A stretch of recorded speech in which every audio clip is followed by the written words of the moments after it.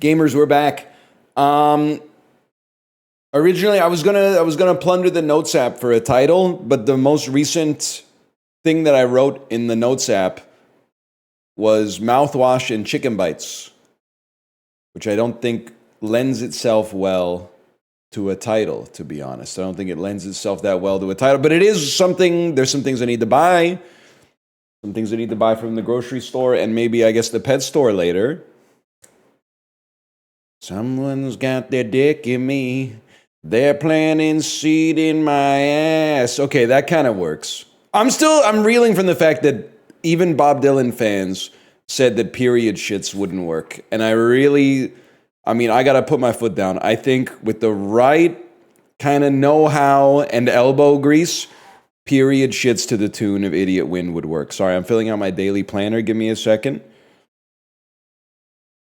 Period shits blowing through the corner of my ass. Blowing out the corner of my hole. Spackling some shit up on the bowl. It totally works. Period shits. Yeah, hole and bowl. And then, don't talk to me about Yeti. Yeti, I'm not talking to someone with such prosaic analyses of Bob Dylan songs, such juvenile and prosaic analysis of Bob Dylan songs. Why would I waste my time talking to someone who said if you had to cut one song off of Blood on the Tracks, it would be Tangled Up in Blue? You don't cut Tangled Up in Blue, man. It's one of the best songs ever made. No, don't kill that guy. They made their case. Their case was that it doesn't fit well with the rest of the album. But it doesn't matter. Because the song is that good, it doesn't matter. The one that doesn't fit with the rest of the album is You're Gonna Make Me Lonesome When You Go. And if you have to cut a song, you cut that one. If you're not going to cut that one, you cut Meet Me in the Morning, even though I think Meet Me in the Morning is good. And you might say, why don't you cut Rosemary, Lily, and the Jack of Hearts? You don't cut it because it's fucking funny. That in the middle of this album about Bob Dylan getting divorced, he's like, the man was on the stage, studying her eyes. She was looking at the door, but she was feeling like the Jack of Hearts. Like, out of nowhere, the dude is just like, now for something completely different. It's because you're a librarian. What am I going to say? You already know where I'm going with this one. I'm going to say it's the tweet with the picture of the gorilla with the two rifles shooting up in the air, and it's the best Bob Dylan songs are about shit like this. The best Bob Dylan songs are not about shit like that, but a lot of good ones are, and that's one of them. That is what Rosemary, Lily, and the Jack of Hearts is the gorilla with the two pistols shooting straight up in the air. Now, if you'll excuse me, I'm filling out my habit tracker because I flossed last night. Yes, sir. We'll do that one in a black pen. There you go.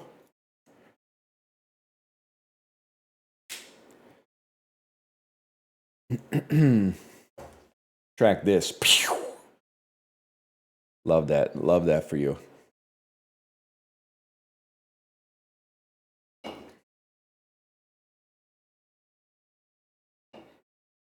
What's your daily fiber intake looking like? Honestly, I have no idea, but I assume it's high. And the reason is just because I'd be eating. I think and this is not trying to flex or make anyone that's currently losing weight feel bad, but like all that, like, oh, I'm struggling to get enough protein, I'm struggling to get enough fiber, that shit kind of goes by the wayside when you're just eating like 3,250 to 3,000 calories to 3,500 calories a day. It's just gone. Because you're getting enough of everything.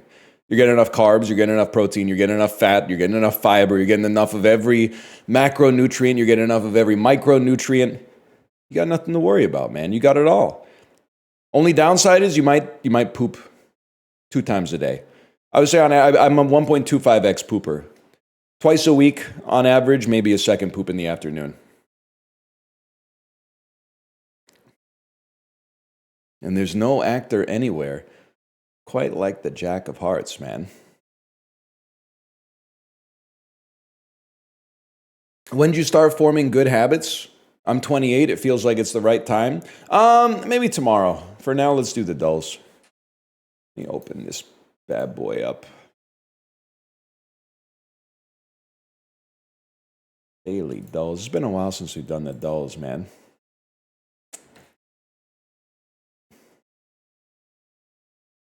I got dull withdrawal. I miss the dulls too, but at the same time, I do have to say, people are like, he's never going to do the dulls again. I miss the dulls. I'm like, nobody's watching them, man. Nobody's watching the dulls. On YouTube, anyway. On Twitch, people are watching the dulls, but it's one of those things. People are like, they're still, when are you going to do the Children of Morta DLC? No one's watching Elden Ring? True. It's a lot of fun, though. It's a lot of fun. That is true. We're doing Nightreign tomorrow, by the way. Or as I call it, Elden Rain.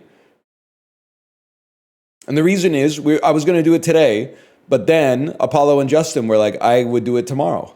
And I said, okay, let's do it tomorrow then. It's that simple. I wrote it down on the calendar.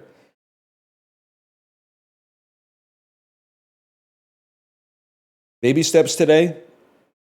Get ready to clip me out of context. I have previously described Baby Steps as my most anticipated game of 2025. I love VOD. I love VOD in games. After playing the demo, I don't know. It didn't hit for me. When I was playing the demo, I was like, I'm not getting the vibe from the game that I thought I was going to get from the game, which is, it's my fault. I had the expectation that it was going to be like, kind of like a 3D getting over it, but it sort of seems like I guess part of the problem is that walking is too easy. You see a little rock and you're like, oh, if this was getting over it, that would take like a lot of learning and experience to get over. But then Baby Steps, you just sort of like press RTLT, RTLT, RTLT, and you're like, oh, I made it over. Brother, you were in the tutorial? If you don't like something, it's your fault. That's me. I've given you a bad Donald Trump impression. Nothing bad can happen, only good happen. What was that? What did he say? Something like that? If you don't like the content, it's your fault. Okay, now apply that shit to me. If you don't like my stream, then you're stupid. How about that? How do you feel about that? You're literally we haven't even changed the screen region yet. We're still on the overlay and you're complaining? Buddy, you're in the stream tutorial right now. I've smacked you on your butt. I've smacked you on your butt. And you're going, ouch! You're doing something like that. You're going, oh, hoo, hoo, hoo. That was one of the best youches I think I've ever done, man.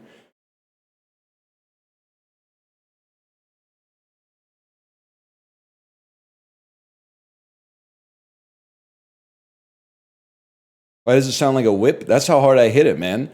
You forget, I started high school in 2002. I know all about the 5-star. Mouth taught me about the 5-star. I know all about the damp towel whipping. What's the 5-star? It's when someone slaps you on your fucking belly and you're in the 9th grade, so you have like no muscle tone, so this shit is like it's like doing the truffle shuffle, and then it leaves like a red handprint across your stomach, like your Wilson, the volleyball from Survivor. It was the back where we lived? Yeah, it's because society's gone soft, man. Oh, Survivor, sorry, you're right. Castaway. McDonald's in Ontario.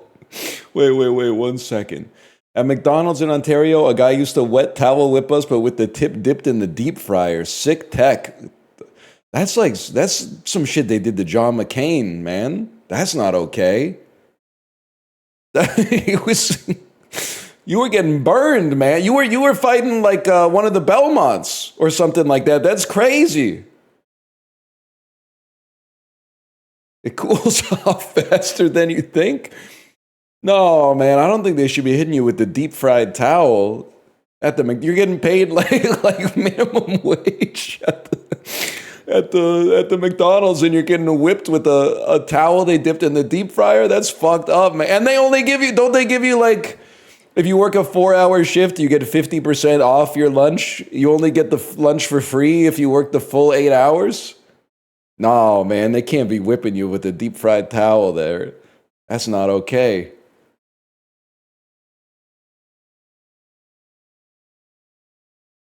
Damn, man.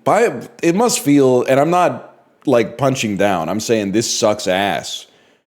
The aura loss you must feel when you buy lunch from the place you just worked at for like 3.5 hours must fucking suck, man. That's gotta feel so bad.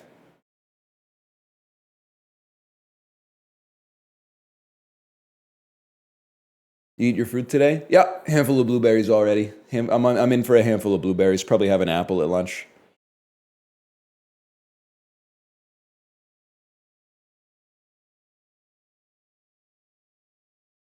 This is how this thing works.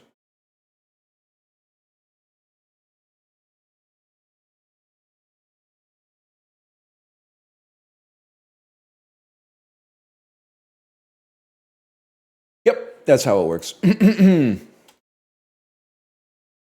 saying the dolls are dead. As usual, they don't know what they're talking about on the internet. The dolls were just taking a little break, man. They were just taking a little break while I was gaming. What do you want me to do, man? After a weekend away, I had to play 2XKO. And after a lifetime away, we had to play Jackbox. So what'd you expect, man? What'd you expect this Wednesday and we're back with the dolls? The dolls were a great... Here's the thing. They're a nice foundation to build your house on. Like a dull is like a base hit. A dull is handing off to Jahmyr Gibbs for a 3.4-yard gain. Like it can get you through. It'll even get you some wins, okay? It'll even get you some wins. But every once in a while, I mean, if you got a shiny new receiver, you got to let that fucker fly. You got to send them on a go route and say, don't stop till you're numb, man. Don't stop till you're numb. By the way, I have, if anyone, this is specifically for the 11 other people in the fantasy league, in the sleeper fantasy league. I have a trade request. I'm not trying, I think there's gains to be made from trade, okay? I'm not trying to fleece anybody. I have to move on from CJ Stroud. He's my QB1, he's not good enough. So CJ Stroud is on the block. And I'm not saying, hey, he's going to come back, okay? He's having a horrible season so far. But that's CJ Stroud is on the block. So what am I juicing the trade with? I got a glut of running backs, bro. I got Jahmyr Gibbs, who's not on the trading block, but I also have Kenneth Walker III, and I got Kinshawn Judkins, who is surprisingly shaken out to be possibly top 10, top 15 running back for the rest of the season. So Walker and Judkins are on the block. So here's what I'm looking for, okay? You receive CJ Stroud and your choice of Kenneth Walker III, Kinshawn Judkins. I receive a better quarterback. I'm not expecting Josh Allen. I'm not expecting Lamar Jackson. I receive a reliable QB1 and a worse RB, a bench RB. That's it. I'm giving you a starter. You give me a bench RB. I think we can find something. I think we can find something that works, man. Which QBs are on waiver? Well, listen, okay. I got Carson Wentz on my team.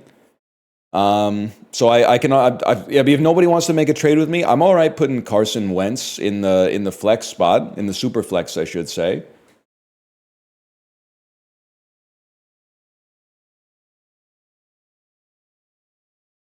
Pick up Darnold? Buddy, he's drafted. We're in a super flex league. There's been like 48 drafted quarterbacks, bro.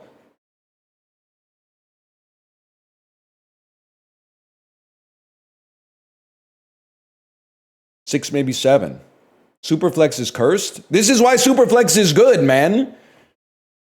Because you get the churn. In my other league, which I'm fucking dominating, by the way, because nobody in Apollo's podcast league knows ball. Because I have the most points. I'm 2-1 because Rob put down an insane week 1, but I'm 2-1 with the most points in the league.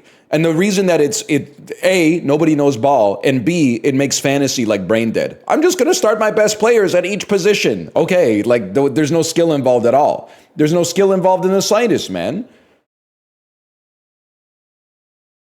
Superflex, you got to make some decisions. You got to be like, am I gonna play? Is this the week that Cam Ward's gonna break out, man?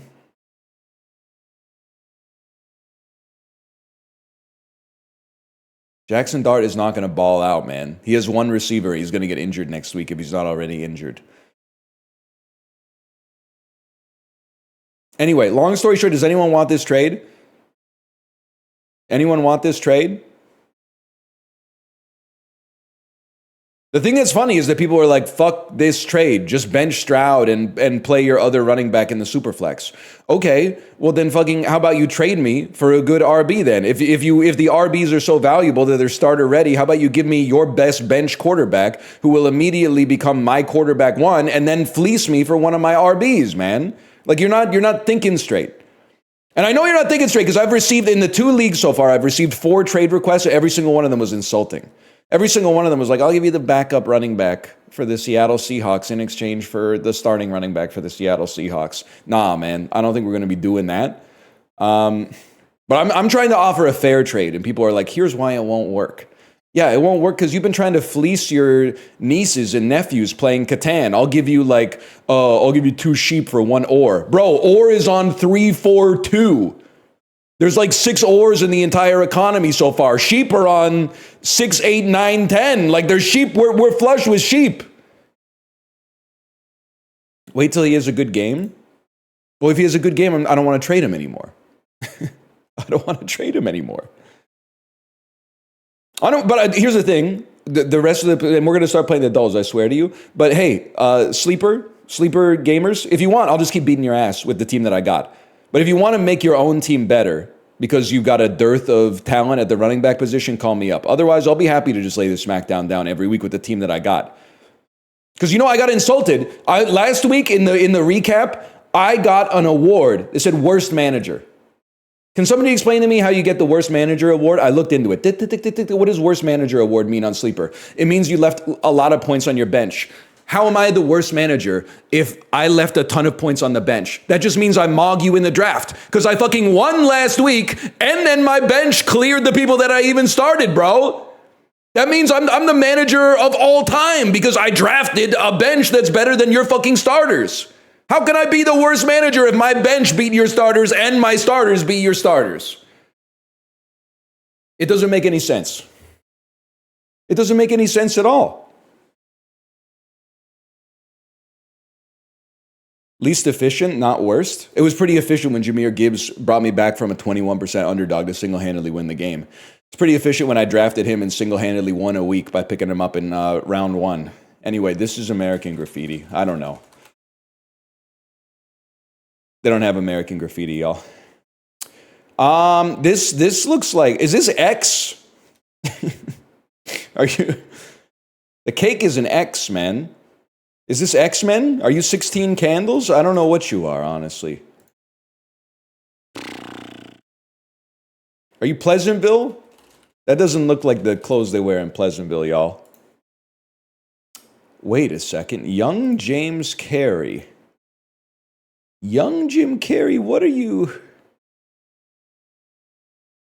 Allow me to say something. Whatever they did to Jim Carrey's hair... Because, this is his hair. I'm going to assume this is natural.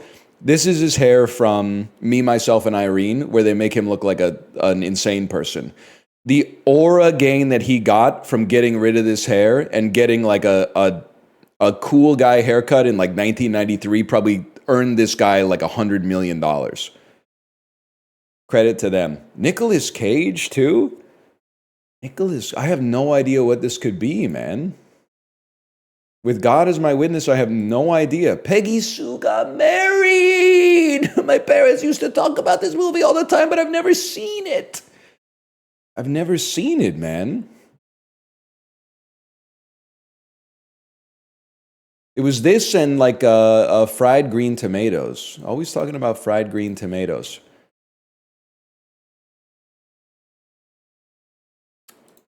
Rip to the Dulls enjoyers, by the way, because that was 11 minutes of fantasy football talk just for me to get the framed wrong in 3 seconds. Keenan McCardell caught a career-high 9 TDs with his AFC franchise in 2005. Keenan McCardell. Well, let's eliminate the Steelers because he's not Hines Ward. Probably not the Cardinals because he's not Anquan Bolden or Larry Fitzgerald. And also, they're in the NFC. Keenan McCardell in the AFC. Who are you? Maybe you were on the... No, because you're not Santonio Holmes or Lavernius Coles. I don't think you're the Jets. I have a hard time. You know what? Maybe you're the Bengals. I don't know. Maybe you're the Bengals. I have no idea, man. Anyone know? So close. Chargers, really? I would have thought Antonio Gates would be eating his lunch, but I guess there's lots of touchdowns to go around when you got Phillip Rivers under snap. This power forward averaged 19 points and 9 rebounds per game across his first 5 seasons in Charlotte. Tim Hardaway? I just God is my witness. I have no idea. Nicknamed the Inferno, this big sky, on Gangnam Style. Football field has a red turf. Big Sky School, the Inferno.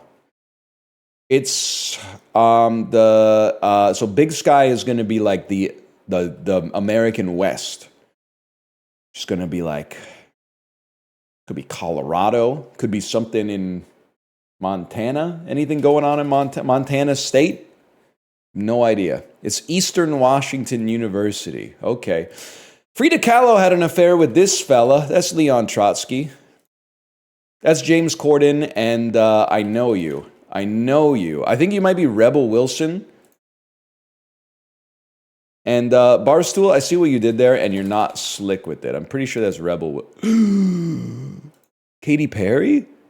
That's not Rebel Wilson? I don't think it's Jennifer Lawrence. Keep saying Jennifer Garner. It's 100% Jennifer Garner. 100% Jennifer Garner. This fast food chain's version of an Arnold Palmer is called a Sunjoy.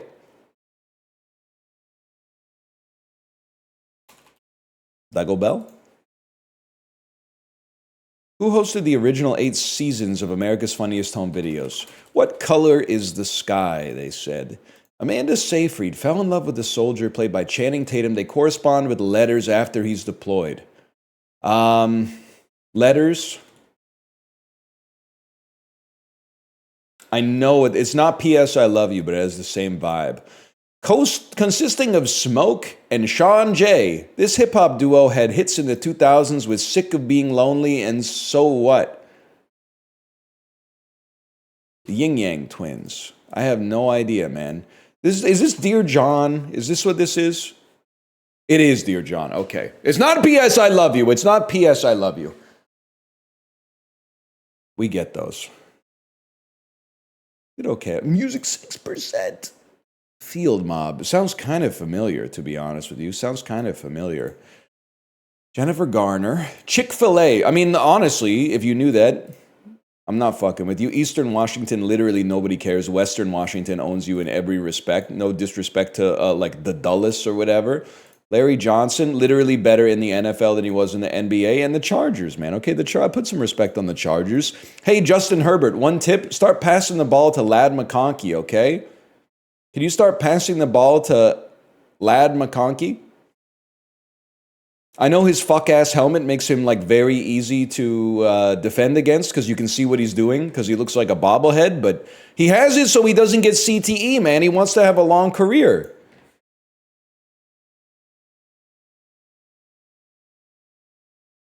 He's going to break out.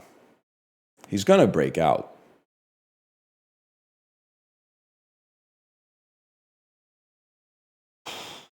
Crepe paper. Crepe paper. Prune. Potato. Brain. Kitty litter. Litter. Garbage. Scatter. Litter. Pepper. And sprinkle. But is to add a little bit of something to a larger whole. To strew. Of course. Flick, a feature, a film, and a picture. Slang for movies. Now, here's where things get interesting, man. To prune could be to cut something, but it can also be a fruit. A Shar-Pei is a dog, but if you rearrange the couple of letters, you get Shar-P, which is something you draw with. 16. 16. Crepe paper. Brain. Tooth. Shar-Pei. I'm like, you got to rearrange the letters in this. Potato. Talk. Tooth. Toothache. Brain. B-rain. Talk. Crepe paper. Crepe paper. Rune.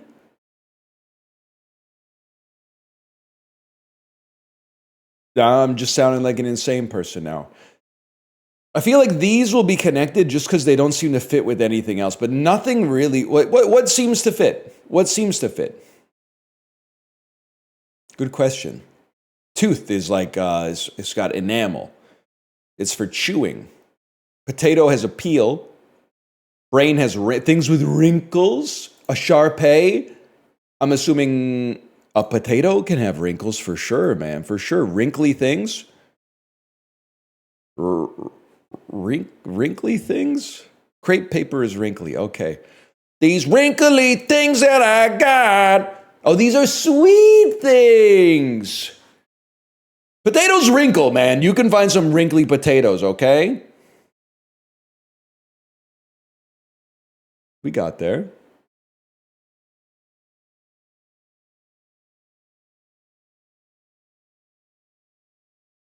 And some waffle fries. My potatoes don't look like that? Whatever, man. I'm cooking them too fast to really get a good look, to be honest with you. I'm just being straight up with you 100%. Which has more monthly searches, guys. What has more monthly searches? Mr. Beast or the entire B-movie script? I'm going to say Mr. Beast. Yeah, by a little bit. I'm going to say Roblox has more monthly searches. Why is it the Roblox logo in front of Donald Trump? why was it? Did you guys see that? Is that on my end? I'll level with this. He's got to be like the most searched person on the planet. It's hard for me to, like, 124 million is so high, but it's really hard for me to not pick this guy. I had to do it before something stopped me. I had to do it before something stopped me. Donald Trump is going to have more than Mario. Mario's going to have more than VR. Just 5 more years. Just 5 more years. VR is going to have more than torture. Richest person in the world, more than torture. Mogged. Mozart, more than richest person in the world. PewDiePie, more searches than Mozart. PewDiePie, more searches than superpowers. We make it today. You won. More monthly streams. Eddie Murphy or Bruce Willis? Eddie Murphy has Party All the Time. He clears. It's insane that he's only getting 843,000 on Party All the Time. Dua Lipa's going to have like, I was going to say 40 million. I was underestimating, but still. Foster the People, Dua Lipa mogs you.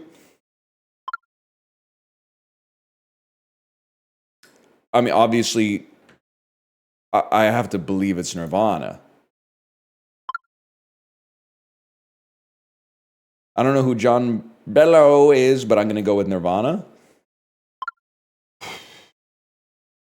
I think Portugal the Man is going to have more than John Bellion, because I still hear that song all over town. Ooh, I'm a rebel just for kicks now. I got to imagine that they're playing that on Spotify. Strokes should mog. Drake is going to have a lot.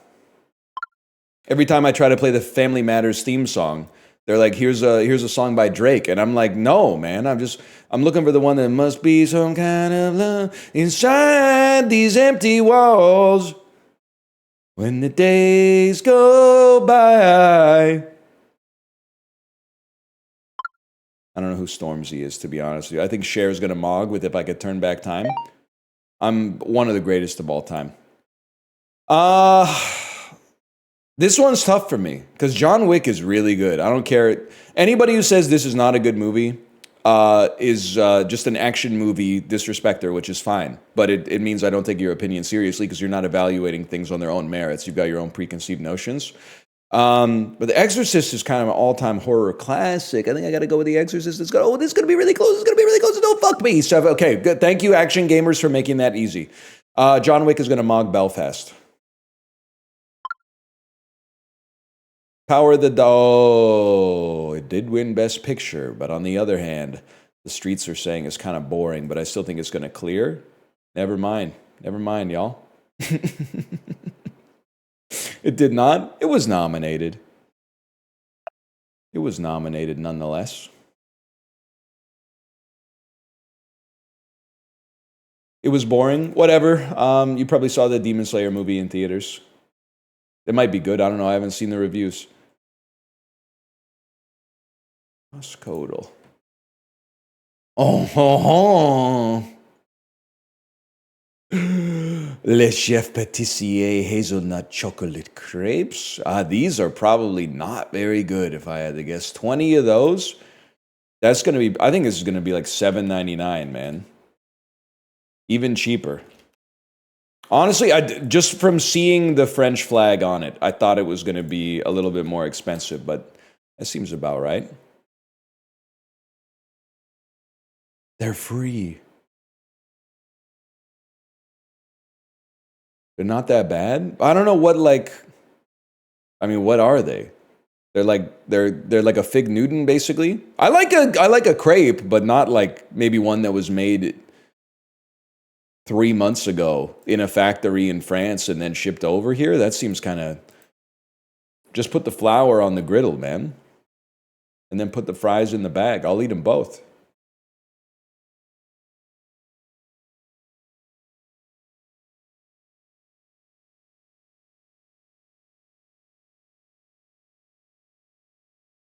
Suriname. Just had a good feeling today. Uruguay. Paraguay. Peru. Ecuador. Fuck. Bolivia. That's what I meant. Fuck. The fuck are you? Brazil? Brazil's adjacent to this. You must be Colombia. Brazil? Oh, it's Chile. Oh. 9 for Chile when you start in South Africa or South America is a pretty bad start. That's not bullish.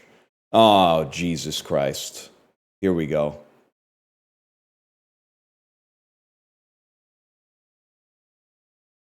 You look a little bit like Lithuania. I knew you were up there. I knew you were Belarus. Yes!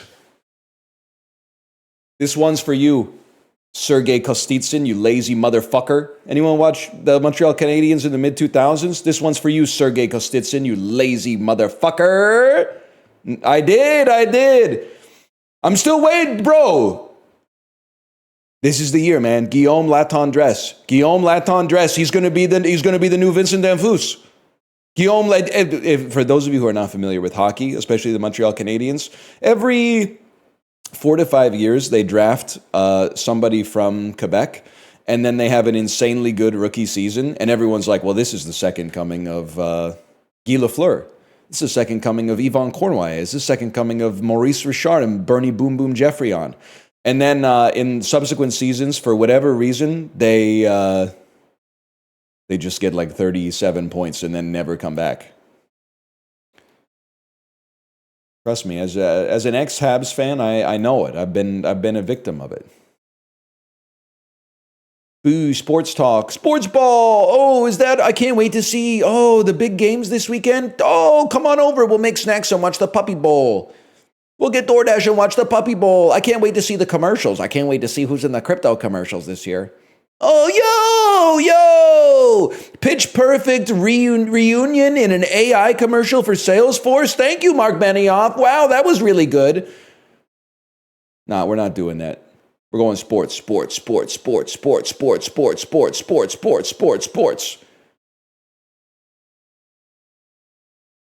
Sam Neill and Laura Dern in an ad for Airbnb. Yes, thank you. My childhood thanks you. Read between the lines, buddy. EA Sports. That was for you, Kate. It's in the game. E.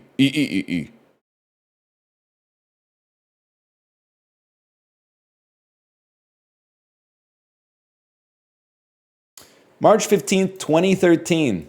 From Walt Disney. It's a fantasy adventure a family film. A family film. Pre-Guardians of the Galaxy. Could be like an Iron Man 3 type, John. I know this... that wouldn't be fantasy. It'd be more like science fiction. Starring James Franco.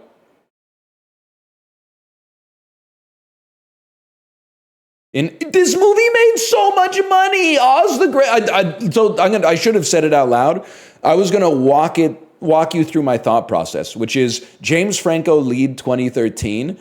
The only thing coming to mind is Oz the Great and the Powerful, but there's no way that thing made 144 million in its first 2 weeks. And then the tagline hit me like a laser beam right between my eyebrows. In Oz, nothing is what it seems. I had no idea this movie made $500 million. Box office used to be free. You're not wrong, man. You're not wrong. Sony Pictures, starring Halle Berry from 2013. This is... there are 188 million 911 calls a year. This one made it personal. I can picture it's called like Dispatch or something. Not the French Dispatch. Dispatcher. It could be called 911. I don't think it's 911 Nightmare. There's also One Last Call, but that's Shannon Sossom. Oh, maybe it's The Call. That's huge. They don't have One Last Call? Bro, okay, can somebody tell me I'm not insane? I'm not imagining this movie? One Last Call. Shannon Sossom on. I'm going to say 2004. Can somebody look this up, please? It's not in the box office game database. You're not insane. I've seen One Missed Call. Damn. One Missed Call 2 is a fucking funny title. This one, they're playing the hits on this one, but One Missed Call 2 is really funny. Oh. Steve Carell, 2013. That was a comedy. Post Dan in Real Life. Slightly pre The Big Short. It's The Incredible Burt Wonderstone. The Incredible Burt Wonderstone. Or as I call it, The Incredible Sleep Wondersnore. Because it's not very... You got Steve Carell, you got Steve Buscemi, you got Jim Carrey. How is this movie boring? Like, you fucked up. Don Scardino, isn't this guy like the head of the FBI now or something? What the hell happened? At least he's playing to his strengths now instead of directing movies that are like disappointing me when I watch them on an airplane.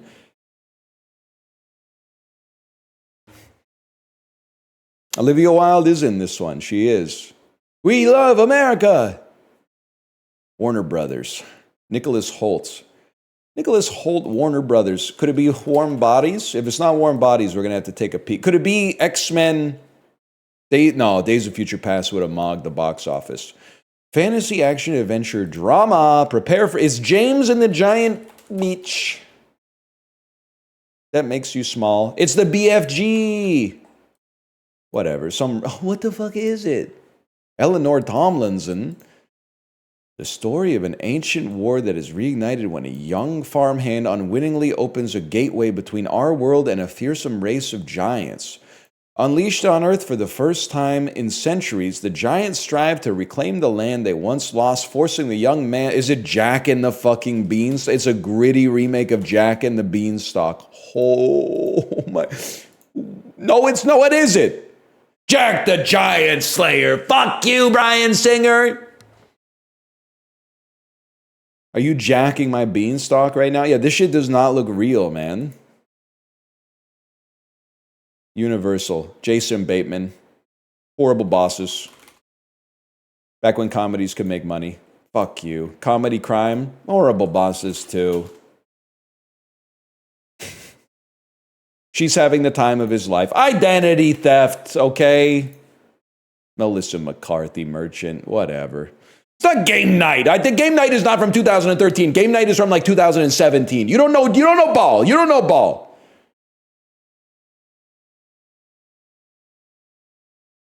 Yeah, not a great week at the multiplex for sure.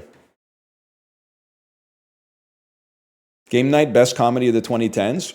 I would put it up there as best traditional comedy of the 2010s. My favorite comedy of the 2010s, and I have not seen every single movie, is probably The Death of Stalin, which I think maybe came out in 2019. So I'm skirting it pretty close. But Game Night is really good. And I like a studio comedy. Gotta Be the Other Guys. Okay, that came out in 2010. I'll allow it. The Nice Guys, Reddit's that away. Actually, that movie's pretty good, though. But Reddit is that away.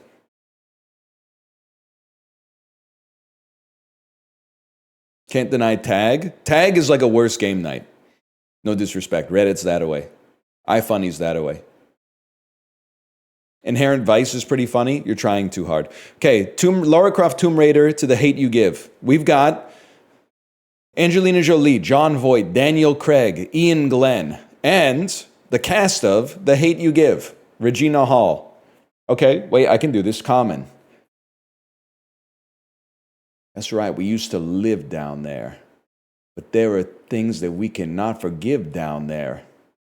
Oh, they used a certain nomenclature, man or human. They taught us human nature. Do you guys remember the theme of, or the Common song from the Smallfoot soundtrack?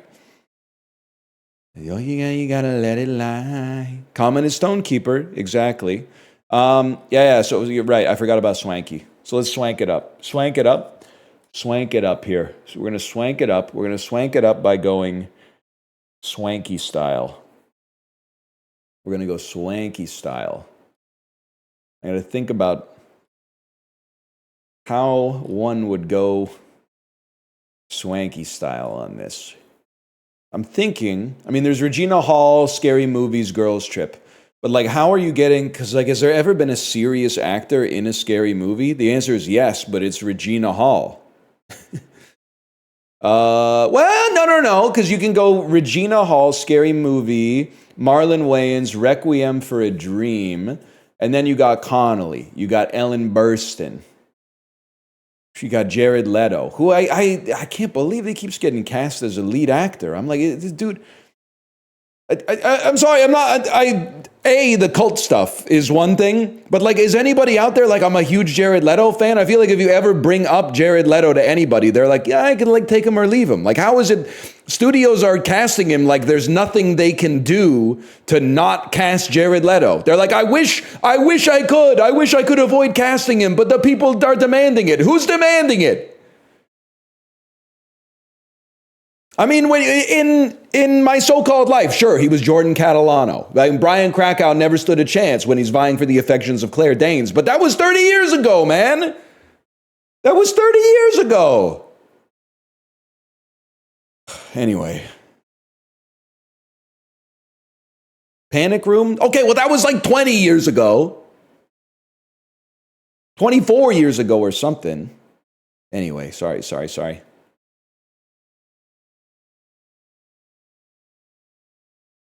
Anthony Mackie. We're going to Regina Hall, Scary Movie. I'm sticking with my play. We're getting to Frances McDormand, which means we can go to Almost Famous. Scary Movie 1, Marlon Wayans, who is in Requiem for a Dream with Bobby Moynihan.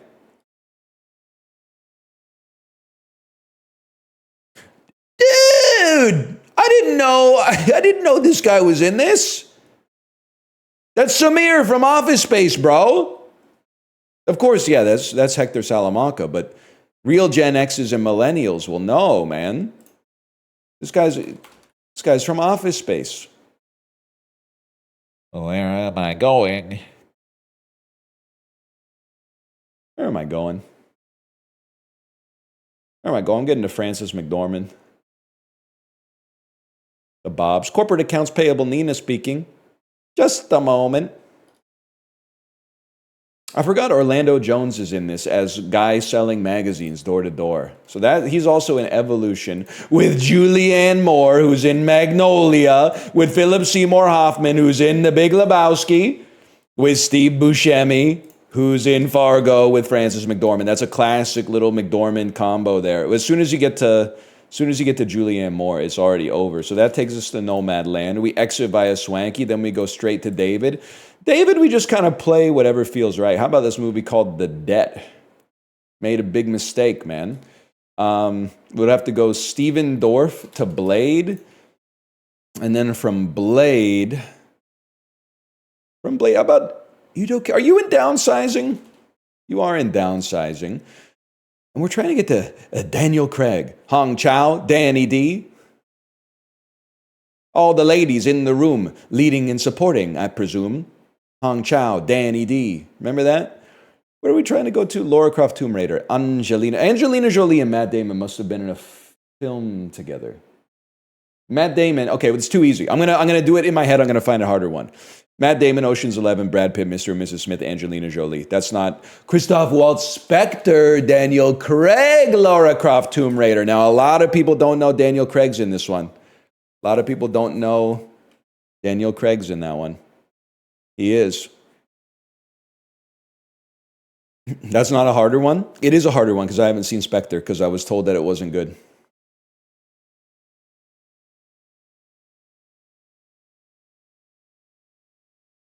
And just for that, you're getting Puck Doku. Oh, we're so fucking back, man.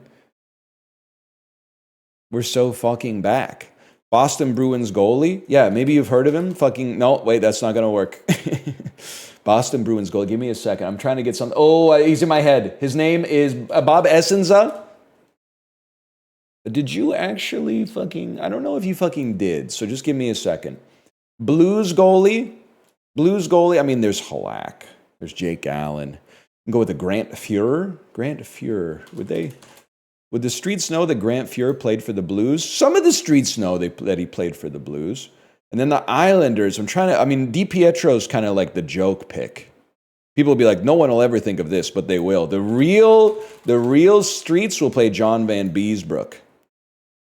And then the Bruins, I think Essenza played for them, man. I let it sit in,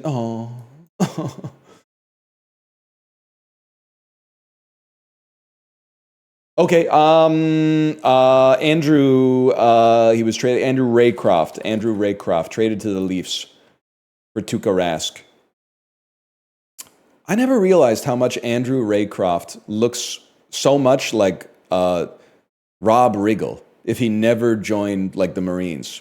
Can't you just, no, he does not look like H.C. Justin, no disrespect to either. But he looks so much like Rob Riggle with like a normal-sized head and neck. You can picture him being like young Rob Riggle in a movie, right? You can see him go, like Rob Riggle goes, pow! And then he goes, pow, Dad! Or something like that. I could totally see it.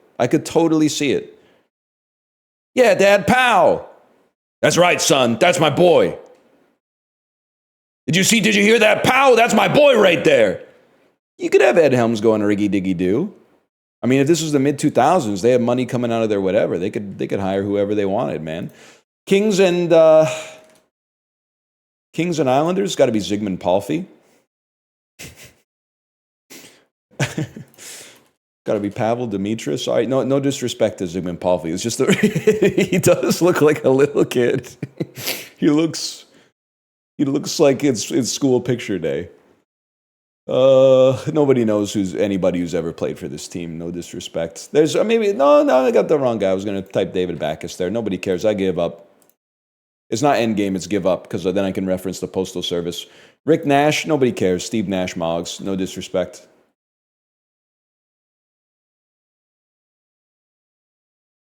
Wayne Gretzky. That's a good one. That is a good one.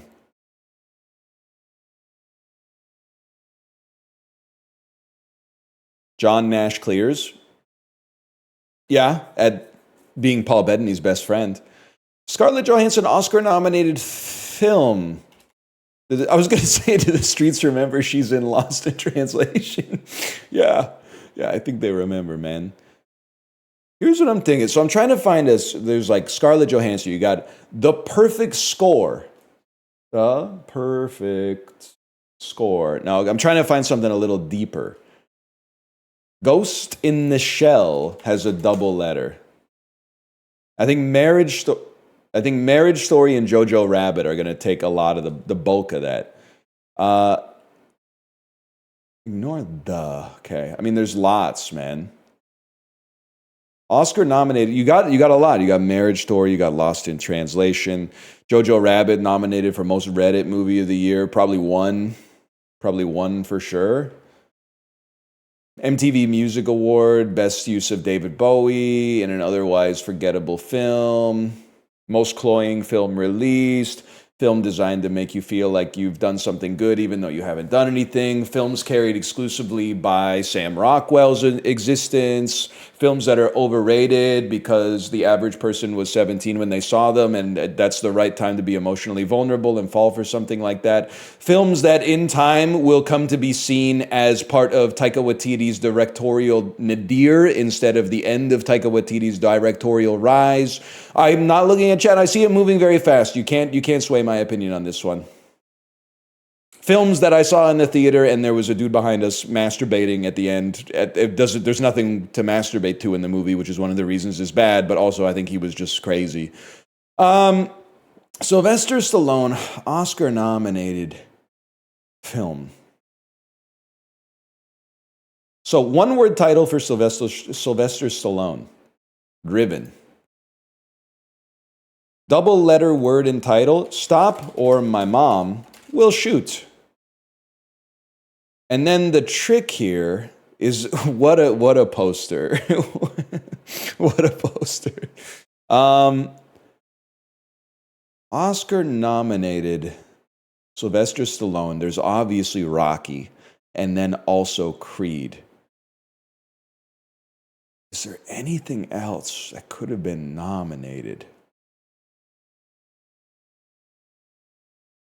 Is it possible? I think it's more likely that people will think they'll know Rocky was nominated, but they might not have Rocky knowledge and think that Creed is just a boilerplate Rocky sequel that kind of sucks when actually it's really good. Okay. Now let me think about Eddie Murphy here. Obviously, there's like Dr. Dolittle 2. I like to play something. One word title would be something like Bowfinger. Great movie. Double letter word in title. I have to write it out. The Adventures of Pluto Nash. Don't see any double letters, y'all. The Nutty Professor 2. The Clumps. I don't think I've ever had the opportunity to play the Clumps, so I'm going to play the Clumps. I'm sorry. I love seeing the poster. I love seeing the poster for the Clumps, so sue me. I saw this in theaters. I saw it in theaters with my parents and my grandparents. Everybody was having a great time. If you weren't alive back then, I feel bad for you. You could just you could be like, hey, it's fun for the whole family. Did somebody say my name? I said your name if your name is Hercules. They gotta do another one, man. They gotta do another one. That's the first one? Yeah, I haven't seen the second one in a while. It's got Janet Jackson in it, though. Jeff Portnoy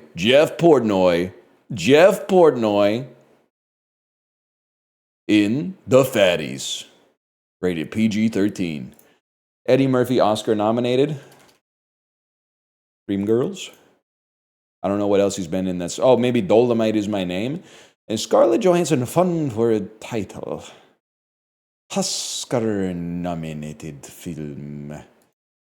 Well, I mean, it's probably going to be in the 20s if I had to guess. And then one-word titles, Scarlett Johansson. Am I really going to play The Avengers? There has to... Wait, she just... Oh, that one's called Eleanor the Great. That's still 2 words, even if you ignore the. That's her directorial debut. She's in... Scarlett Johansson. She's in stuff. She's in Marriage Story. She's in Ghost in the Shell. She's in Jojo Rabbit. She's in Under the Skin. She's in White Noise. She's in... No, she's not. That's Greta Gerwig. She's in Ghost World. She's in The Perfect Score. She's in Home Alone 3. She's in Home Alone 3. She's in The Avengers. That one stings. The Island. The Island would have been so good. Sometimes being stupid actually saves you. The Prestige. Oh. The Prestige. Hitchcock. Ain't nobody saw that. This, it's so funny. Can I just say this feels so good to see that a movie that's been advertised to me that came out this year, they probably spent $30 just advertising this film to me this year, and it's the lowest number correct answer in the middle square on a movie grid. You were burning money making this garbage. Stop letting the AI generate the plot and then just putting this shit direct to streaming with no effort put into it at all. You're wasting money. Do anything else, man. Do anything else with it. Buy I was going to say buy guns, which I don't think I should say, but like, don't do this. This is like an insult, okay?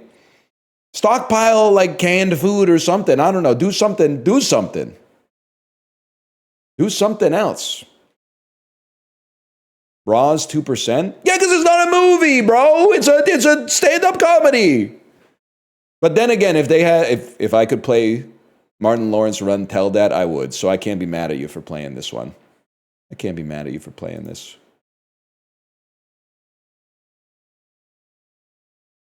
How does Death Race 2000 have double letter? Now you're talking, man. Because actually, that's double number. That's a good point. I got a bone to pick.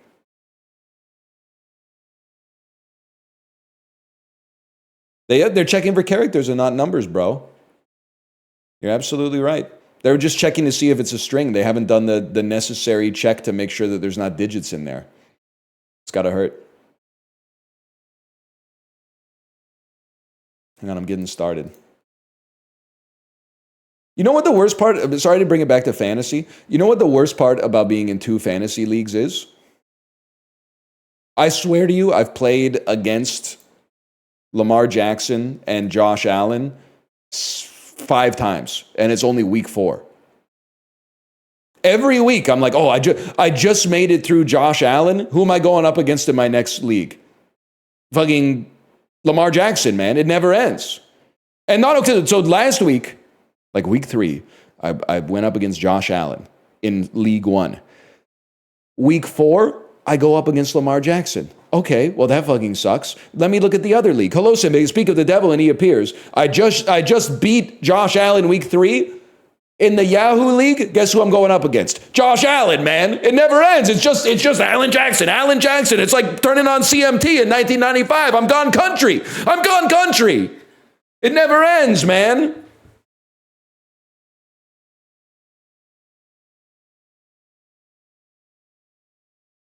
I was thinking about playing fantasy basketball, but oh my God, I hate basketball.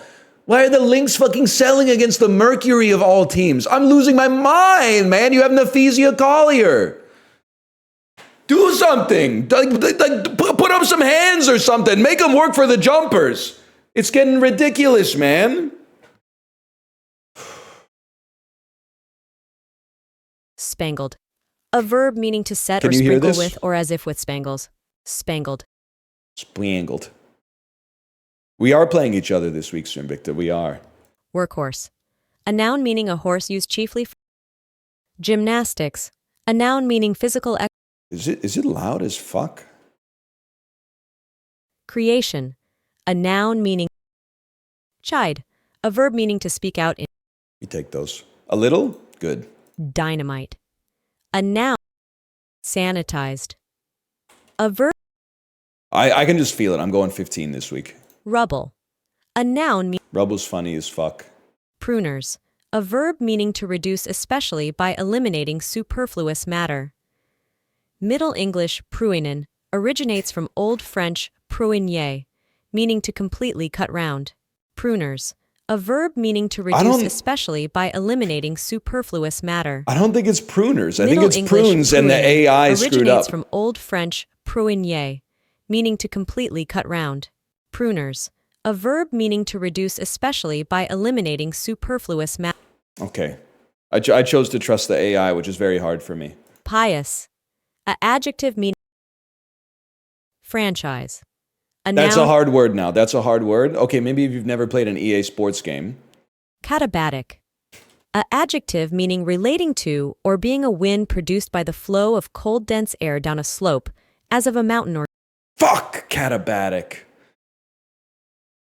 Rubefacient, a adjective meaning causing redness, as of the skin. Okay, rubefacient is a fuck. I'm writing that shit down. I'm going to my daily planner and I'm writing down the word rubefacient. The reason I'm doing it is because it would go so hard to insult somebody by calling them rubefacient. You rubefacient charlatan. Rubefacient.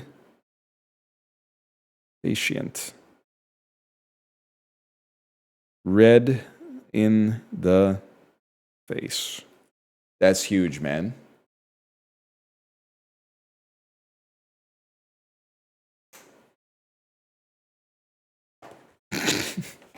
All I'm going to say is be careful when you're tying your shoes. Because if you pull up and you're blushing a little bit, get ready. I'm about to hit you with the antediluvian nomenclature. Hiya! Hamadryad, a noun meaning wood nymph. Yeah, that's easy. Strychnine, a noun meaning a bitter... Thank you, Office Space. Double Office Space reference, man. Double Office Space reference.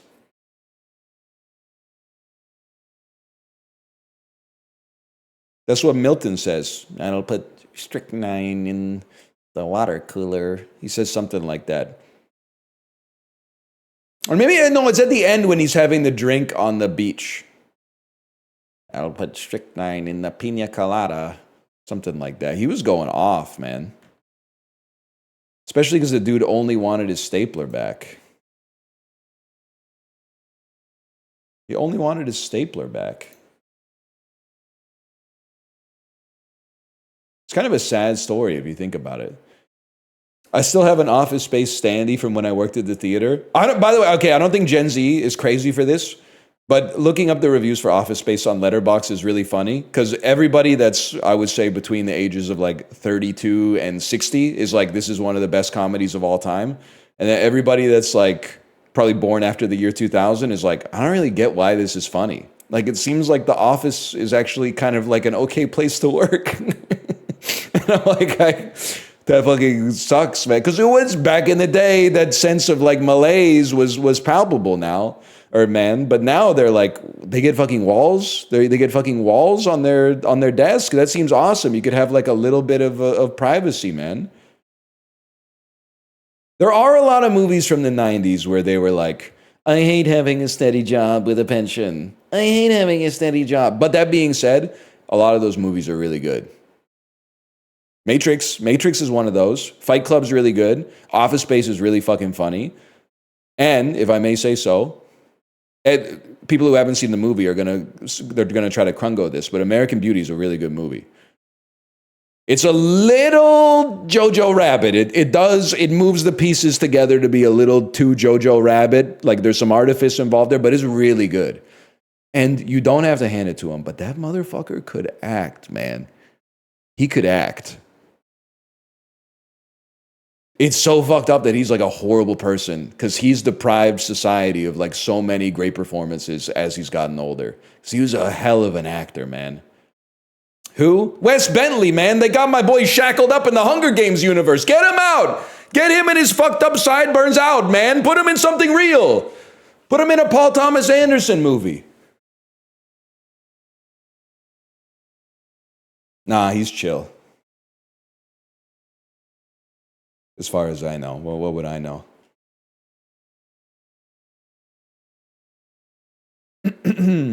Played off. So what's that? From Greenland versus What diablish? From French. From French. Diced meat. Seal or whale with onions, potatoes. I mean, so it's a seal or whale stew. Versus chicken, rabbit, pork in a savory jelly made from a gelatin-rich broth. I gotta go with this, I'm sorry to say. It's beef Wellington. Don't fuck with me. If beef that looks good. If beef Wellington lost, though, we got problems. What are you? Ripe banana desserts. Banana desserts, clear hard-boiled eggs. It's that simple. Focaccia might be the best tasting food on the planet.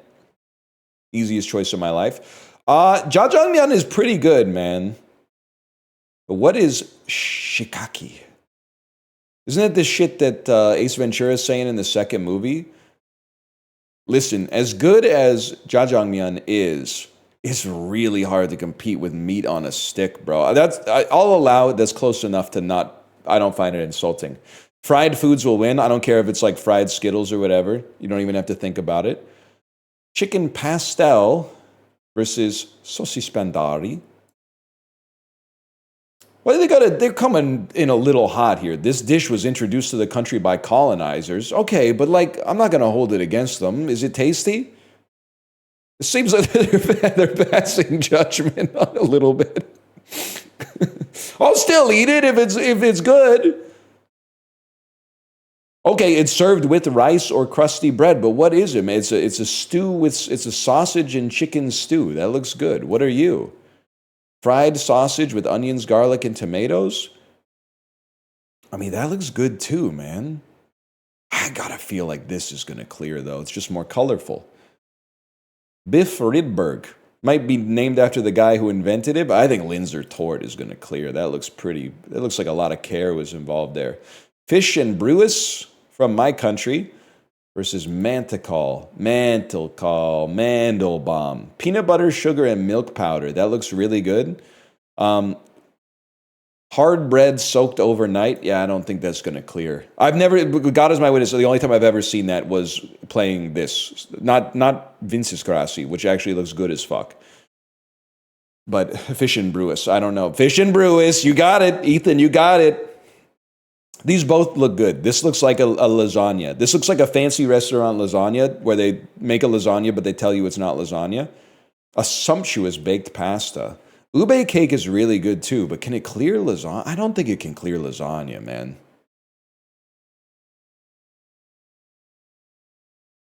There was a lot of pretty close ones there. Lasagna lover, perfect timing. Thank you. Dice Charky. Thank you for the gifted subscriptions. Thank you. Dice Jarky. Sweet potato, fried egg, green beans. Squash. Dice Jarky. Dude, is there a chicken jockey emote? I gotta add a chicken jockey emote. To me, this feels like it's from... I'm just gonna start crazy. I'm gonna start with Uganda. Yeah, not a good guess. Now I'm gonna go Argentina. Okay, because it couldn't have been further away, basically. Yeah, beef jerky soup. I'll be honest, I'd give it a try. Beef brisket, plantains, yuca.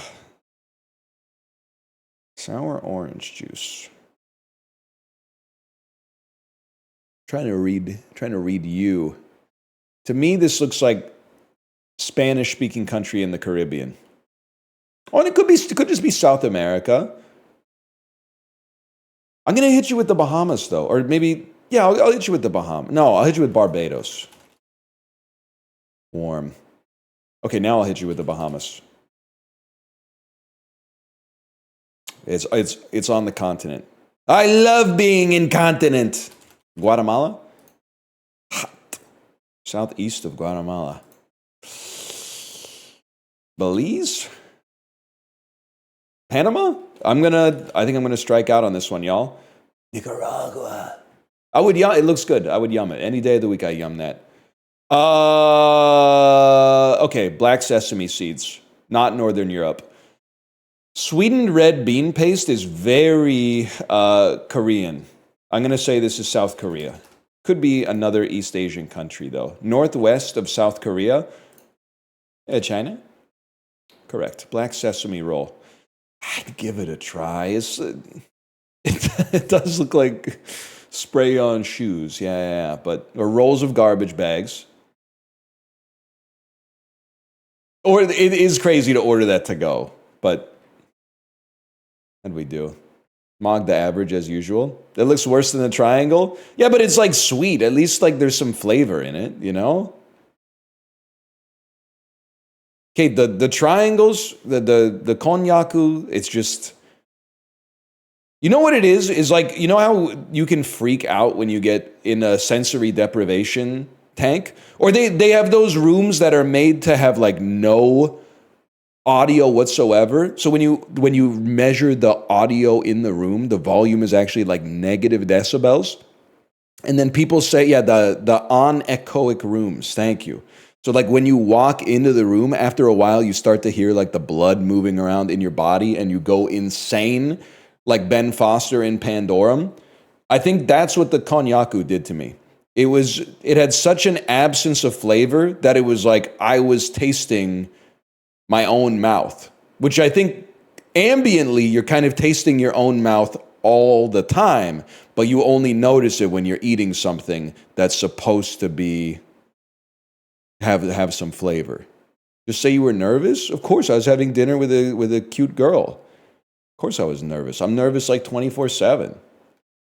Well, I have to hold frame. I have to hold frame and be like, oh, this just doesn't, this is yucky. This food isn't very good. Can I get some chicken fingers instead? It's called holding frame. You wouldn't get it. Ladies wouldn't get it. I was losing it, by the way, because Dan was doing his bit today on his stream. I'll put this up on the stream just so people don't freak out. They'll be like, oh, finally, something to look at, a graph. Dan was giving his dating advice, which, listen, I'm not the expert, but people were saying is antiquated. He was saying even when he met his wife, he knew that the person he met was going to be the one for him, but he still waited like 2 or 3 days to text her back. And chat was crashing out on him. They were like, that's old advice. That's antiquated advice. But then one person said, you're so lucky you're not in the dating pool now. And I had to at them because they're not living in the real world. I was like, are you serious? He's literally handsome. What do you mean he's lucky he's not in the dating pool now? Like he would be totally fine. He's a handsome guy. I don't know why are you pretending? Why are you pretending that he would somehow be in trouble in this hypothetical situation, man? He's handsome and he's charismatic and he's successful. Like he's gonna be totally fine. He would have nothing to worry about, man.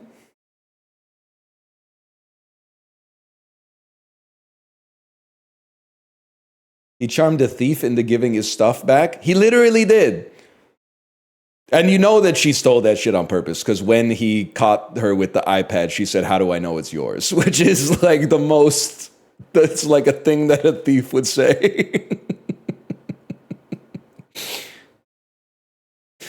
Which she knows it's not hers, but her first assumption was that I'm being robbed because when you're a hammer, everything looks like a nail, I guess. He can't say it, but we all know. We all know. That doesn't mean his advice is good. I honestly have no idea. But I'm just saying the idea that Dan would be in trouble in the modern dating pool is crazy. I know he's going to watch this clip on stream. I don't mind saying I've got eyeballs. He's a handsome guy. He's a charismatic guy. Plus, some people in chat, I feel like, were not being genuine. And what I mean by that is they were like, well, Dan, it doesn't work like that. I met my wife in first year university and I texted her back right away and we've been married for like 8 years. And I'm like, yeah, okay. Like literally the universe paired you up. So like, you didn't do anything. She was your next door neighbor in the dorms and you're acting like, you went out and got some game. Like, what are you talking about? You didn't bag like a 12-point buck. The universe said, get married. You didn't do anything. God put you together, okay? And now you're acting like he doesn't know what he's talking about. And he might not, but if he doesn't, neither of you do. God, I've seen what you've done for others. I love that you're religious now. I'm actually God's strongest atheist. I'm God's strongest atheist.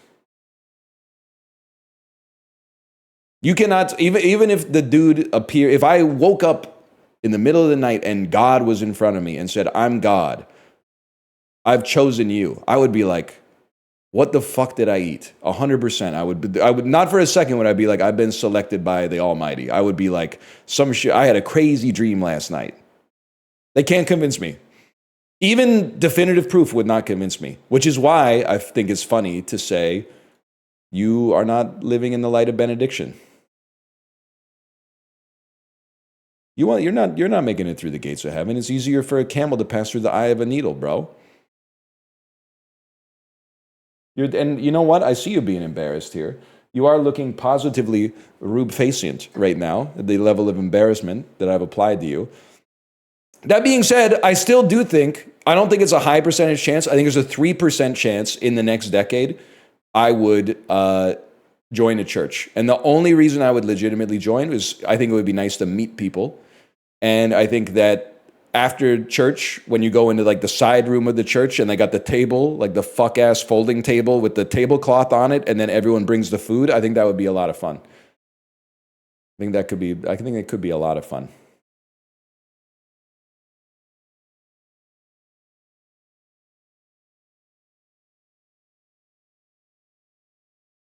Just join a club? Yeah, but somebody made the club for me already. They meet every Sunday at like 6 a.m. Scrandal too. Look, it looks a lot like Scrandal 1.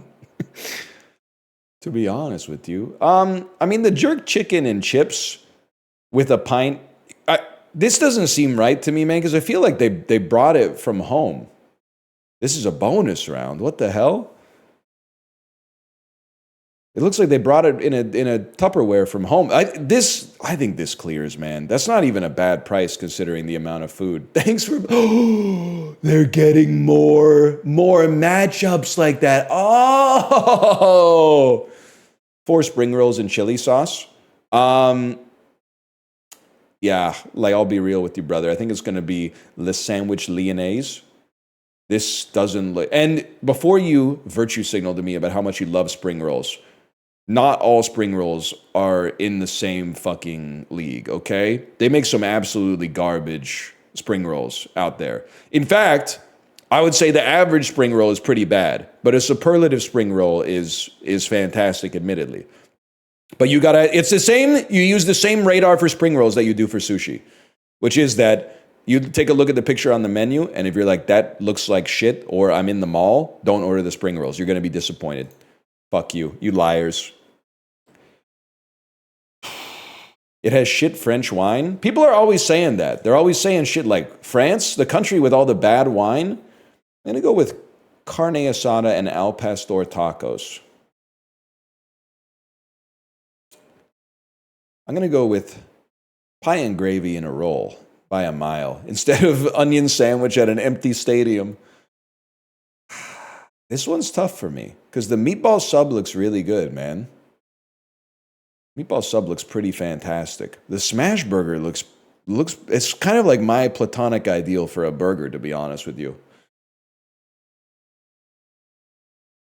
Chicken and chips versus galettes saucisse. I'm going to go... The price is freaking me out, but I think I'm still going to go chicken and chips.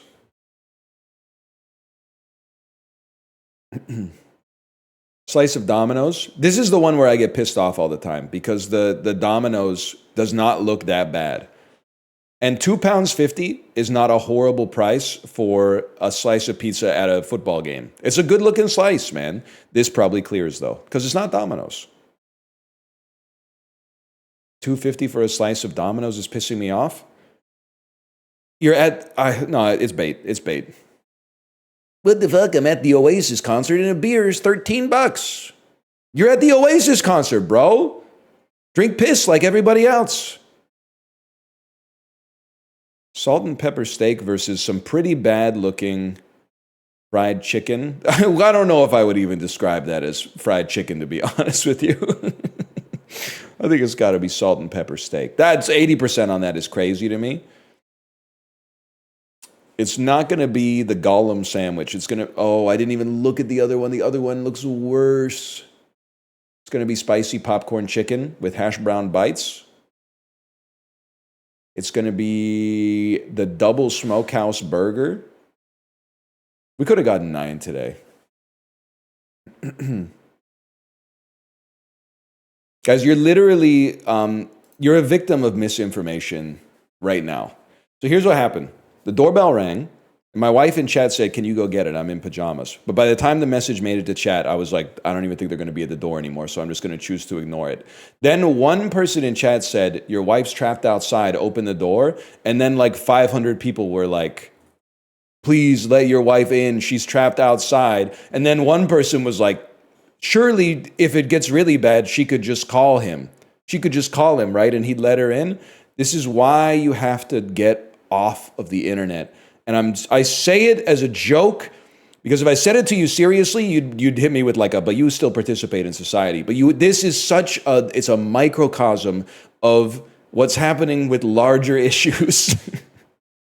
Especially on social media. You have to, the fact that you're still on Twitter is crazy to me. You're exposing yourself to a ray pointed directly at your optic nerve that is making you dumber every single day. You're going, I've been bored for 3 seconds. Let me see what the dumbest people on the planet are saying about serious shit. You have to stop that. The further away I get from it, the more it doesn't make sense that I was ever on it to begin with. But this offends me more because it's more personal to me. She's fine. She's upstairs. She just opened the box.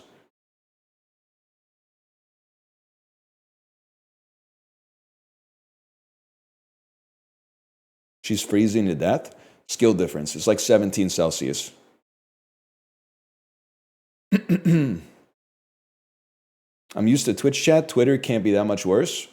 It actually is, which is crazy. Because like Twitch chat is like, the way I look at my Twitch chat, at least, is like it's people in suits putting on Halloween costumes and then pretending to be stupid. And then Twitter is like people in Halloween costumes putting on suits and then pretending to be smart. Like, let me see what some 14-year-old kid from Belarus thinks about like foreign policy right now.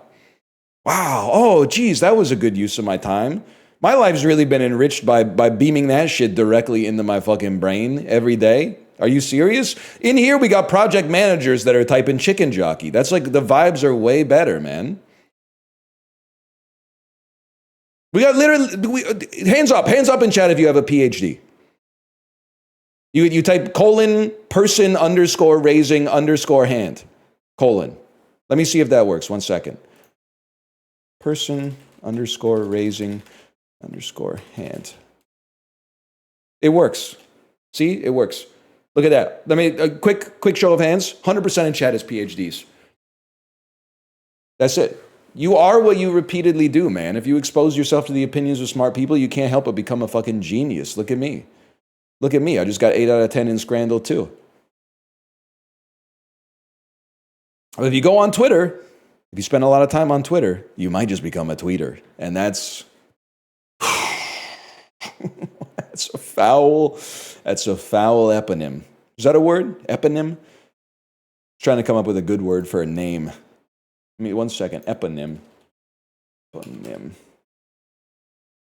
Giving their name to, no, not eponymous, eponym. Eponym, a person after whom a discovery is named or thought to be named. Let's call it fucking close enough. I can't read. When the definition is more complicated than the original word, fuck you, Merriam-Webster. Oxford clears.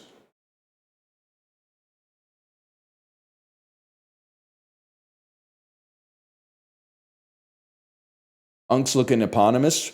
Nominative determinists are always some saying, one day I'm gonna hit the combo. I gotta hit the lab because I've missed this one like 25 times. In the lab I can do it if I practice enough. In the lab I can do it, but in combat I can't do it. I can't do it. I always drop the combo. Nominative determinists are always saying some shit like, oh yeah, then how do you explain Rip Van Winkle? See, like it's locked in there, but to try to get it out, in combat is impossible. Nominative determinists, fuck you! One extra input. Nominative determinists are always saying some shit like, oh yeah, then how do you explain Rip Van Winkle? Okay, we almost dropped combo there, but we made it. The Genesee is probably the second most famous river that drains into which Great Lake? Superior? Oh, it's Ontario. Of course it's Ontario. This decade, Coffee, Soja, and Toots and the Maytals have all won the Grammy for Best What album?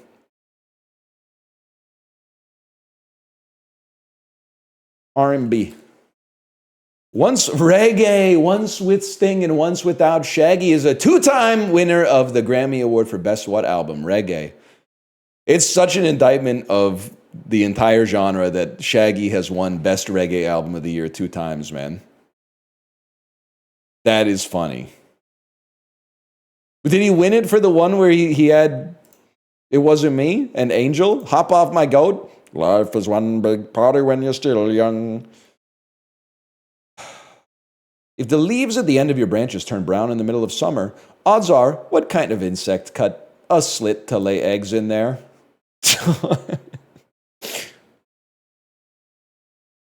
A mosquito? I type mesquite. It's disputed, but cigars might be named for their resemblance to what loud-ass bugs that croak with their bellies? Cicadas? It took me a second, because I forgot what they're called in English. And the reason that I forgot what it's called in English is because the Korean name is better. In Korea, they're called memi, and it's easy to remember because the sound they make is memi, memi, memi, memi, memi. They are not going cicada, cicada, cicada, cicada. Show is Funky Down Here and Hot Pants. 2 albums that go uncomfortably well, both from 1971 and both by what artist? Show is Funky Down Here. Rick James? It's James Brown. James Brown, of course. A big scandal hit Europe in 2013 when multiple ground beef products were found to contain horse meat. That's a pretty solid day of thrice. It's a pretty solid day, man. If the Blue Jays could get batting like this, they wouldn't be having the fight off the Yankees. They'd already be popping champagne. I guess they already did. But that's not their fault. It's not their fault. That George Springer hit in the first was fucking fair. And then the disrespect that he got a ball called a strike and got struck out. Nah, man. Nah, it's ridiculous. It's ridiculous. What kind of accountants they got behind the plate these days, man? I didn't see the game. I just watched SportsCenter this morning. Sorry, I'm a fraud. Let's see here. Zoom in. Sort these people by the year they were born, starting with the most recent. Okay. The most recent is Harry Houdini. There's pictures of him. Geoffrey Chaucer is from Geoffrey Chaucer is from the 1300s, I think. Marco Polo's from the 1500s. I feel like Catherine the Great is from the 1800s. And then Michelangelo is the 1600s because he was beefing with Da Vinci. Late 15s. Marco's early 15s? Marco's before Chaucer. Okay, that's pretty good though. All things considered, that's pretty good. Too easy. Harry Houdini. 52, 67, 65, fucking 89 years old, my goat. 70, 57. They all did all right, man, back in the day. They all did all right. 60, maybe 7. It's crazy that Houdini is one of the only people in history who died like a fighting game character. He got hit in the stomach too hard. I mean, he probably could have taken that one back, but in Canada, yeah. What happened? This wasn't he doing like a college thing where he was like, punch me in the stomach? Let me see. How did Harry Houdini die? Oh, no, okay, well, I don't know. On October 22nd, 1926, Montreal student J. Gordon Whitehead. That's such a fucking 20th century Canadian name. J. Gordon Whitehead. Imagine a 20-year-old guy named J. Gordon Whitehead. That's so funny. Stepped into Harry Houdini's dressing room and sucker punched the legendary magician and illusionist. Listen, he shouldn't have done that, but that's fucking crazy. He broke into his office and punched him once and killed him. That's out of control. I mean, I gotta read more about his death, man. Notable escapes, film career, aviator, debunking spiritualist, death. Here we go. Damn, this is long, man. It's called by Jocelyn Gordon Whitehead, who repeated. Oh no, it wasn't one punch. Who repeatedly struck Houdini's abdomen. You could picture him going in there. The hell was Houdini doing, man? The accounts of the witnesses and students generally corroborated each other. Price said that Whitehead asked Houdini if he believed in the miracles of the Bible and whether it was true that punches in the stomach did not hurt him. Houdini offered a casual reply that his stomach could endure a lot. Whitehead then delivered, and these are in quotes, some very hammer-like blows below the belt. Houdini was reclining on a couch at the time, having broken his ankle while performing several days earlier. No, man, no, okay. J. Gordon Whitehead, you're crazy for that one. Dude already had a broken ankle. He was laying on the couch. And you asked him if he believed in God and then beat the shit out of him? That's insane. He should be in prison, bro. Price said that Houdini winced at each blow and stopped Whitehead suddenly in the midst of a punch, gesturing that he'd had enough, and that he had no opportunity to prepare himself against the blows, as he did not expect Whitehead to strike him so suddenly and forcefully. Bam. That's crazy, man. It's not as funny as I thought it was. Throughout the evening, Houdini performed in great pain. He had insomnia and remained in constant pain for 2 days, but did not seek medical help. My goat. That's my goat right there, man.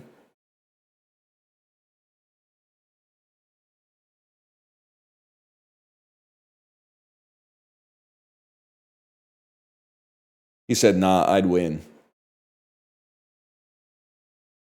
Early 20th century is kind of crazy, man. Imagine getting punched in the stomach to death by a man named Jocelyn. Hopefully this shit doesn't end up being an ironic-ass clip in like 10 years. Be in my dressing room before Northernlion Live. You think it's funny to say that I'm not going to go to heaven, huh? Is it true you can pick me up over your head? Well, I am quite strong. I punched my microphone. Sorry, that was 4D. It's kind of swag, though, right? Isn't it kind of swag that he said, basically he hit him with a Bane line. It's like, is it true you take no damage from blows to the abdomen? And Houdini went, I'm pretty tough. And then I can only imagine that he hit him with like a 20-hit combo after that. Oh, that's kind of sick, though. That's kind of sick. Higher percentage of units with one... Oh, if you higher percentage of units, yeah, it's going to be Mississippi. Oh, units with one-bedroom rent over $1,500? That's going to be Savannah, Georgia, then. More access to grocery stores. I'm going to say northwestern Chicago. Higher percentage of bike commuters. Let's go with... people be biking. I feel like maybe everyone who lives in Delaware is working in Washington, D.C. Is that an impossible trip?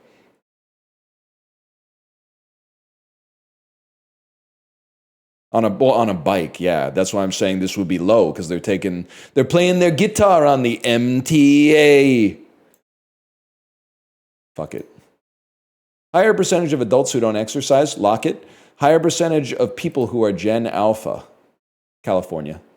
5 for 5.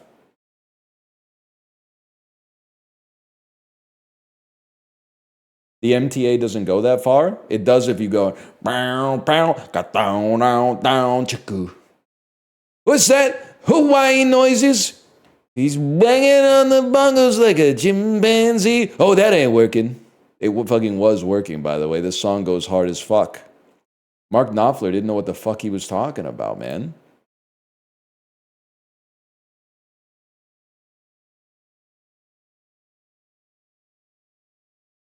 Do the whole song? I'll do it when they change it.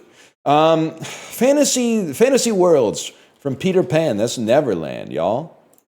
1963 births who are companions of the Orders of Fiji, who are doping cases in golf. Vijay Singh? Holy cow, that's crazy. I had no idea Vijay Singh was on steroids? He just looks like a normal guy. He's tall, I guess. I don't know if it's just the pants, but he looks fucking tall.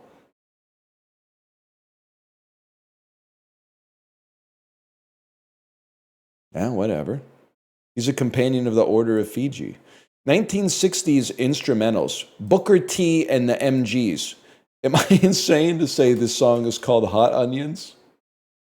Green onions, green onions. Okay. Thank God I didn't hit enter, man. I was like 99% sure it was Hot Onions. And then my brain went, it doesn't seem right. Hot Onions? Is this the one that goes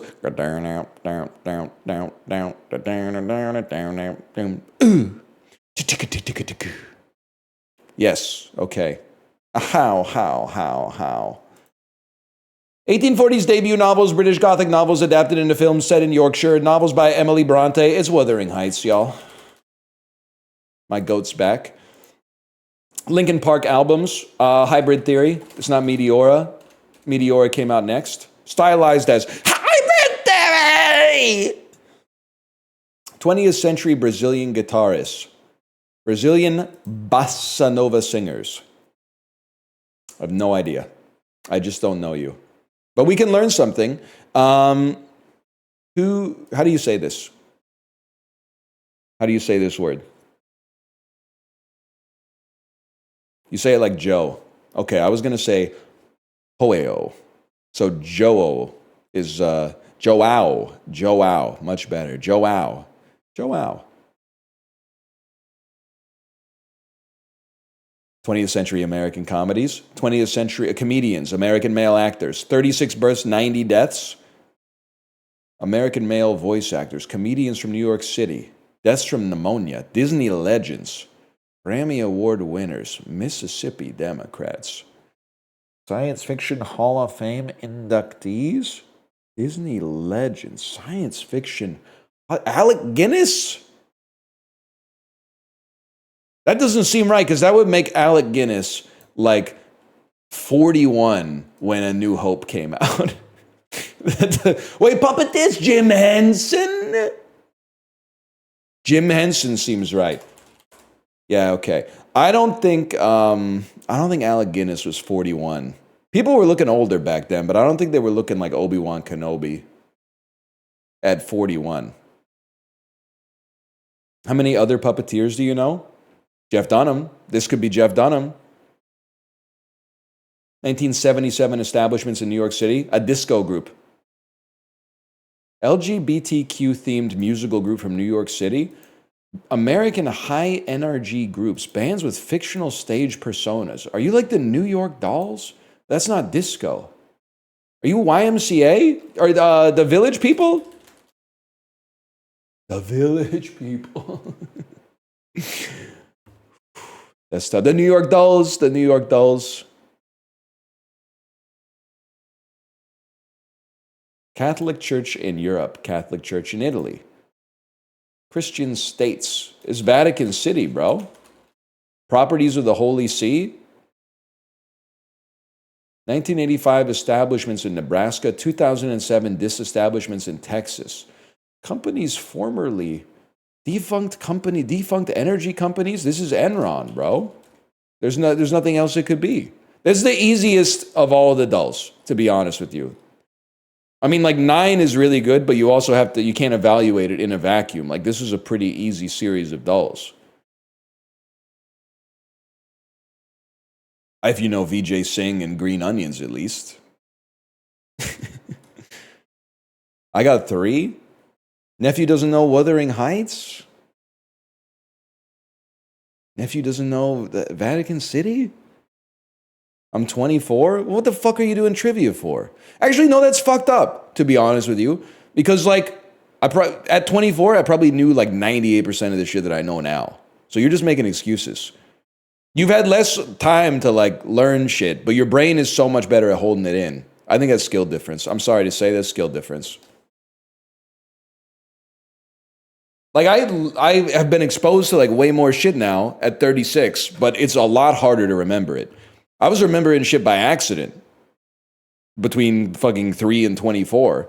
Every once in a while, someone would ask you a question, and you would be like, I don't know the answer. And you would sit there for a second and be like, maybe that's Barry Sonnenfeld. Is that like your brain is going back into the fucking minds to be like, one time I was on Rotten Tomatoes and I went on a deep dive of links, and yeah. I think Barry Sonnenfeld directed The Addams Family, now that I think about it. That does not happen anymore. You do it 10 times a stream? Yes, but not from shit that I've learned in the last few years. I'm finding shit that's been buried there, like diamonds at y = 12 in Minecraft.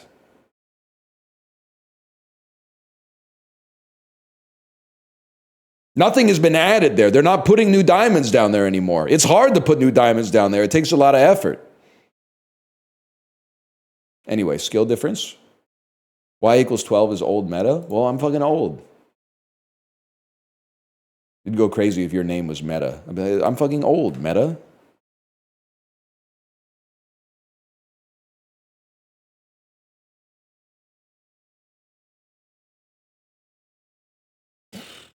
Damn, that's past 270. That's like a 281. Like a 283. It's like a 286. Fuck. I can't. 287. Yes! Nut up.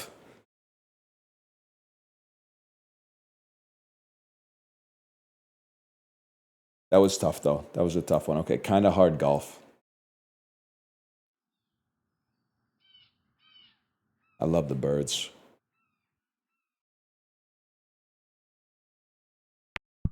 Jesus be golfing. Hey, did we ever find out, is there a chicken jockey emote on BTTV? There must be, right? There is. I would add that for sure. I feel like I'm the last dude saying chicken jockey. Huge. What a shot. What a fucking shot. That's way too hard. No, it's perfect. It's fucking perfect. I have to try. There's no way it works. Unless. What a fucking shot.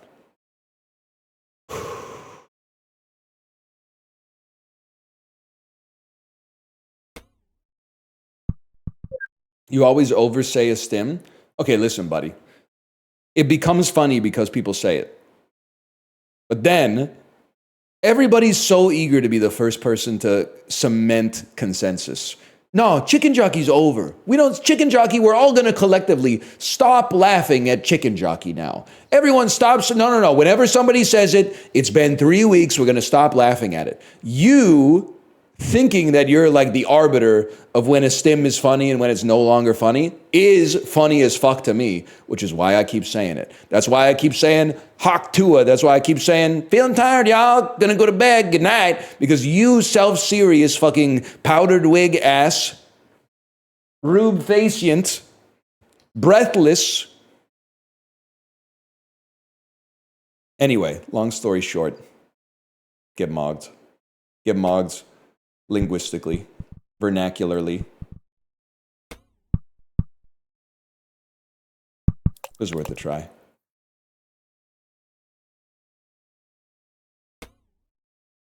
Oh.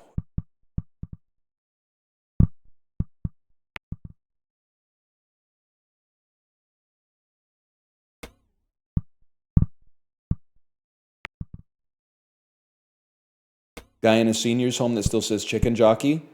Oh, hey, fucking who cares? Guy in a senior's home that's having fun. Also, that won't be me. I'm springing for live-in care, bro. You're talking about somebody else. You're shadow boxing. Okay. I think we wanna hit it like right at the epicenter right there.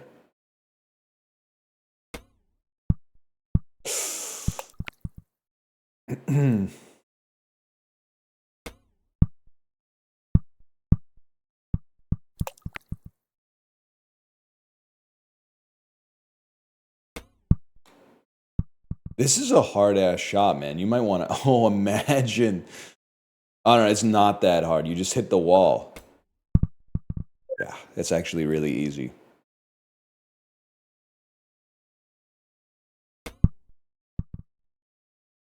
Okay, that was funny. That was funny. I think we'd rather get a better angle on it like this.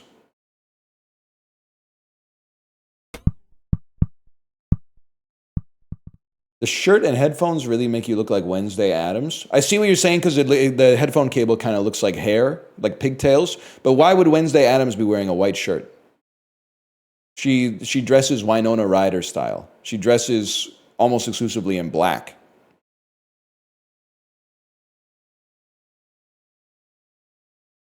I see it now. It's the collar.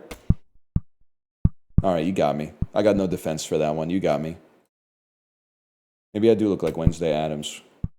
He'd probably love that shit if I had to guess.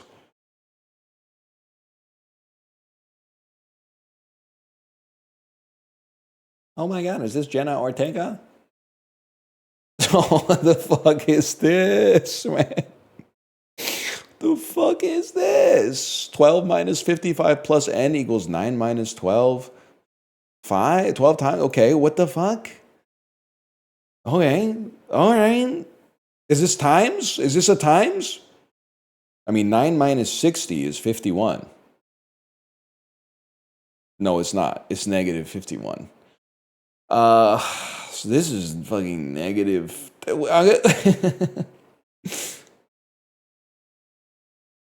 Maybe you don't have to solve for n. Maybe I'm solving for n because I've been trained to solve for n here. But what I actually have to do is not that. Nah, I don't. I think you got to solve for n. Here's the thing. I'm always mathing. Probably. So what the fuck? You're flicking me. You're 43. You're negative 43. And you're negative 50. It's 7, right? Am I crazy?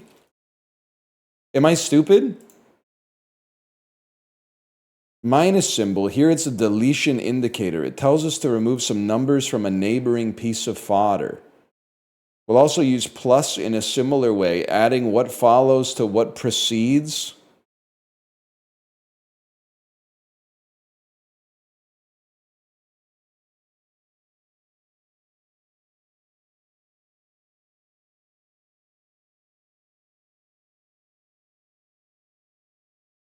The definition is 9 minus 12.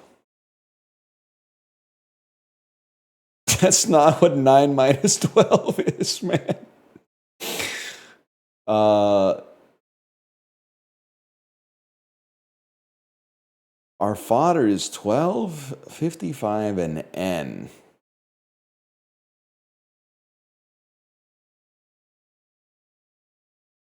There's a part of me that thinks maybe you translate it to Roman numerals. Like, if you subtract one of the letters, you're left with a... Is this it? Isn't that the Kristen Craig British Columbian sex cult? They wouldn't make that an answer. That doesn't make sense. I don't know what they want from me. Remove some letters from a neighboring piece of fodder. And then add what follows to what precedes. I can't put numbers though. Guys, I have no idea. I have no clue. I don't know what it is. It's 12 minus 15 in Roman numerals. Okay, wait. It's 12 minus 15 in Roman numerals, which gives you twee, and then you add an N for tween.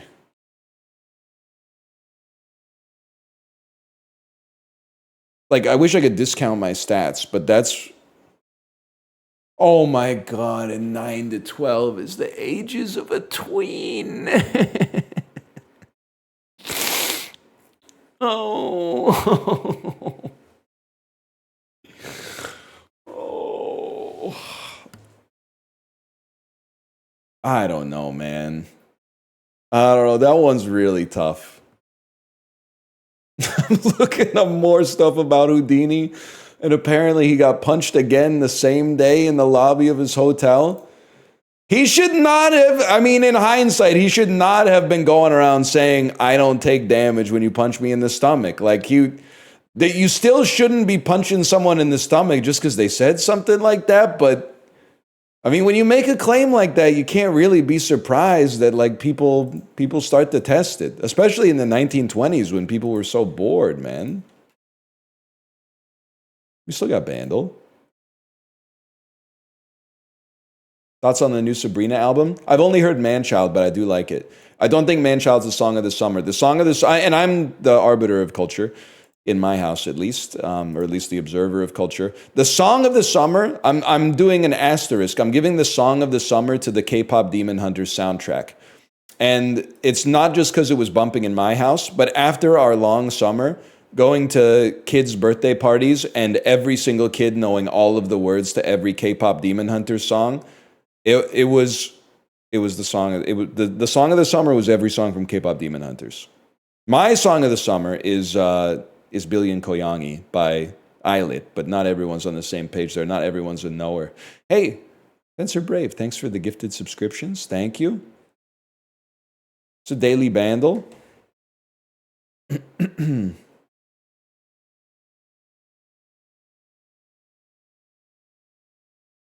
And it's from 1980 with 95 million views. Is the movie actually good? It's pretty good. I was going to say it's pretty okay, but I don't think that's fair. It's pretty good. For a movie you would watch. Well, listen, here's the thing. I got to remember who I'm talking to. If you have a child between the ages of like 4 and 20 and you want to watch something with them, I think it's a good movie to watch. If you're like 28 and you already wear sweaters that have like elbow patches, no, you should probably watch the new Paul Thomas Anderson instead. You should dedicate your time to something else. But I guess the question in that case was like rhetorical to begin with. My 38-year-old childless coworker told me to watch it. Well, then there's a whole different archetype, okay? So I have drawn a false dilemma, I'll admit, and it worked on you, which is how you know it's a rhetorical technique and not a fallacy. My dilemma was if you have kids, you have to watch stuff that's product, not necessarily art sometimes, just to bridge the gap, okay? Because kids don't always have the best artistic sensibilities for what to watch. Their taste isn't developed yet. You have to help develop their taste. And I thought that the false dilemma is that those of you who do not have kids are necessarily snobs, which I mean as a compliment. But there are a lot of people who are just like, they just don't care, which is fine, but I don't get it. Like I sort of don't understand the kind of person that is like, I just watch stuff to be entertained and not to like ever, like, I don't know, broaden my horizons or make me think or show me a perspective I've never seen before or something like that. The kind of person who's just like, I'm just going to put something on. Like when my dentist says, like, hey, Alexa, play music. I'm like, Sometimes you need some time off. Yeah, but many of them have they've never had any time on, man. They've never had any time on. Yeah. Can you hear them? Oh, wait. Certain ABBA-ness here. Could this be Gimme, Gimme, Gimme? I think we've had this before. Could this be Gimme, Gimme, Gimme by ABBA? It's not. You have the right artist.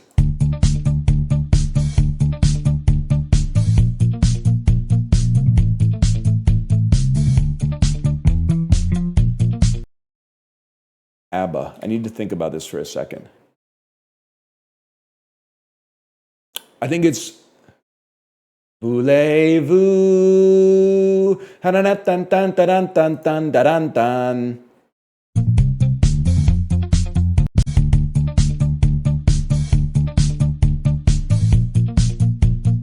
think it might be Voulez-vous. Oh!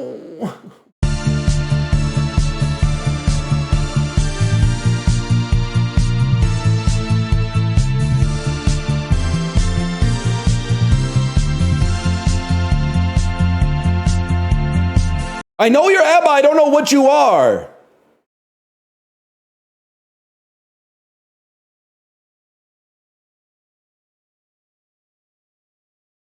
Are you money, money, money?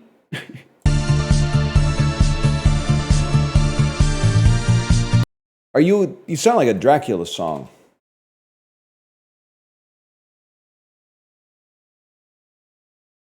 You lay all your love on, it's lay all your love on me. I don't know if I know this song, man. I don't know if I know this song.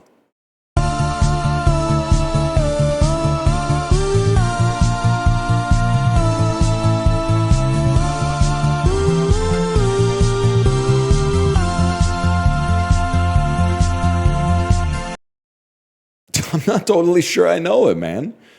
You're so not European, it's funny. Listen. Hanging out with my parents yesterday, they were watching the Roku channel, which is very parent-coded. We got TV, but they love the Roku channel, and it's their choice. They can watch whatever they want. They were watching a show called Cheap European Homes, and it's about people in Ireland that are like, I'm sick of Ireland, I want to move to Spain, I want to move to the south of France. Every single house they walked into, let me put it this way. If you walked into your friend's house like that in North America, you would be like, are you okay? Why do you have two toilets side by side? Why doesn't your kitchen have a fridge? Your kitchen doesn't have a fridge. You have a washing machine in your kitchen, but you don't have a fridge. I'm no longer, having been to Europe, I used to allow you to insult me. Oh, you North Americans, your bread is so bad, your beer is so bad. Now I've fucking been there. It's expansive. We got tall ceilings. We got big refrigerators. They want us to feel bad. We have big refrigerators, man. They want us to feel bad. I'm no longer apologizing. They want us to feel bad that we've got a fucking big fridge and maybe like a freezer in the garage too. And air conditioning and free refills and bathrooms where the flush is on the toilet instead of like it's a handle hanging from a chain on the ceiling. Like what's going on with the conduits, man? I can't even imagine what's going on in the wall that's making when you pull on the ceiling, it's flushing the toilet on the ground. What the fuck is a kilometer? Okay, chill out on that one though. The mile really doesn't make any sense. The mile doesn't make any sense.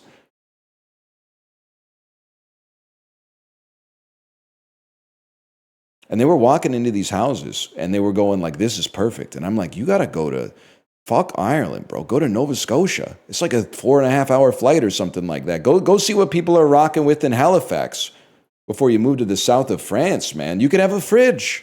You could have a fridge. Now, to be fair, the houses they were looking at in Spain were like 75,000 pounds, which is unfathomable.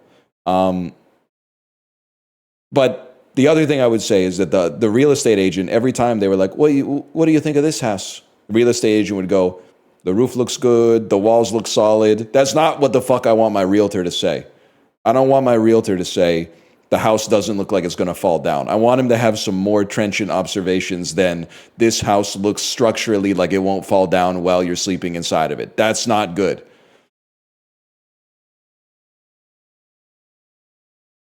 Just buy a fridge. I don't know why the people that lived in the house, like every single house, they don't have a fridge. They don't have a fridge. Or they have a fridge and the fridge is like literally like this big.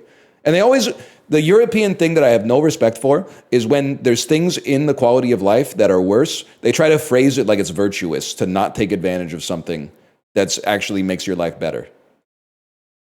We eat fresh fruits and vegetables, so we don't need big refrigerators. What are you talking about? The fresh fruits and vegetables go into the fridge. They go into the fridge, they stay fresh longer, and then you just eat them like whenever you want. You could eat them in like 2 days. You could eat them right now. You could eat them in a week. It's fine. Just don't buy so many. I can literally do whatever I want, except change the slide. I can't affect the slide, but. Plus, we have air conditioning. Plus, our windows are double glazed. Plus, our houses, some of them are attached to other houses, but many of them are not attached to other houses. I didn't realize in Europe, well, at least in the south of Spain, they're not fucking with alleys, right? There's just like all the houses are just kind of like stuck together, like it's Carcassonne or something. Anyway, North America, it doesn't mog in everything. It mogs in kitchens, though. I'll tell you that much. We mog in kitchens and air conditioning, and that's pretty big. That's a pretty big thing. We should be a little bit, well, we should be more proud about some things in North America. We should be less proud about other things. Not we, because I'm not doing that shit, but a lot of people out there should be less proud about that stuff. But the air conditioning and the free refills and the fridges and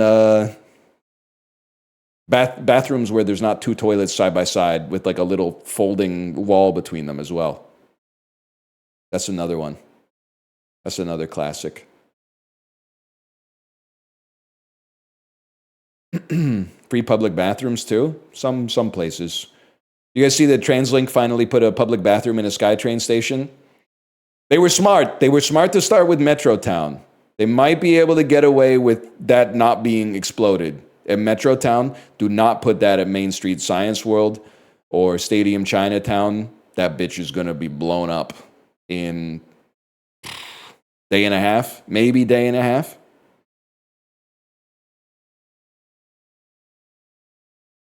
I saw shit in the walls already. Oh, damn. Not in the walls, I suppose, on the walls. Anyway, what are we going to do? Metrotown's nasty. It gets nastier, let me tell you. Your heating kind of sucks in North America? No, the fuck it doesn't, bro. We're toasty as fuck here. We got the damn andul. You know what that shit is? We're bringing East Asian innovations over here, man. In the Pacific Northwest. Our floors are heated. It's fucking sick, bro.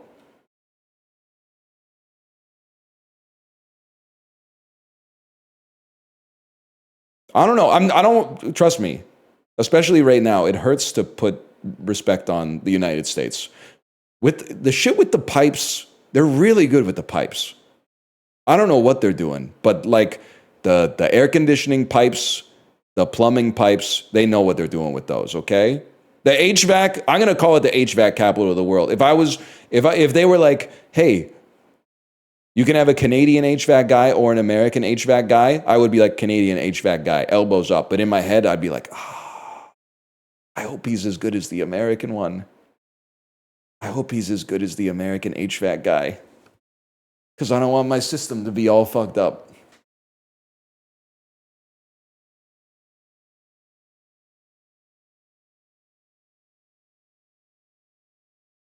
I run my own HVAC company. We install oil tanks like crazy. Damn. You might be the GOAT because you run your own HVAC company, and that means you probably make a lot of money, and you're not subscribed, which means you're not throwing it away on trifling superficialities like supporting content creators, which I respect. Do you have a McLaren, though? Do you have a McLaren?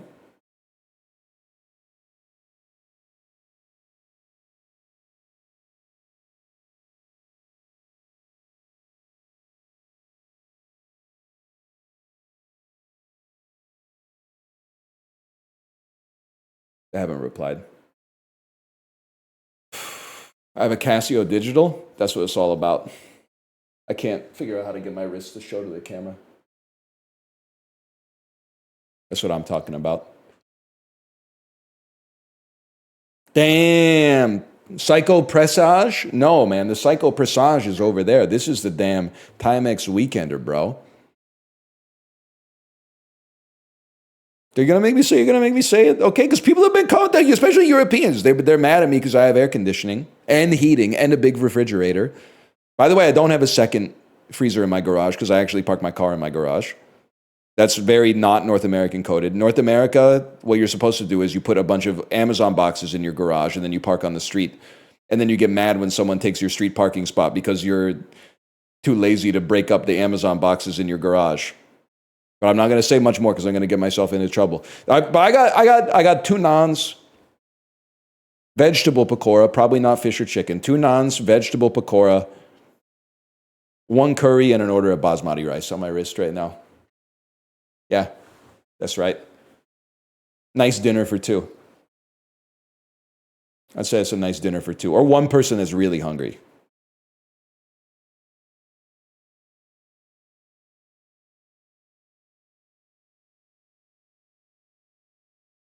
That's $60.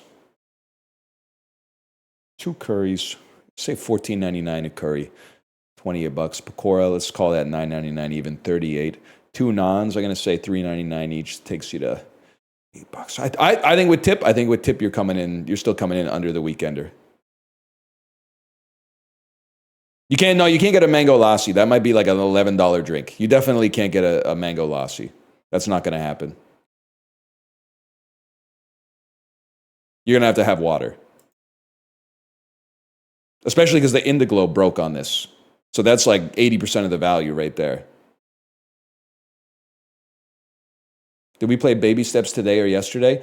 The false dilemma presenter has signed on. I gave my take on Baby Steps. I don't know. I feel bad saying it because I want people to make demos. I was hyped for Baby Steps, and then I played the demo, and I was like, I'm not having fun with the demo. I'm sorry. The demo like unsold me. Just try it, man. I did when they released the demo. We don't tip in Europe. That's true. And you're crazy for that one. Worst part about traveling to London is the time difference. Every time I eat, it's like I've traveled back in time. But the best part is you only have to tip when you get good service, which means you never have to tip.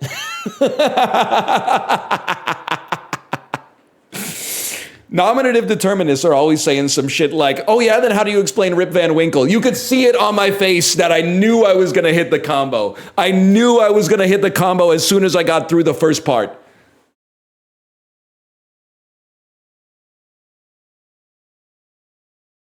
And it was like I hit you with the you never have to tip bit. And then I saw that the hit landed, and so I confirmed it with the nominative determinist bit. Yeah, exactly. I don't know. We're going to play something else, though. We're going to do variety today. Because we're going to play Nightreign tomorrow. So we're going to play this game. I don't even know. Is it Onychus? Is this you? Have you been asking for this in the Discord for a week? Which does not, you're not evil for that, by the way. We're going to play this game called Rana Card that one individual has been asking for like a week. And I believe Retro said, I don't think NL would like it, but we'll put that to the test. Are you flicking me? Please enter your security code. Oh my God, I'll be right back. Oh. Oh, I'll be right back.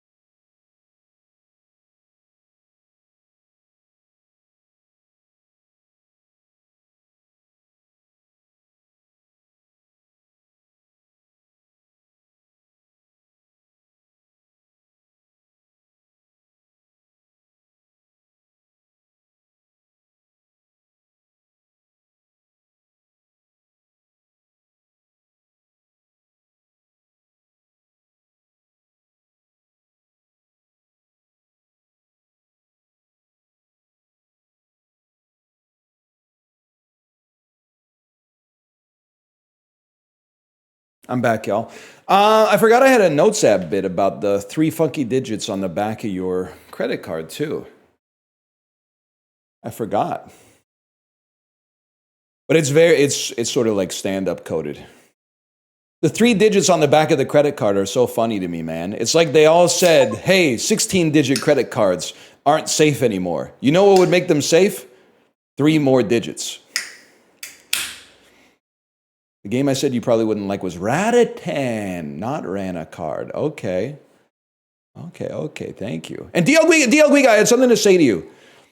DL Guiga, do you think there's, I'm getting sent the prospectus. Do you think there's reason to be sus of a fixed income product that promises 8% annually when current prime interest rate is 4.7?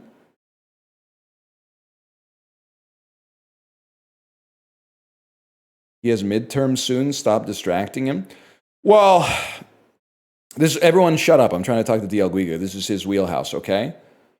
You might say, what's the product? Well, it's not bonds. Let's put it that way.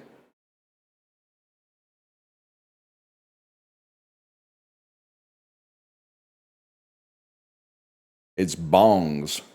Is gold? Librarian, gold doesn't pay a dividend. So what's the product? Something to do with like insurance brokers. I'm still, they told me it would take like 3 weeks to get sent the information.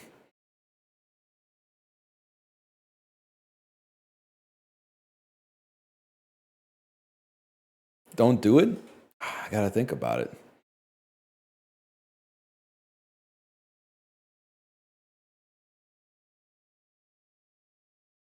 Is it CLOs? I don't think so. Haven't you asked about this like 2 years ago? Do not fall for it.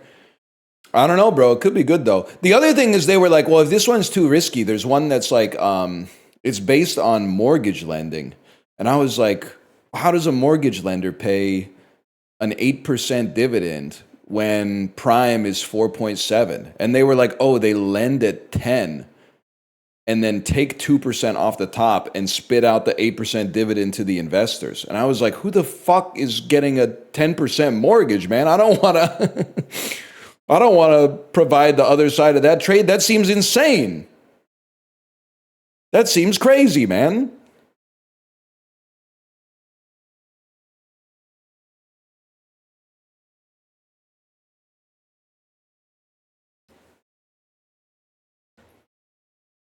Higher rates are just higher risk. They're actually lower risk because you make more money. If you make less money, you got more of a risk of being broke. If you make more money, you got less of a risk of being broke. It's that simple. It's called the inverse relationship of money to risk.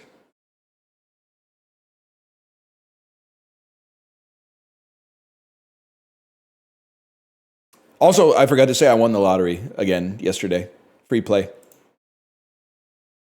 I have not yet done this. I've not gone infinite. I haven't won a free play on a free play yet, but I've won the lottery maybe like 4 or 5 times in the last 2 weeks. So keep watching. Some of the luck might rub off on you.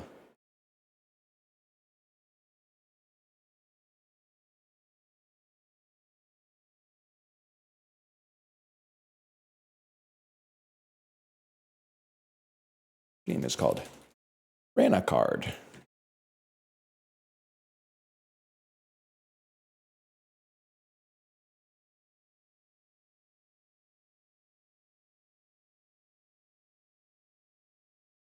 I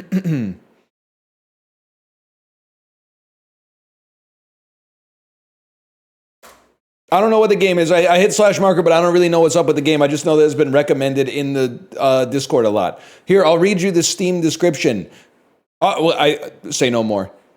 Rana Card is a roguelike deck builder. Time, that's it. Okay. We go studio mode. We go main screen. Main game capture. Change game. ranacard.exe. It's that simple. Roguelite deck builders are back. No disrespect, Helldivers 2, man. No disrespect, Helldivers 2. Oh, I didn't add chicken jockey emote yet. Oh. Whatever happened to NL? He used to be so cerebral. Now he just talks in stims. Listen, you Rube. 1 second. You rube-facient YouTube commenter. You have to be smart to be silly, okay? Because you have to code switch. At your kid's drop-off, you have to be like, oh yes, stocks, bonds, buy, sell. Have you looked at the market lately? And then when you get on the stream, you got to go, a chicken jockey, 6, maybe 7. You literally have to be 2 people at the same time. And you're still working on the first one. So don't step to me. I'm literally playing Rana Card right now. It feels wrong to put my own name in there. New game. I don't know where to put my camera, but we'll figure it out, okay? Let's just... Surely this is the tutorial. Surely this is going to be... Start the tutorial. We'll figure it out. Hello and welcome. We're excited to have you on board at Time Tech. To ease you into your new position, we've created this new employee training tutorial. First, allow us to introduce one of our proudest achievements, the bag. You can click inside the bag to draw the cards hidden inside. This is a plant card. Oh. Drag the plant onto a plot to place it. Dude, we should do a Plants vs. Zombies Let's Play. I'm feeling it. I'm feeling like it's time to get Pea Shooter back out there. It's time. It's been 15 years, man. The number shown in the top right corner represents the growth required for each harvest. All right. Great job. You've just learned how to place a plant. Now that you know how to plant, let's learn how... Welcome back, Pea Shooter. Right cap mushroom. Whenever it harvests, it grants 1 growth to the plant on its right.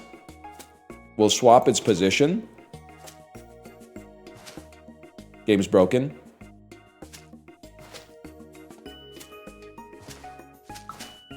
Never mind. Oh, a new plant card. But the field's already full. Right-click on the flower to sell it or discard it. Burp. I'll place a sunflower. Excellent work. You picked this up so quickly. I don't know what I'm doing. As an elite farm manager chosen by Time Tech, you should click confirm to move on. Next, play close attention. It's time to learn the core system. This is the gauge for time pressure. Right now, the time pressure is empty, which means you still have 3 units of time available. Click confirm once you're ready to proceed. The area shows all the cards currently inside the bag. Hover over a card to view the details. I think I'm becoming a details guy. Just sounds so much more European than details. Whenever you draw a card from the bag, the top left corner is the time cost. Whenever you draw a card, that time cost is subtracted from your time energy. For example, drawing a card now will raise time pressure by 2. Done. Which means drawing this card consumed 2 units of time energy. To summarize, playing cards in the field is free, but drawing cards costs time energy. Now play Harvest Time on the sunflower. Boom, looking for this? Why are there suddenly so many cards? Nobody's got time playing them one by one. Click on this gear and play all the cards in your hand. Harvesting the sunflower has created a product. At the start of each turn, products are automatically drawn and automatically played.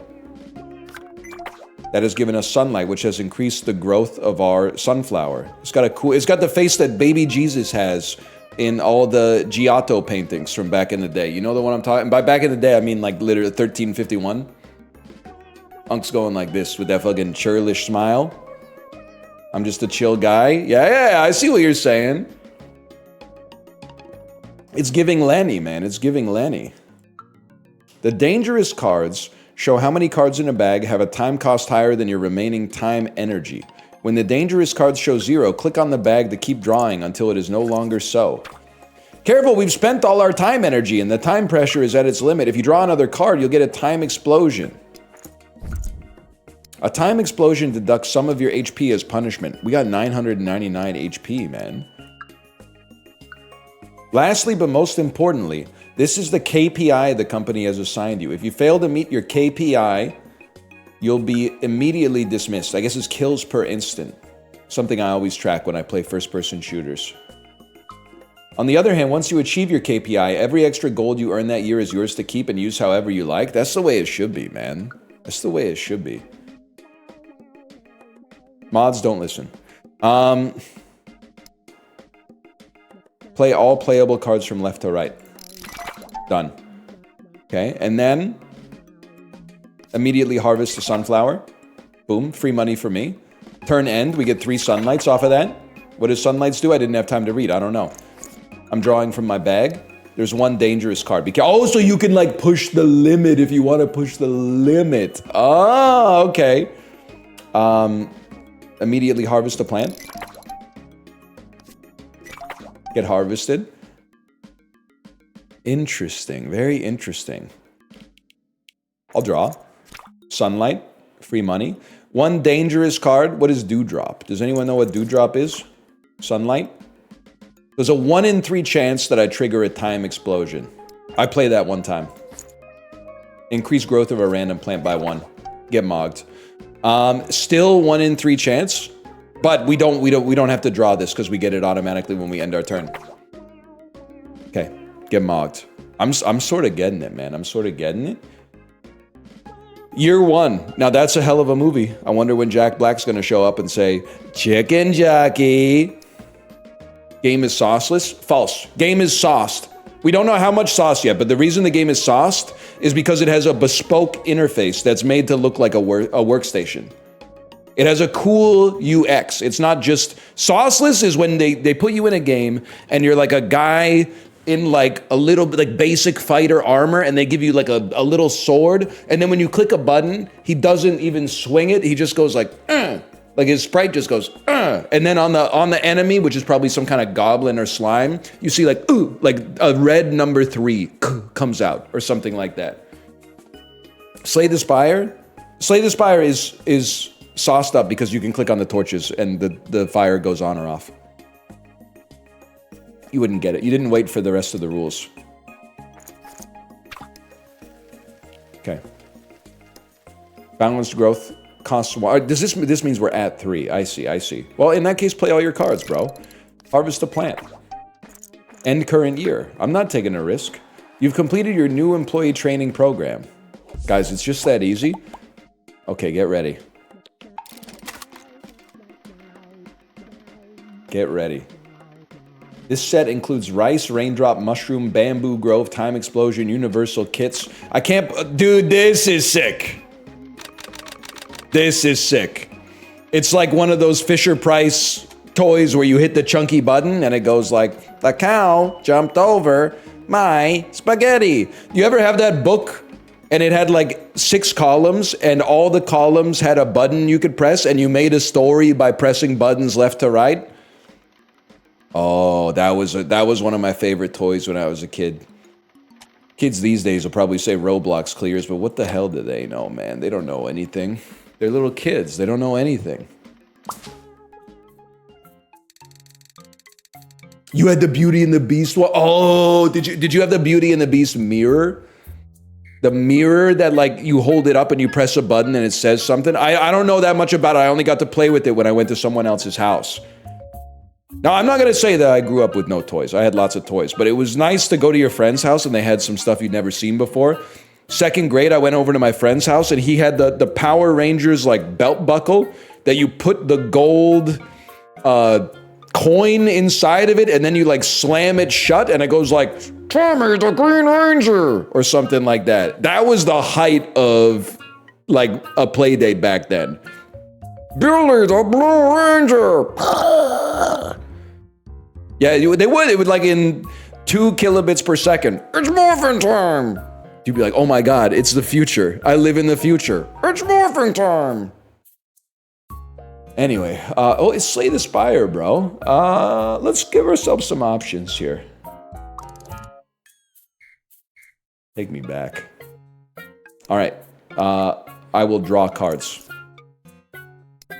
Micro insurance prediction. Dude, it's CBAT music. I'm loving it. The next card, prediction, guaranteed to be drawn first at the start of every turn. It always costs 0. The next card drawn is guaranteed to be the one with the highest time cost. If this causes a time explosion, grant 6 growth to a random plant. Yeah, that's not going to happen. So what do? Play all cards. What the heck is this? If the next draw triggers a time explosion, you get... Oh, so by playing it, I've guaranteed that I'm going to cause a time explosion. But the time explosion will also cause you to grow 6.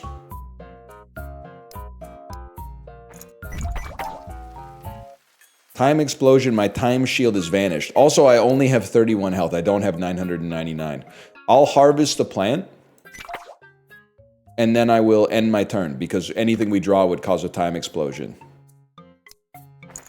Okay, draw them up. We have one dangerous card. Okay, so I'm going to harvest. I got an idea. I'm going to increase your growth by 1. I'm going to try to draw not balanced growth. Dewdrop. That's beautiful. I'm going to increase your growth. Do I really want to... Do I want you to grow out of control? Do I want you to grow crazy? Do I even know what grow does? I don't even think I even know what grow does, but you know what? Go play that, draw a card. It's guaranteed to cause a time explosion. I lost 5 HP. That's okay. Does anyone know what growth does? They probably said it in the tutorial, so I apologize. Helps the GDP. That's true. That's why I buy and sell stuff to myself all the time. Just, you know, patriotism. Don't harvest until you grow. You always grow before you harvest. Grow it. Gain 1 gold, increase the growth of a random plant by 1. Go ahead. Harvest it. 3 more. Growth is the bar under the plant. 3 growth equals coins. Oh! So I'm taking damage to get more coins. I don't want to do that right now, so I end my turn, and we enter the winter instead. And then we draw. And we grow. And we grow, which gives us coins. And then we... What do you get on a harvest? 3 coins. We harvest you. And then we end our current turn. It's that simple. A white card pack. Yearly revenue 42. Exceeded the KPIs easily. This is... It even says it. It even says it on the pack, man. Whenever growth is gained, all other colony moss gains 1 growth. On harvest, gain 3. Boom boom grass! I think I smoked that once in college. Harvest, sometimes you gotta put out some get a sugar high off of some joke that's just easy before we get into the more cerebral stuff for the real knowers. Gain 4 after 4 time explosions. Permanently increase this. Yeah, but if I time explode a lot, I'm gonna die because I've already done it. Increase the growth of a plant by 2. Evolve into super growth booster after being used 6 times. I think I want colony moss, man. I would take and confirm. It's that easy. And then go here. And then draw cards, which is this button. So we want to place colony moss. We want to then increase the growth of a random plant, which also makes you grow. And then we want to harvest. You give 3 coins, you give 3 coins. We want to harvest you.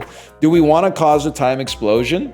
It would give us 6. Oh, you know what? You want to do time explosions later when you have more colony moss out there. Because if you're going to lose HP, you might as well lose HP to get all the colony moss to grow instead of just 1. I think I understand the molting. Your first explosion's free? Well, then I'm going to use my first explosion when I got a ton of colony moss out there, bro. Okay, draw cards. Where's my colony moss? You don't draw it every single time? You can only draw it like once per encounter?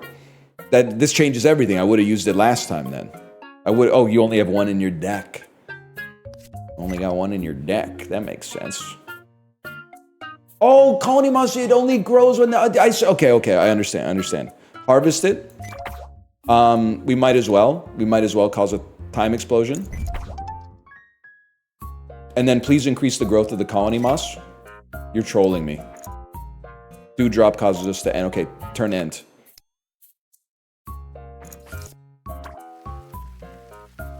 I'd like to increase the growth on my colony moss.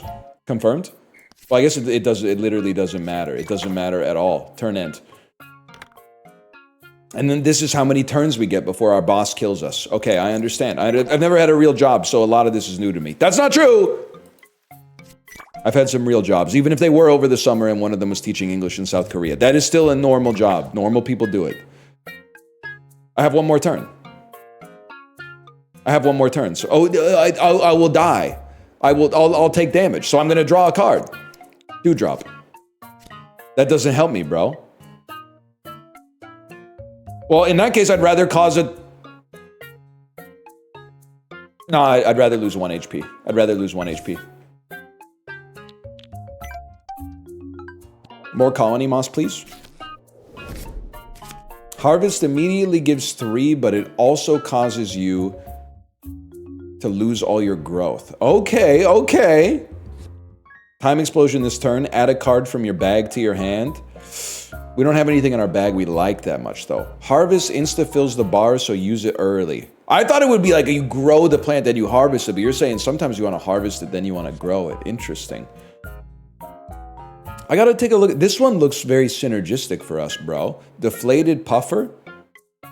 This turn, time explosions do not cause HP loss. Transform into Plump Puffer. But then...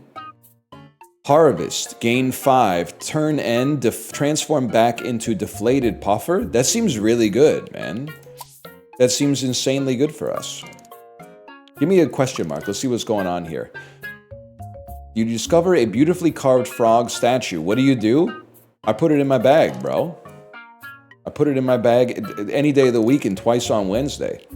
Frog statue, turn end, gain 3, cannot be sold, placement cannot be moved. Okay, okay. And there he is. Okay, so here's what I'm thinking. This turn, time explosions don't cause HP loss. Boom, you looking for this? Let's grow. Then a frog statue right here, so you guys can see it. Oh, you can zoom in. And this turn, we don't take damage from a time explosion anyway. So we guarantee draw, harvest time. Immediately harvest a plant. Well, harvesting this gives us 5 gold. This one maybe is more efficient, but harvesting this gives us more gold, which helps us hit our KPIs. Huge. And then we don't draw anymore. We end our turn. And then next turn, we're still protected. We're still protected against time explosions, bro. We're gonna go to the moon. So here's what I'm thinking. Don't immediately, you know what? Harvest. On harvest, time explosions don't cause the loss. Okay. I harvest you. Time explosion penalty waived this turn. And then random growth. Random growth. Huge. Gave us 3 more coins. Guys, I'm feeling the sauce from the game. I'm feeling the sauce from the game. The time explosion doesn't hurt, so we might as well use the time explosion. We take no damage off of it. We got crazy harvest off of it. And then we end our turn. Now, if we could just draw the cards that allow us to harvest you. Oh, we did! Get harvested. Time explosion penalty waived this turn. Boom. We get 6 growth on our next draw. KPI is already met, and we still got 1 full turn. So we'll do balance growth, turn end. You lose your growth. I see, you lose your growth. Because you transformed. It's a synergistic, it's a synergy game, man. You just play, it's bread and butter. You play your combo every time. You get a time explosion from the micro insurance, and then you hope that this hits the moss. It didn't hit the moss. That's all right. End current year. Oh, dude, that was crazy. It was insane. Of course I want the white card pack. I'd love to get some more moss. I need some more space, though. Boom Boom Grass. On harvest, gain 4. After 4 explosions, permanently increase by 1. Harvest, gain 4 and restore health.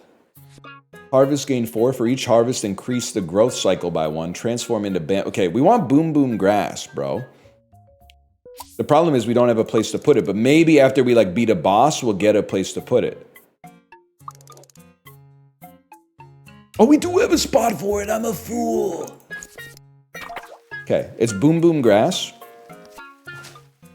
It's harvest this so we don't take damage. It's random growth. Oh, that's so huge. And then everybody's at 0. So let's pop out the balance growth, have a time explosion, see what we got here. After 4 time explosions, okay, we've harvested like crazy. And then you just play the rest of your cards. Now we can finally click the gear. We can click the gear because it doesn't matter. Oh, he's getting it. He's actually getting it. You draw your cards. play all your cards. This sucks, but you have to get harvested so we don't get penalized for the time explosion. Then the time explosion gives us a ton of growth, and you click the gear. Oh, baby. It's simple. You draw your cards. You play your cards. We don't have harvest time. But we have a bubble shield. We have a bubble shield. So you just draw, because you don't take damage from the first time explosion anyway. And then what do you harvest? You harvest that which gives you the most coins, which would be you. But you're 1 away. You're 1 away. We'll get you next turn. You draw your cards. Harvest time. If I could get you to pop, that would be good. But I can't get you to pop. So you know what we do? End current year, because I met the KPIs. I'm not losing any HP. There's no reason. There's no reason to use any HP for that. I want to see some harvest time, bro. Reduce the growth of a random plant by 2. Next draw, if a time explosion triggers, gain 6. Add 3 evaporating dewdrops to your bag. Another sunflower. We don't have the space for that. I think we got to reduce the growth of a random plant by 2. And next draw, if a time explosion occurs, gain 6. That seems playable, man. And then we got an elite. This turn, gain a parasite for every 6 spell cards. What's a parasite? Nobody knows. NL, I swear I saw you in Glendale on Sunday. Yo, chill out. I'm not supposed to be in the US right now. Okay, here's this turn, it matters. You try balanced growth first to see if it hits this. Because if it hits that, we don't have to use a harvest time. It didn't hit that. Okay, so then we do this to protect ourselves. Play your micro insurance. Draw your balanced growth. Play your balanced growth. End your turn. And then go again. We haven't played any spells, bro. Wait, this is a spell. Okay. This time we're going to harvest you right away. Then we're going to play all our cards. Then we're going to draw balanced growth. And then we're going to play balanced growth. And then we're going to end our turn.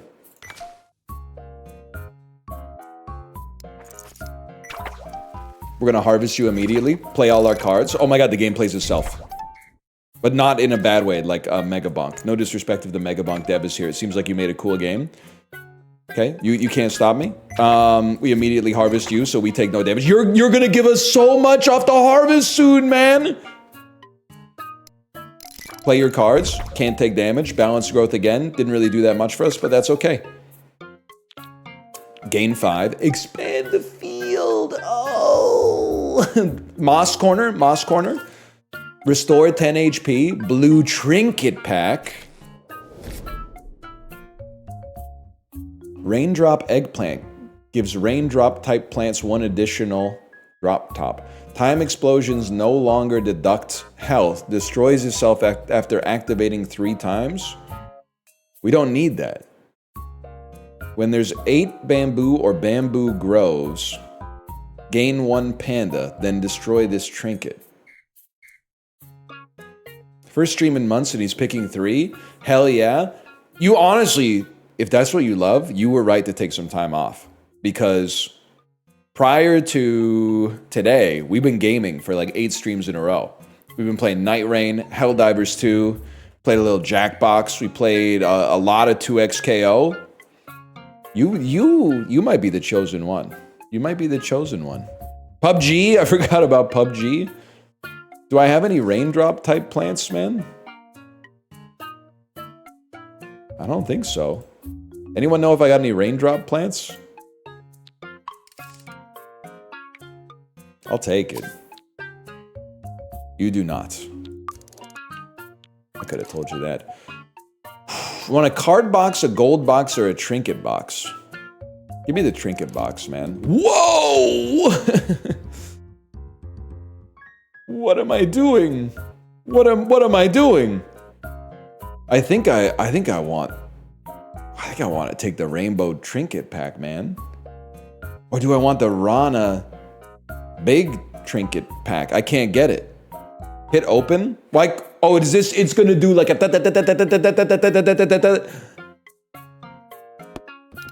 Oh, it's Counter-Strike gambling. I don't want 10 coins. Yeah, we go again. We go again. We go again. You said it has no sauce. We go. Of course, we go again for 15. Blue, blue. That's good. Vas, blue. Pick one of 3. Turn end, gain 1 sunlight. What the hell is sunlight? Increase the growth of a random plant by 2. That seems crazy good. That seems crazy good. We take that. Take that. Okay, 28. 28, too expensive. We go. Fuck it, we go. Gold, gold, gold, gold, gold. Red, red, Vas! Gain 1 extra gold whenever a dewdrop is played. After 60 time explosions, gain a time bureau. Then destroy this trinket. 60 remaining. That's the one. It's gotta be that one. It's gotta be that one. Time bureau. Effects from time explosions are triggered 1 additional time. It has to be the time bureau. Take it. 80? I can't afford it. If I... Dude, it was an 8% chance. Oh my god, it has the odds. Oh! What a game. What a game, man. Expand field. We're gonna need that eventually. If there's 5 rice, all boom boom grass gain 2 growth. Like, what do they mean though? Like when? Oh, on a time explosion! Turn end, gain $1. Sell cards? That's a good point. I can only sell all in. And I like all in. Alright, well, that's not for us then, but free health? They won't let me. I'm too good, they won't let me. Can I take a look at my board? I have 1 space and nothing to put down. I'm not gonna spend my money yet. We could gamble that later. It's gonna take us a while to get 60 time explosions anyway.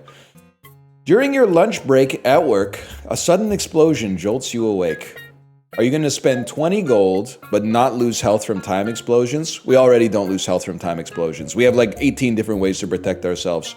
Or gain 20 gold, but lose 50% of your health? Yeah, we're gonna do that, because nobody can hurt me. And then we're gonna fight a boss. Turn end, gain a plague of locusts. I'm not even sweating it. Draw cards. Balance growth me.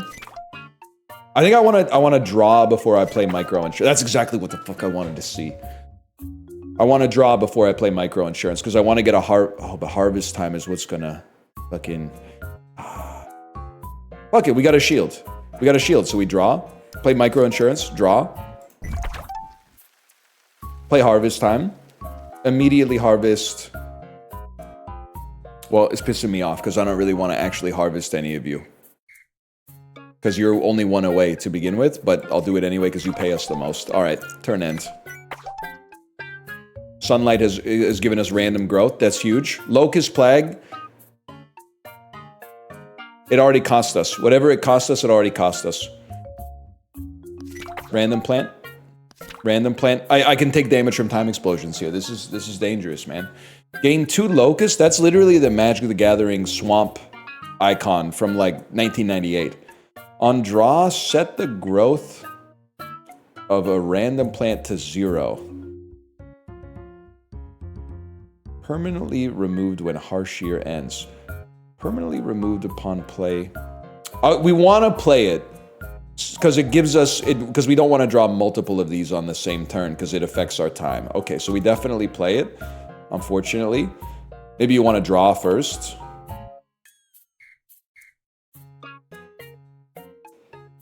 It's a gamble. It's a gamble. I'm gonna draw. All in. Please, I don't care, reduce their growth. Doesn't even matter. Next turn, we get 6 for a time explosion. It's a great time to draw Locust. Dewdrop, we'll play it. It's a 1 in 4 chance of a time explosion, send it. Why did everybody grow? Oh, because when you get to the top, you trigger global growth. Oh! And then 1 in 3, too rich for my blood. End turn. Draw me. Okay, all we gotta do is get to 69. Immediately harvest a plant. First, what if the random hits you? Fuck. Okay, it has to be done. Or you could draw. No, it's too spicy. Too spicy. Two dangerous cards, a 1 in 3 shot. Harvest this so the time explosion doesn't hurt us. Gain 2 locusts. Guarantee you draw a balanced growth. The time explosion doesn't hurt us. Growth of a random plant goes up by 1. Pass turn. It is a pretty sort your salad game, and I mean that complimentarily. Immediately harvest a plant. You can't hurt me. You give us 6 immediately. Now, harvest. Micro insurance. First, play your locust. Micro insurance. Draw a card. Triggered a time explosion. We met our KPI. Gain 1, get some growth, and current year. We made it. We didn't take any damage, and we made it through the boss fight. And we get another trinket pack, and we get to expand our field, and we get to restore health. Blue. Blue's good. Blue's good. If there are no empty plots, gain 3 gold.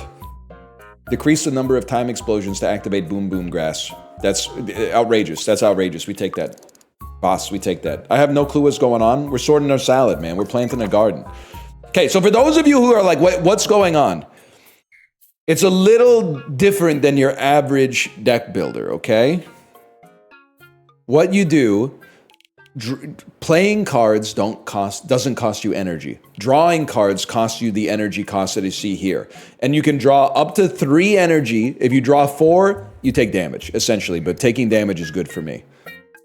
Is micro insurance killing the vibe? Bro, no, it's not killing the vibe. What are you talking about? Micro insurance guarantees that our next card triggers a time explosion. So all we do is draw harvest time, harvest this so we don't take damage from time explosion. And then the time explosion makes the Boom Boom Grass get even stronger. So we're making even more money off of it to achieve our goals. And you might say, but Boom Boom Grass isn't that good. Okay, what about all Boom Boom Grass gain 2 growth every time there's a time explosion? And what about decrease the number of time explosions permanently in order to get the Boom Boom Grass to scale? You don't know what you're talking about, man. You don't know what you're talking about. Okay, so like this is, and you thought you were smart. That's what's crazy. First, you harvest the pufferfish, no time explosion penalty. Then, literally play everything. Literally play everything, it doesn't matter. Then draw, create a time explosion. Balanced growth, huge, all in, all in. Honestly, we won't take damage from a time explosion, so we should draw it. A time explosion has occurred, you can't draw. We're shooting dust. That would be too OP. Okay, fair enough. Sunlight, increase the growth of a random plant by 2. Huge, huge. Okay, we draw. Oh my god, we're harvesting already. I know you're on 3. We got to take a chance then. Random plant, random plant, random plant. It didn't hit. Okay, we harvest. I'm going to start with micro insurance. I'm going to draw balanced growth. Now, go ahead, reduce the growth of a random plant by 2. See if I care. Oh, fuck you. Turn end. What does Frog Statue do? Bro, turn end, gain 3 gold. Placement cannot be moved. It's that simple. Okay, we don't have a guaranteed harvest here, which is bad. And we do have our shield. We have our shield, which means we want micro insurance. Draw harvest time. And we're literally chilling. And then harvest the one that's furthest away, but you don't actually give us gold when we harvest you, so let's wait. Random harvest. Harvest it again for even more money. Random. Random. Random. And then go ahead, reduce. See if I care. We go next. Oh.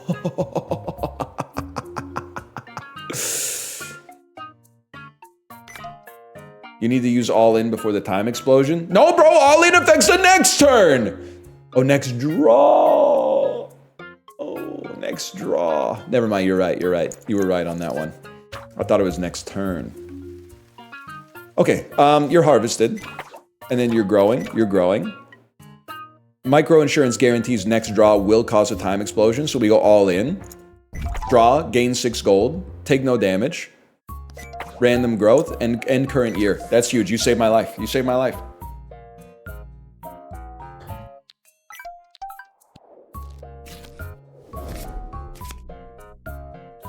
We don't need 2 all-ins, I think. Increase the growth of a plant by 2, but it costs 1. Stores 2 gold at the end of each turn. After 2 placements, destroy this card and receive all stored. So we could get a lot of money out of it for sure. Could get a lot of money out of it. That didn't look like a Coke Zero. It's not. It's a Cola Zero Sucre, man. You have to take one, too. I can't not take one.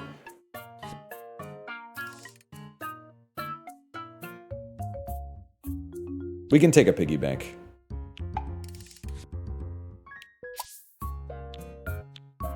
We got lots of time before the time explosions come to pass. Honestly, I think we should keep farming some gold. Oh, you can sell them on the spot. That's right. That's right. I'm not going to do that, though. We're going to place a piggy bank. Random that hits this guy, please. Random that hits that guy. Random that hits that guy. Didn't work. Okay, that's fine. I'm going to harvest you anyway. And then all in. Micro insurance. Draw balance growth. Play balance growth. Huge turn. Turn end. Draw. I want to see harvest. Harvest time. Harvest time. You're done. Dewdrop. Balance growth. All in. Micro. I mean, stop me if you've heard this one before. Balance growth. I'm literally mogging you, bro. Harvest time immediately. It's like, I would like to draw an all in, though. I'm going to take a chance. It happens. It happens. Does positioning matter? For some of the units, apparently, positioning matters. Give me a dewdrop on my deflated puffer. Give me a balance growth on my deflated puffer. Fuck you, I have to harvest them. All in micro insurance, draw balance growth, pass turn. Guys, my KPI is off the fucking charts. It's off the charts, I don't know what to tell you. Nobody can stop me.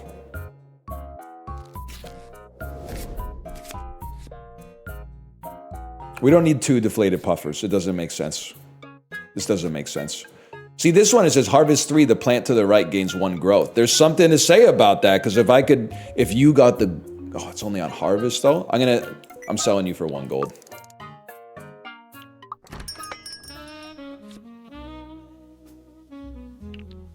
For every dewdrop, restore health. Rice? No, I don't think so, man. I'm not going colony moss. I think I screwed up.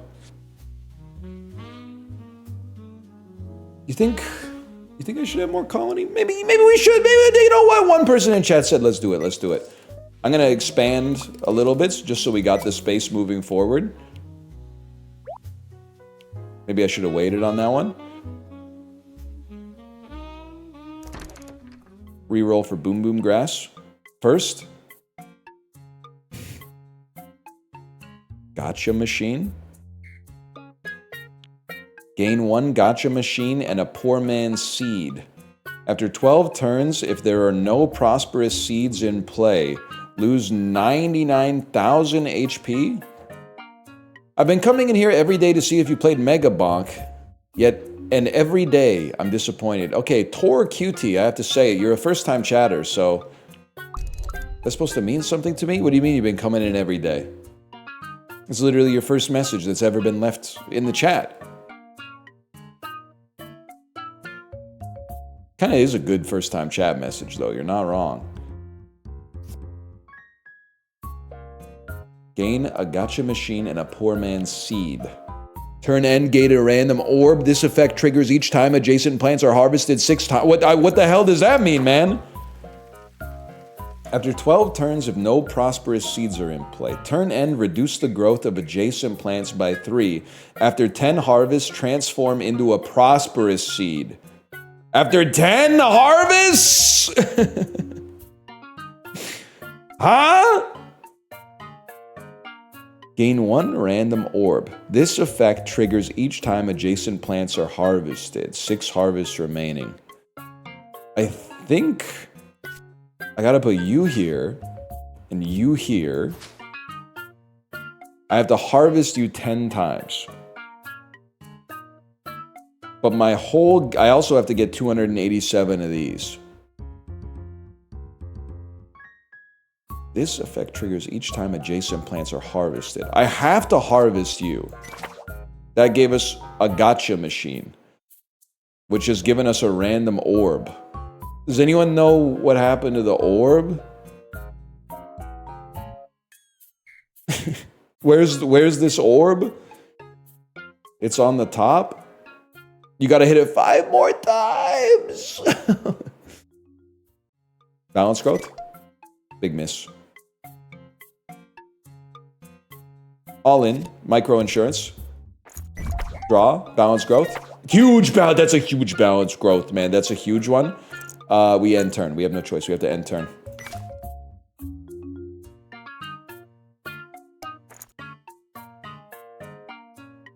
You know what? You're not wrong. Makes way more sense to have that in the middle. You can't be swapped, though. Okay, I can live with that, though. Those are good adjacents. The orbs are in your bag now. White orb. Return a random card from your discard pile to your hand. Okay, okay. Okay, I can do this. We immediately harvest a plant. Return a random card from the discard pile to our hand. We harvest the poor man's seed to get it lower. And then random plant, random plant, random plant, which got a harvest off. It got a fucking harvest off. And then micro insurance.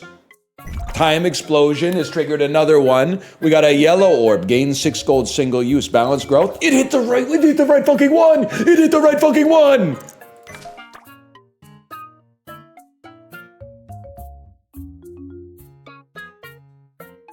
Okay. Who's the growth of it? Okay, I see. Draw. Yellow orb. Yellow orb. Gain 6, single use. Has to be done. Harvest time. You have to be harvested. That's step 1. Blue orb. Increase the growth of 3 random plants on the field by 2. Seems like a fantastic time to use that. Dewdrop. Dewdrop. That's huge. Balance growth. Maybe you shouldn't use balance growth before this, but it's then all in. Micro insurance. Draw. Several harvests. We take no damage. We have a blue orb coming up next time. Balance growth. Bit of a waste. All right. Guys, I don't know. We got a lot of turns, though. We got a lot of turns.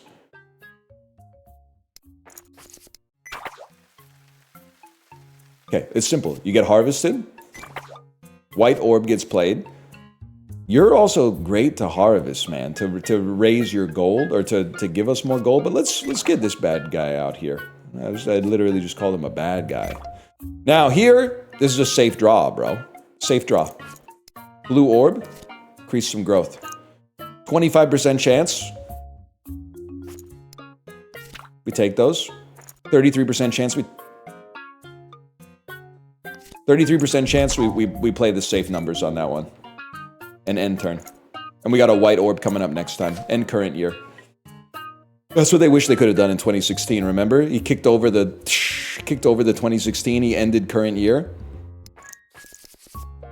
We didn't know, man. Okay, this is what... Harvest this fella. White orbit. Harvest you.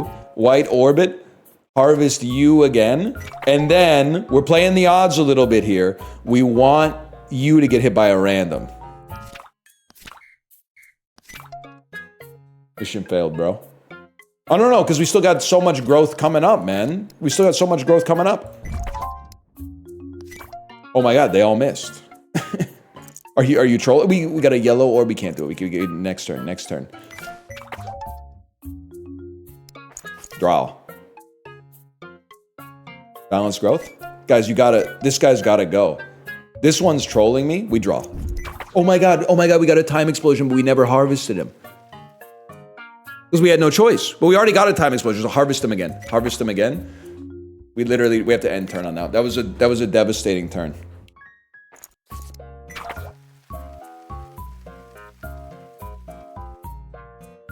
Okay, immediately harvest.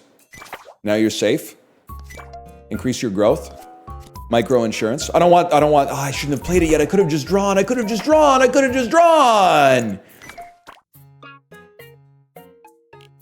Look at all my dewdrops though, man. Okay, this is, okay, it's blue orb. We already got you. It's yellow orb, dewdrop. I'm not gonna play it. I'm not gonna play it. There's literally no dangerous cards, bro. Draw some cards. Blue orb. Balanced growth. You popped again. Okay, not all in. Now we got one that could kill us. You've already been harvested like a madman. You know what? Just get harvested. Draw a yellow orb. Dewdrop. Send it. Now it's all in micro insurance draw. Balanced growth. No, nothing can hurt me. I end my turn. All we need to do, as long as you're a prosperous seed. Oh my god, it's gonna gain 10 gold on harvest, bro. That's not even as good as a boom boom plant at this point. Okay, we don't need to play that yet. You know what? I'm gonna play it. I don't have to be polite to yins.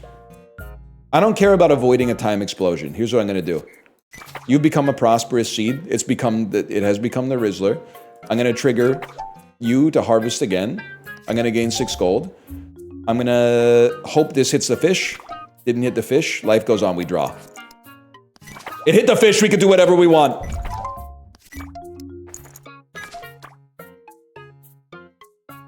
It's that easy, bro. Taking damage ain't so bad. Yeah, but there's no reason for us to take any damage, bro. At this point, we should just be farming gotcha. Look at our gold, bro. Look at our gold. I'm gonna go all in micro insurance. Take no damage.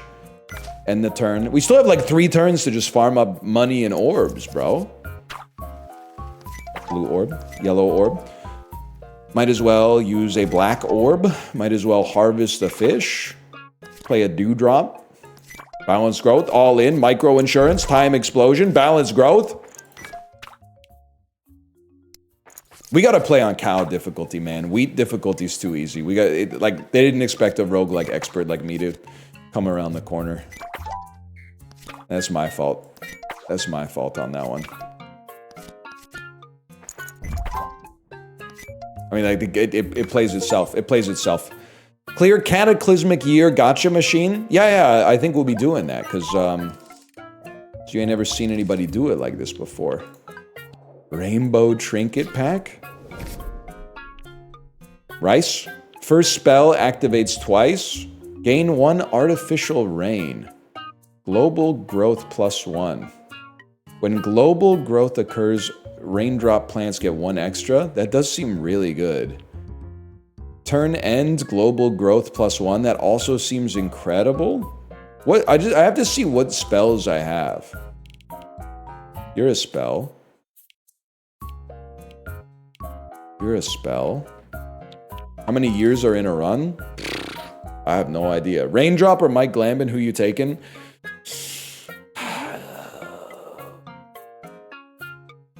I feel like I gotta go Raindrop.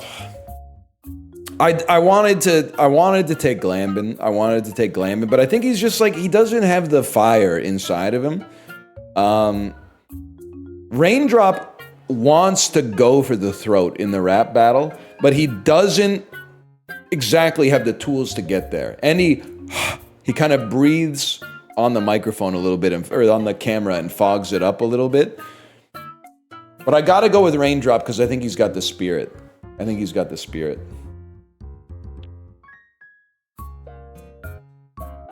I'm just gonna take turn in global growth +1, man.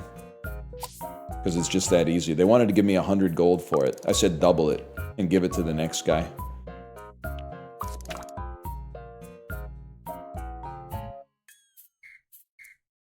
Okay, we'll draw. Colony Moss. Place the colony moss. I'm a different type of beast. I'd love to see like I'd love this to hit the fish. I'd love this to hit the fish. It did a great job on the moss, don't get me wrong, but we'll harvest here. We know our win condition. More time explosions equals boom boom grass goes crazy, man. Exact same situation. No, that was a bad play. The reason that we're still gonna win, but the reason that it was a bad play is we want to draw all in first for maximum utility. Like here, we got a 25% chance to fuck it up. I don't think that's going to happen. Not going to happen. That's exactly what we want to see. Then you play micro-insurance. We'll burn our bubble shield for this one, but that's okay. What are we going to harvest? We're going to harvest you because you give us 14 gold, bro. End turn.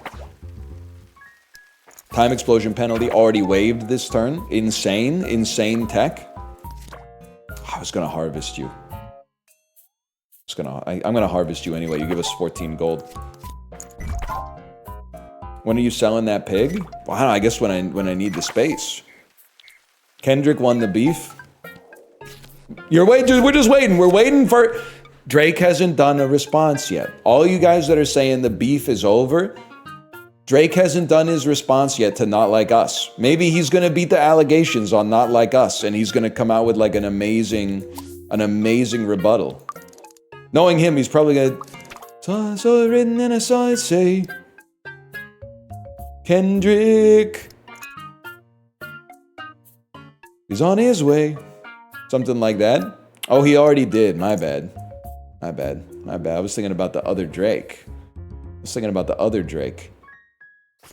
He's letting the beef age for a year. That does seem like the type of thing Drake would do. You gotta do something while your abs are getting sprayed onto your body, right? Or surgically implanted or something? I don't know. Okay, we got 50 on day one. Thank you for being my gym content. You're welcome. You're welcome. Thank you in advance for probably going to see one battle after another on Friday. So that Saturday morning when I wake up at 4:30 a.m. to start my long bike ride, I can see what you thought of it. Yep, there you go. See?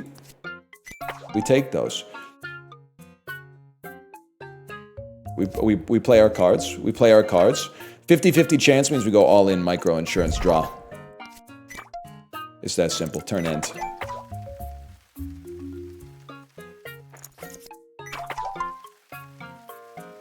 I'm gonna have to harvest you. We need more cards in our deck. It's that simple. We need more cards. Double it.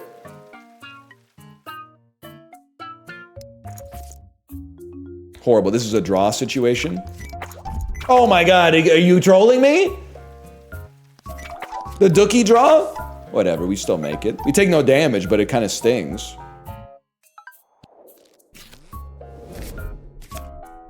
Growth booster. Increase the growth of a plant by 2. Evolve into silver growth booster after being used 6 times. We get to choose which one. I actually think that would go crazy. Yeah, Baldur's Gate 3 Let's Play starts tomorrow, then Final Fantasy VII Remastered. I'm thinking I'm gonna do Final Fantasy VII Remastered and Expedition 33 at the same time, so that when like Game of the Year comes around, I can really do like a compare and contrast when they're both fresh in my mind. You know, it's gonna happen. It's gonna happen. Okay, so we're protected from time explosions. 40% chance of time explosion. We don't care. We don't care. Now we care. Micro insurance. Beat the 50-50. 2 growth. 2 growth. Give me growth on this fella. Excuse me? Whenever growth is gained, all other colony moss in the field gain 1 growth. Where's the growth, bro? Where's the growth? Did I get trolled? Did we just find a bug? That's the whole reason you're supposed to feed the colony moss growth is so that it makes the other ones grow. Oh, wait, did I play... Was that my last spell? Or like, was that past my last spell, I guess?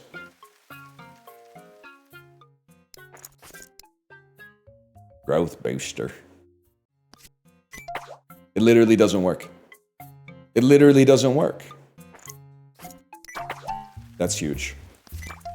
Give him some more. Draw again.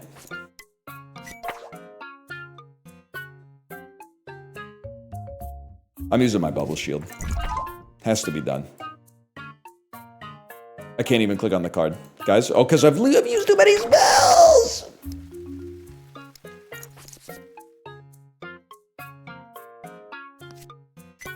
Guys, it doesn't work. I don't know why I keep doing it thinking it's gonna work, but it doesn't work. Okay, I'm literally risking nothing. Turn end. It worked off of Dewdrop. Maybe it doesn't work off of targeted. In which case... should work on you, because you give us so much money. Micro-insurance. Oh, I shouldn't have played micro-insurance yet. There was no reason for it, man. There's no reason for it. Gain 10. Expand field. That was supposed to be hard. That's crazy. Red trinket pack. I want to gamble more. Gain 1 for every empty. Every time you enter the shop, an item will be free. That seems pretty good.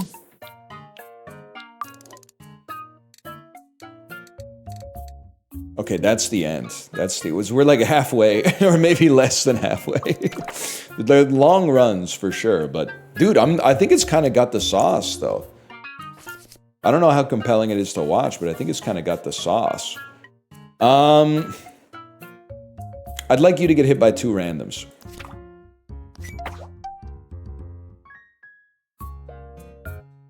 We got a draw. Mission failed. Burned our bubble shield. That's okay. Harvest you.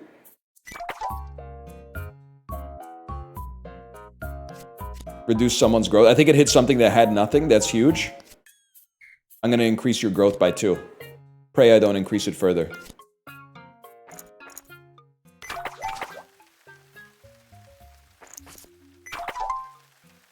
I just got an air fryer for my birthday, so I need to know, are you pro or anti air fryer? Thank you for the opportunity to farm a little bit. I'm very pro air fryer. I think that, I'm not saying this definitively because I haven't considered all of the other options. But I think of kitchen inventions since the year 2000, it's the most essential. I think it's a beautiful piece of technology, especially if you reheat a lot of food, especially frozen food, it will own for you. Rice cooker, they had that shit since like 1951, okay? I don't know how old you are, but I was not born then. People had rice cookers like the day I was born, without a doubt. What year was the Instant Pot? So the air fryer clears the Instant Pot. The Instant Pot is a fine piece of technology. We have one, we use one. The air fryer clears it. It's got more utility. The Instant Pot is like, the same shit people say about the air fryer. It was like, it's just a convection oven with a cool name. You could say that same shit about the Instant Pot. It's just a crock pot by another name. You can make yogurt in it. Nobody's ever done it, but Instant Pot is from Ottawa. It's literally out of business. The product is so good, they went out of business.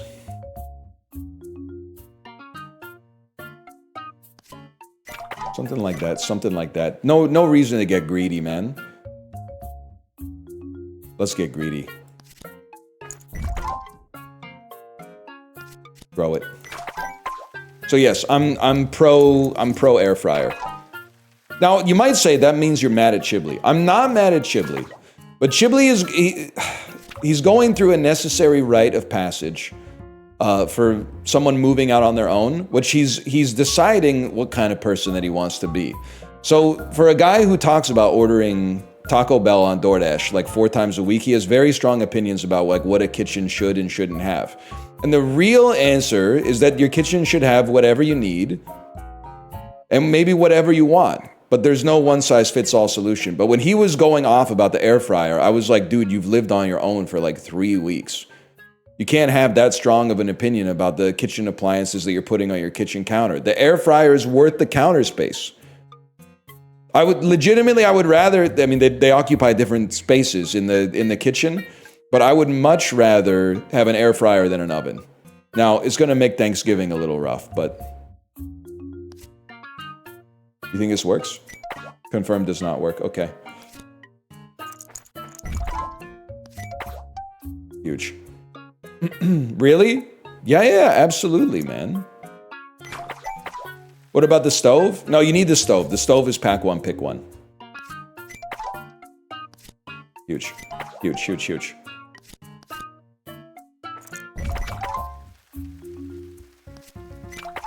I run this town. Stove is your bread and butter. I couldn't have said it better myself.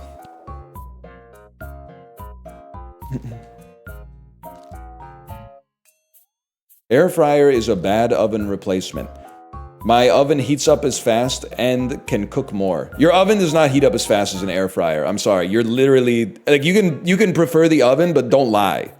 Lying to make your point means you actually have made your point weaker.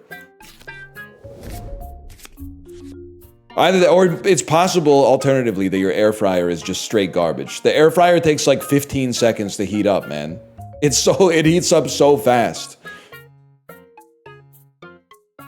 It has a speed heat mode. Yeah, how long does it take you to get there? Beep, beep, beep, beep, beep, beep, beep, beep, beep, beep, beep, beep, beep. By the time you get there, my chicken tenders are already half done. You lose on that. You lose on that, because now I'm eating lunch while you're still pulling your shit out of the oven. And then that means you're eating while I'm working.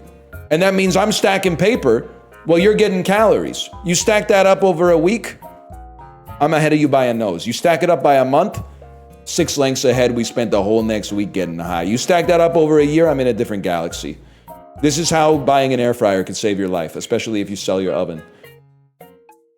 Huge. Time explosion this turn, add a card from your bag to your hand.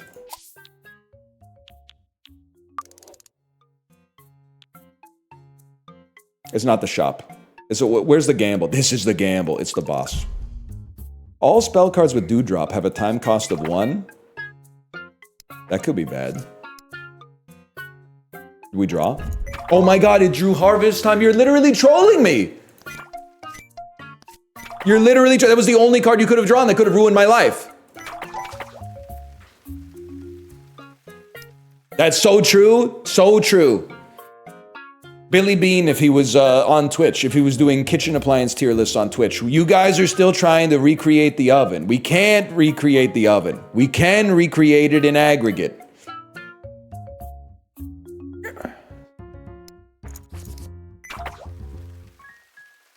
Okay, it's simple. Time explosion this turn, card from the bag to your hand. That's easy. Boom. Increase the growth of a random plant. We don't really care. What are we harvesting? Best plant available, BPA. BPA, right there. Micro insurance, we're already protected from time explosions. We draw a card, trigger a time explosion, get another card in our hand as well. Okay, we literally got the worst card we could have possibly had, but that's all right.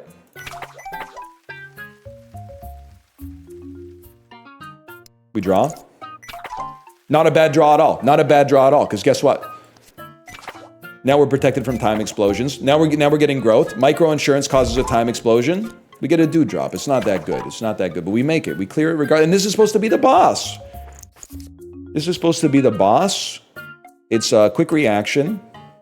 Silver growth booster literally makes you harvest right away. We increase the growth. We're making, it's Jim Cramer money. We draw, we don't harvest you. We increase the growth of a random plant. You're literally one away. You still give us 19. I gotta take that. I gotta take, even if it looked inefficient, I like that. I gotta get some more plants, bro. Max HP by 5, max HP by 10. After harvesting 200 times, gain 2 rice, then destroy this trinket. Harvest the rice, gain 5 gold for each adjacent rice, gain extra gold. Evolves after 50 harvests. Evolves into what? I think that was a whiff, man, but this is what we're here for. It's gotta be the trinket box, man. No, it's gotta be the card box. We have such good, it's gotta be the card box, man. Oh, please, please, please. Red is huge! Oh, rainbow! Rainbow! Pick 2 of 5? I'm so used to pick 1 of 3. I don't know what to do with pick 2 of 5. Add a random spell to your hand and apply single use to it. Kaka mushroom. For every 2 harvest, gain 2 gold. For every 3 harvests, increase the gain by 1 and the growth cycle by 1. More boom boom grass is pretty good. Gain 4 every time a dewdrop is played, you get stronger. Gain 4 for each harvest, increase the growth cycle by 1, but then transforms into bamboo. I mean, it's got to be black hole core. And then it's got to be boom boom grass. And then absolutely for 50 bucks, of course we're opening another one. Ooh, that's okay. We go again. We've had good luck. We go again.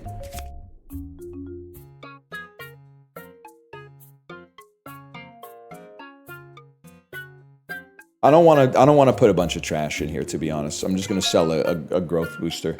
Okay, 133, we go again. Oh, what is this? Mosaic! That seems good, man. That seems good. On harvest, gain 6 gold and an evaporating dewdrop. Granary. Every time an adjacent plant is harvested 10 times, all adjacent plants gain 1 growth, 10 times remaining.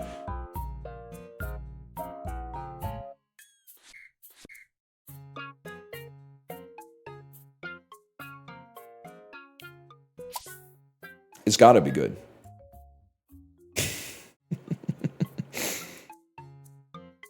Send it again.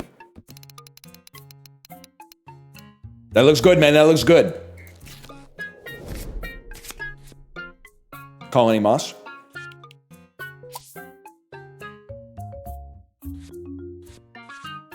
Trash, trash, trash, trash, trash. Sell.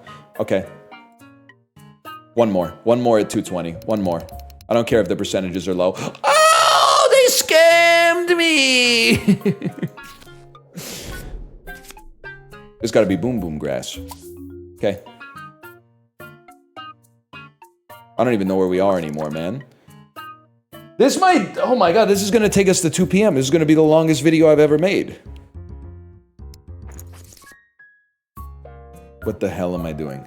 Okay, you gotta move. Granary goes in the... No, granary goes in the super middle. Preferably between a bunch of colony moss. Because they're growing like crazy. How do I sell you? Stores 2. After 2 placements, destroy this card. Guys, I don't think I got 78 gold out of that. Which is unfortunate. Let's put 2 boom boom grass down. Don't even give me that. He was flicking me anyway. He was flicking me.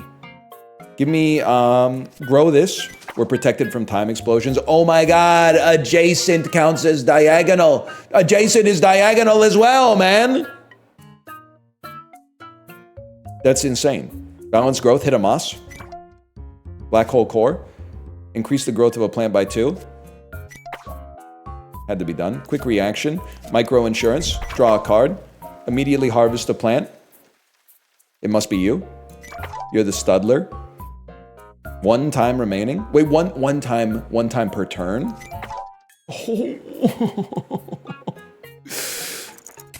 Oops. Shooting dust again.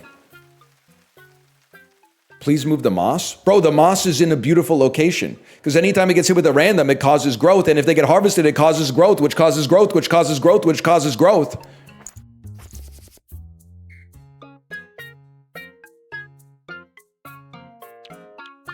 I don't want to see it anymore. I don't want to see it.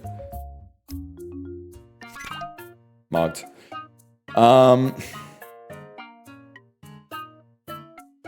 You just had to place it? I don't want to see it. I don't want to see it. It's pissing me off. I don't want to see it. We need that. We're protected from time explosions.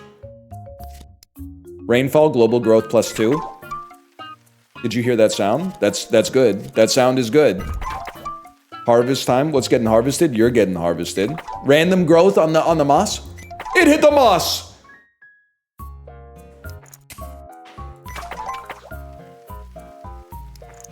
I mean, we're not losing. It's just not gonna happen. Balanced growth. Moss me. Moss me. Black hole core. Growth booster. We gotta draw. Silver growth booster. Growth booster. That's huge. Honestly, I know it's just 1, but you should take that because you give us the most money. Quick reaction, all in, micro insurance, draw a card. Harvest time, harvest you again. Do drop once more. Dude, we're going to the fucking moon. We're going to the moon. 382 gold. I just spent like 2,000 last turn. Silver growth booster means we can't be stopped. Draw. Don't draw harvest time. There's no need to draw harvest time yet. All in. If your next draw is a time explosion. Okay, then thank you for that. Thank you for that, because you've just given me 6 gold. And then I've harvested you. And then I've played this card for no reason. Then I've ended the current year. Pray I don't end it any further.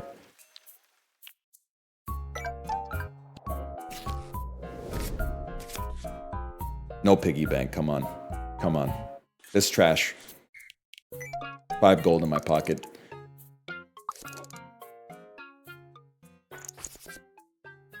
Silver growth. It's automatic. It's silver growth. It's this, and this, and then we draw. It's Now it's all in. Micro insurance. We create the time explosion. We draw this. Employee of the month. If you draw Silver Growth Booster, it's already over. Oh my god, you're trolling me! It didn't do any damage, but still, you're fucking trolling me. Flash Isaac is better than Slay the Spire. That's gonna be tough, because here's where I start. Slay the Spire is probably like the best game ever made. So, as much as I like Flash Isaac, I gotta ask myself... I can live with that. I gotta ask myself, is it better than the best game ever made? And on that one, I just gotta say no. On that one, I just gotta say no.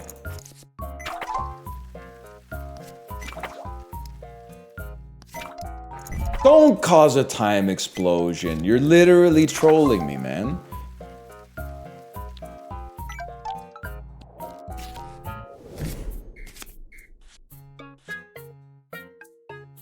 Harvest gain 5 on time explosion, gain 5 growth. Do I have space on my... I don't have any space on my board. But that's way better than our frog statue. The frog statue's gone, man. KPI plus 10%, year start, gain 2 dizzy bugs. Draw randomly scrambles the time cost of everything in your bag. Well, just don't draw one then. Cannot be sold! All right.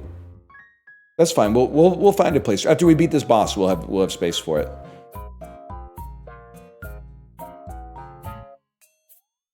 Okay, get harvested. Make yourself safe. Notice I said make yourself safe. Don't get me in trouble. I said make yourself safe. We got a dizzy bug. Dizzy, but we don't even care about a dizzy bug because it's free gold for us. Chat is unhinged right now. No, man, Megabonk's been canceled for years. That's why I'm so confused. Megabonk's been canceled for years. That's why I'm so perplexed right now. I need to draw.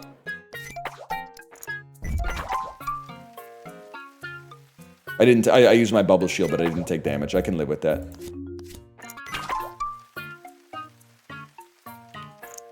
What the hell is Megabonk? You're gonna be mad. Are you sure you want to know? You're gonna be mad. I have no beef with the game known as Megabonk. Sincerely. But it's literally just 3D Vampire Survivors. You just walk around and pretend to be having fun. Which that might be a value judgment, but I don't know. I've seen Dan play like I've seen him play maybe like 45 minutes to an hour, and I was like, I'm glad people are enjoying it, but I definitely don't think it's for me, man. How did you draw this? Out of all the possible things to draw, why would you draw this?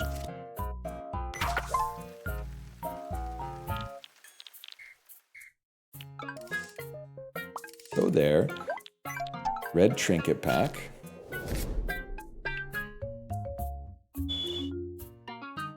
Turn end, gain 1 for every plant on the field. I could live with that.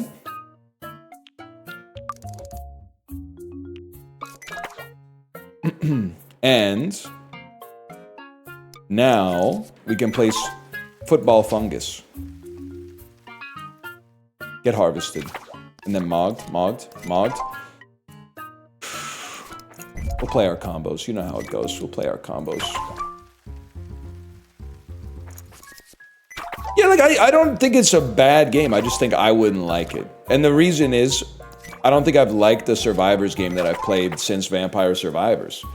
And even then, I would, like, played other Survivors games, and I was like, I want to go back to the original. Then I played Vampire Survivors, and I was like, I don't think I'm fucking with this anymore either. I think it's just... either I or it has passed me by. Stop drawing the card that makes me explode, man.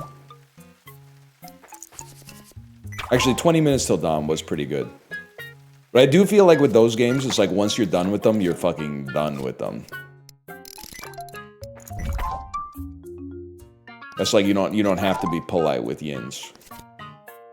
Increase the growth of a plant by 0. This turn, for every 3 harvests, gain 1 extra growth.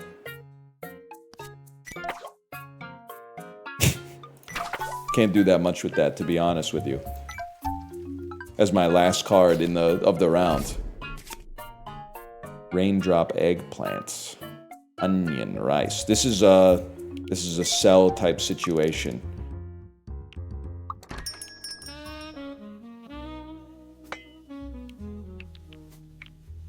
You're free.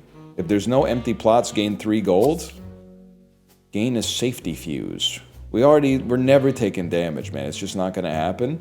Global growth +2 would be a crazy card to draw after a time explosion, man. And then I'm like, well, this is 24 gold? I might as well just... I don't really care about the extra gold we get from our trinket. We might as well go crazy here, man.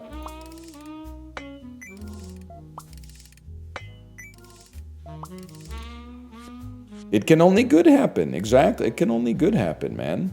And then, on hard... But I don't want to put too much garbage down, because the garbage is going to eat up our random growth. After playing micro-insurance, if your next draw causes a time explosion, place the spell card with the lowest time cost from your bag into your hand. Huge. Huge. That's also free again. Please don't type like that in my chat. Please don't type frogs are so cute. F-R-O-G-S space R space S-O space, and this is the worst part, C-Y-U-T. Please don't type like that. The energy has neutralized me completely.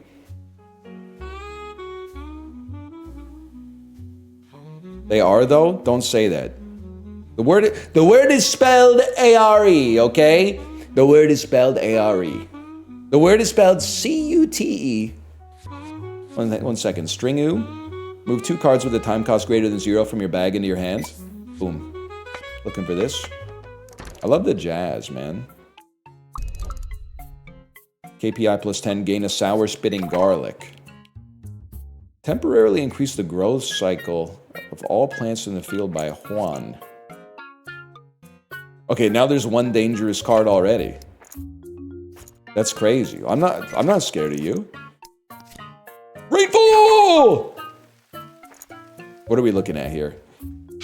I wish this had like a percentage chance, but 3, 4, 5, 6. It's a 2/3 chance we're chill.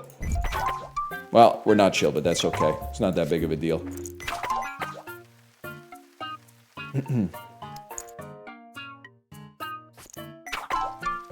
We drew sour spitting garlic, y'all. There's 6 dangerous cards. On harvest, temporarily increase the growth cycle of all plants by 1, but on turn end, you get 5 artificial rain. That seems pretty good, actually. Create your time explosion. I'm gonna harvest you so that we get artificial rain next turn. Oh! We're already not taking damage, so get you close to harvesting. I'll play micro insurance. This is exactly what I wanted to see. Rainfall means we get 5 artificial rain at the end of our turn. We're gonna be freaking rich, bro. Huge. Time Bureau! The Time Bureau! Time explosion triggers an additional time. We finally got it. Took us years, man. Global growth +2. Just do micro insurance so that this grows. It did grow, which means we're getting artificial rain. Holy shit. Time explosion this turn. Nobody cares. Harvest. Harvest it again. We get 10 artificial rain, I think. No, it only gives you 5. It only goes off once. They're scamming us. They're scamming us. Keep drawing. Gold growth. Listen, you do give 26, but... I go again. It went. It went. I can't remember. I don't know what made it go, but it went. Then gold... I don't know. Yeah, do it. And now all in micro insurance. Guaranteed time explosion. Automatically harvest a plant. Harvest this one, because this one can only go off once per turn. 2 cards with a time cost greater than... I don't know what's going on! What's going on with your growth bars? They're getting bigger every turn because of the garlic, but... The garlic's also given us some some fantastic stuff, man. I think. I don't know. Although I'm like, yeah, we can get 400 more. I'm sure. I'm sure of it. Global growth. String 00 gives us a harvest time. Harvest on this fella right here. Balance growth. No, we don't play this yet. We don't play this yet. Don't draw balance growth. I don't want to see balance growth. I want to see that. I want to see this. Now I'm ready. Gold growth.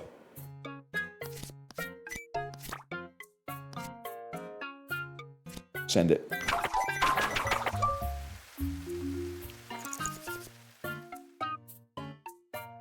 Gold growth again. There we go. Artificial rain. It's got everything the body needs. I think harvesting garlic is wrong. If that's wrong, I don't want to be right. Because look at this. Look at this, man.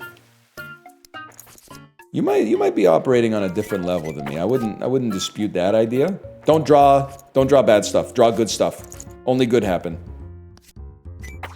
Get harvested, y'all.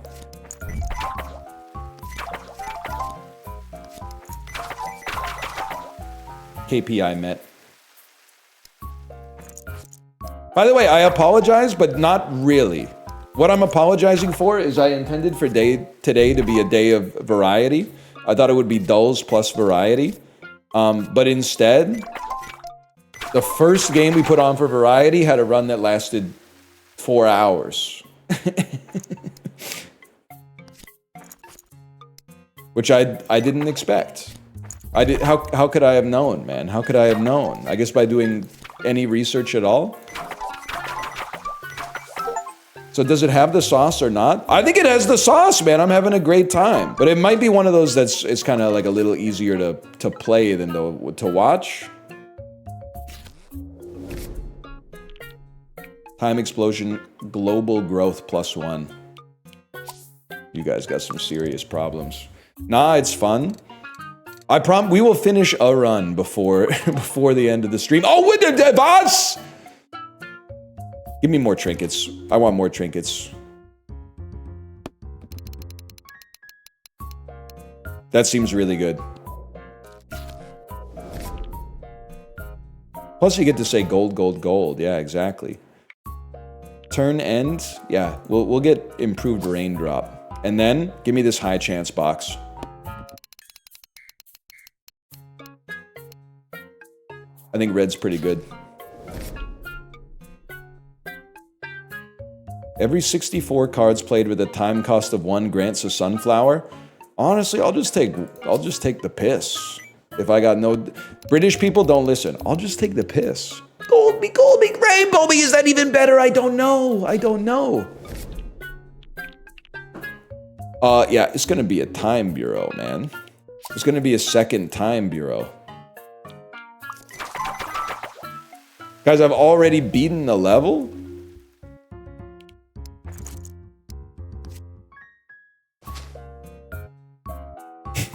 I don't know what happened.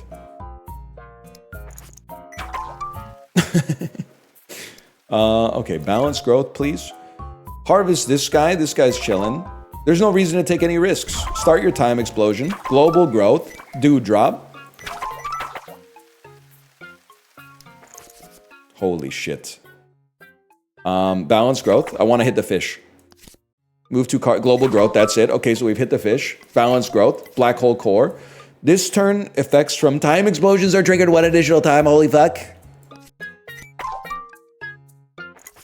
Dewdrop. Insane. Go again. Don't draw harvest time, you troll. You fucking troll. Holy shit. Rainfall. Dewdrop. I don't even know what I'm playing anymore. At this point, I don't even know what I'm playing. It's the gold growth booster.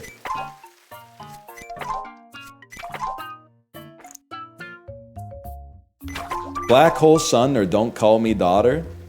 Okay, that's actually, you've made a great joke there. Only classic rock fans will understand. That's pretty good, man. You guys hear the sound of something getting ready to explode, like a dynamite that's had its fuse lit?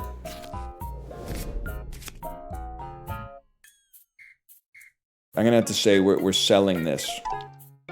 That's a creeper behind you? Good, then it's a fair fight. I don't know what that's supposed to mean. Time explosion, negate the loss from the... Whatever. Saw Officer Leroy when I was shooting dice in the alley. He said, I thought I told you to. I'm like, yeah, whatever. Gold growth booster. Nominative determinists are always saying some shit like, how do you explain Rip Van Winkle then? Drop top micro insurance. Ant on your shoulder. Nice try. No shot that's happening to a guy like me twice.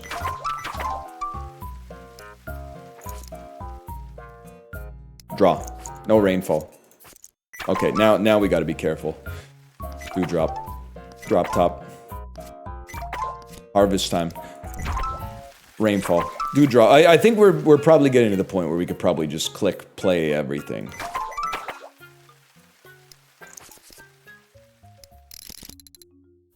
Harvest it. Boost its growth. Draw a card. Play everything. I'm just gonna start clicking the gear, guys.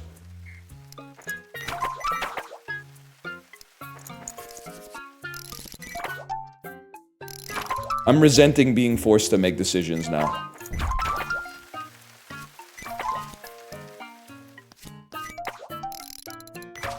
Got a great sound effect, though. I'm expanding my field, which means I could fit another time bureau. Dewdrops add an extra growth. That seems like it might be okay. Customize your frog statue? Debt allowed. Okay, well, don't flatter yourself, buddy. Don't flatter yourself. Yeah, I'm gonna customize my frog statue.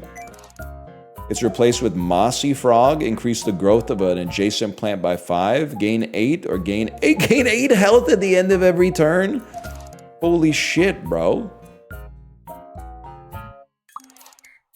I'll join the lottery for 150. You draw the grand prize. It's that easy. Receive a gold large... Yeah, I'm going to take a 60% chance at a gold large card pack. He's dashed away at lightning speed. You know what? Easy come, easy go. Easy come, easy go. It's that simple.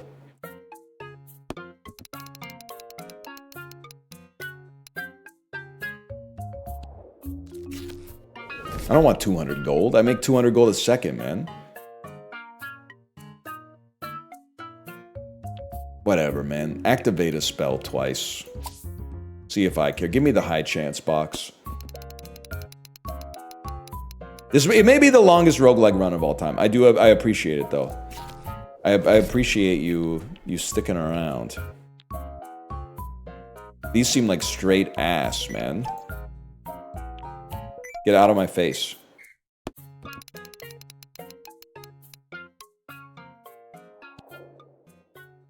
Flash Isaac like American Pie. Slay the Spires like Superbad. I couldn't agree more. This seems really good. And the reason I couldn't agree more is I love making an argument where you say, like, thing that you love is a better version in a different medium, and thing that you think is just really good is a worse version. It makes your point for you. I read this really quick and I thought it said PewDiePie. All PewDiePie you play gain the PewDiePie tag. If you don't have any cards excluding products in the bag, global growth +1. What is prediction is like guaranteed draw or something? 4,000 bucks? Nah, I'd win.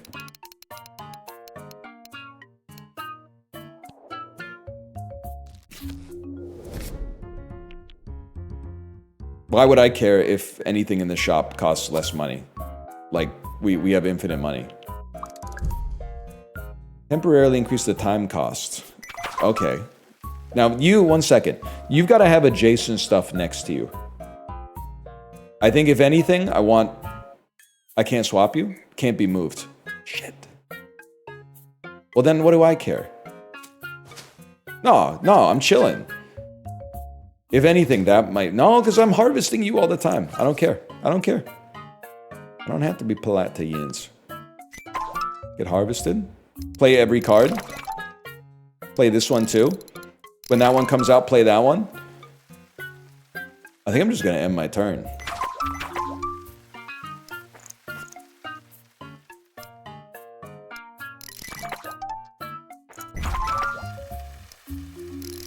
Go ahead, play him.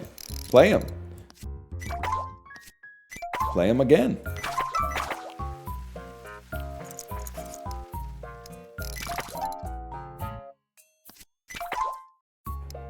Get him again. Wait. Someone's asking about the Peloton. This is, I'm zeroing in on it. Zzz. Who said that? I'm using my laser vision. Zzz, the panopticon, I'm scanning everybody. Zzz. Remember when Professor X gets in Cerebro and he's like, the mutants kind of show up in like full color, and then the normies just show up in black and white? I'm trying to find the person that was talking about the Peloton. I can't see them. It's all normies. It's all normies. Get me the fuck out of Cerebro. I'm not on social media anymore. Guys, I accidentally created a time explosion. I think that might be okay. It might be fine.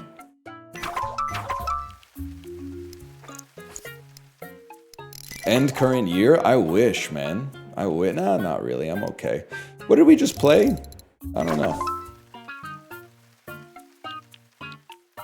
They were asking how you got fit, and they replied with the Peloton. Okay, I was hoping they would say, because I saw their comments say, how much weight have you lost? I was hoping that the next part that I didn't see was going to be, are you sick? To which I was going to reply, when you look this good, haters think you're sick when you're actually nasty. But you didn't say that, so I didn't get a chance to use that. But no, I'm chilling for the most part. I had a cold earlier this week, but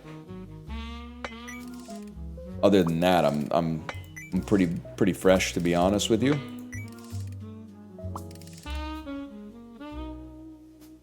I guess another colony moss could be okay. I guess we like the fungus. For each adjacent raindrop type plant, I don't know what that is. I only know drop tops. Unstable boom boom mushroom. Harvest all adjacent plants gain a growth. Time explosion harvests immediately.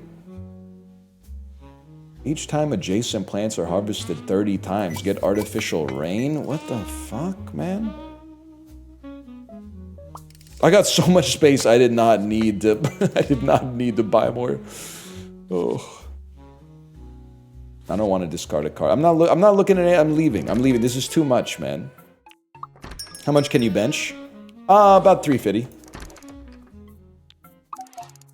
I'm gonna wager 100 on low. It's that easy, y'all. What? No, we can't go again? How many shops have they got in this thing, man?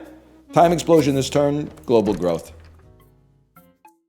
The final boss, a dark gladiolus.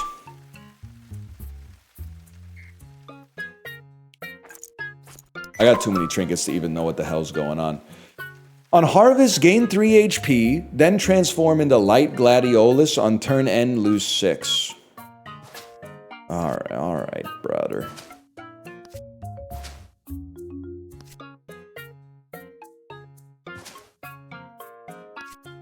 I know we're not placing them, like, super efficiently.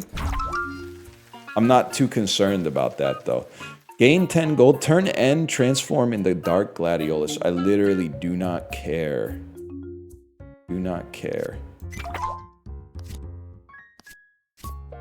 What is happening? The turn never ends. Unstable boom boom mushroom with slap your mother sauce? I haven't said slap your mother sauce in quite some time. Thanks for reminding me. Alright, so you're obviously, we're gonna win. That's a given. The only question is by how much. Bro, keep drawing. We got nothing can harm us, man. Nothing can harm us.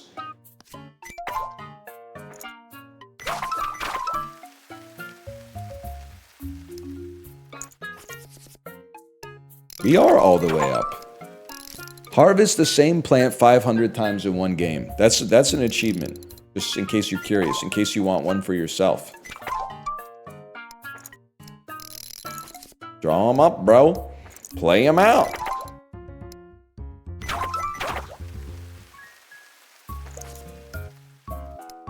Don't. Actually, yeah, that's fine. Trigger a time explosion. Time explosions are good for us.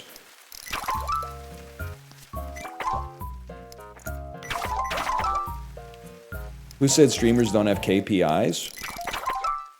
Ah, it would have been so sick if there was like a DoorDash style service that started with a K. Keep the dishes. They already we got skip the dishes. Could have keep the dishes too. That was a big harvest. I'm a big guy. Why are you drawing trash, man? There's no reason for you to draw trash. Our garden is good. Potatoes or onions, one's gotta go. Chad already knows where I stand. Huge. Let me be clear, by the way, not to quote Barack Obama. I like onions, but I love potatoes. Ergo, onions have to go. If you're forcing the false dilemma on me, then onions have to go. And I'm gonna say some churlish shit too. I'm gonna say some shit like, "You're a pick me if you get rid of potatoes. You're a pick me. You're a keto head."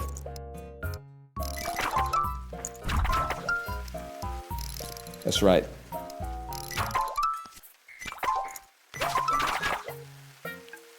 I don't think we're in any trouble here. Potato haters are unwelcome here. They never talk about the merit of the potato. They only talk about the fact that like French fries are bad for you and they're only allowed to have like 8 grams of carbohydrates a day. It has nothing to do with the potato. It's got everything to do with you, bro. Don't blame the potato for your own sins. That's not really fair. Wait, I figured out why I'm getting the time explosion. It's because I'm playing the card that guarantees I get a time explosion. It's because I'm playing micro insurance every time. That being said, it's kind of the wave.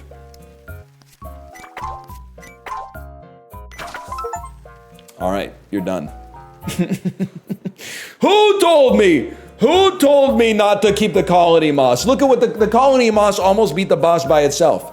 Now the boom boom grass beat it 2x, so you got that. You got that for sure. Gain a damp log. Turn end, immediately harvest 2 adjacents. I mean, it seems good, don't get me wrong. Why am I expanding my field? I thought we've won forever, man. Enter endless mode? No. Okay. Okay, this is Rana Card. Rana Card is like really good.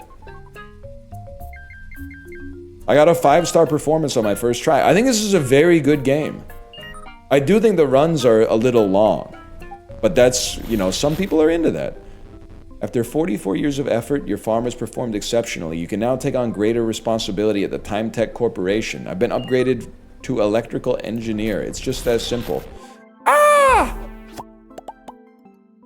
All right, I'm gonna go pee. I'll be right back.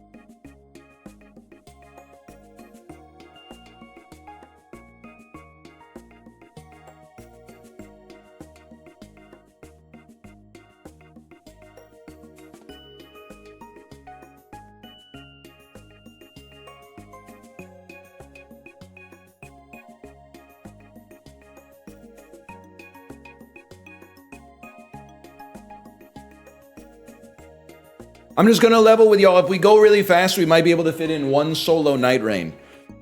Guy who talks really fast about playing Nightreign in the hopes that it'll make people excited to watch Nightreign, even though people seem to mostly like to have it on the second monitor while they do other stuff.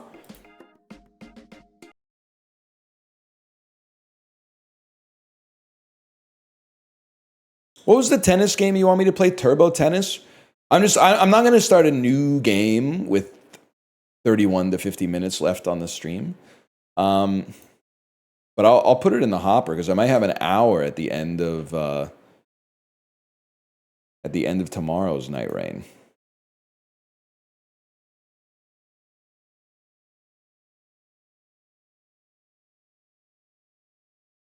I may. My dude, you're always second monitor? Oh, thank you. That's so nice. Wait a minute. Wait a minute. How was your meeting? It was good, but it was kind of boring.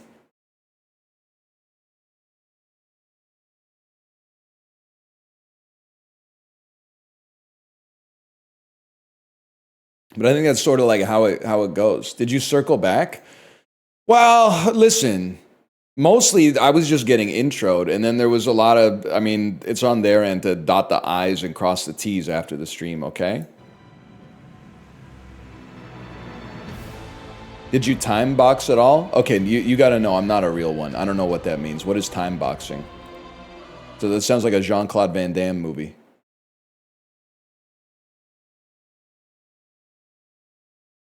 Nightreign! It's Elden Ring, y'all. I got time for one Elden Ring run. First, you're going to hear it like, oh, but then I have to go like this, so you might not hear, oh. Time boxing is okay. Let's not spend more than 5 minutes on this. Thank you for teaching me corporate stuff. That's actually very helpful. That seems very helpful to say, let's not spend more than 5 minutes on this. I'm going to time box the start of the meeting, because, like, I don't mind small talk, but I don't like spending more than 2 minutes talking about like where we went on summer break.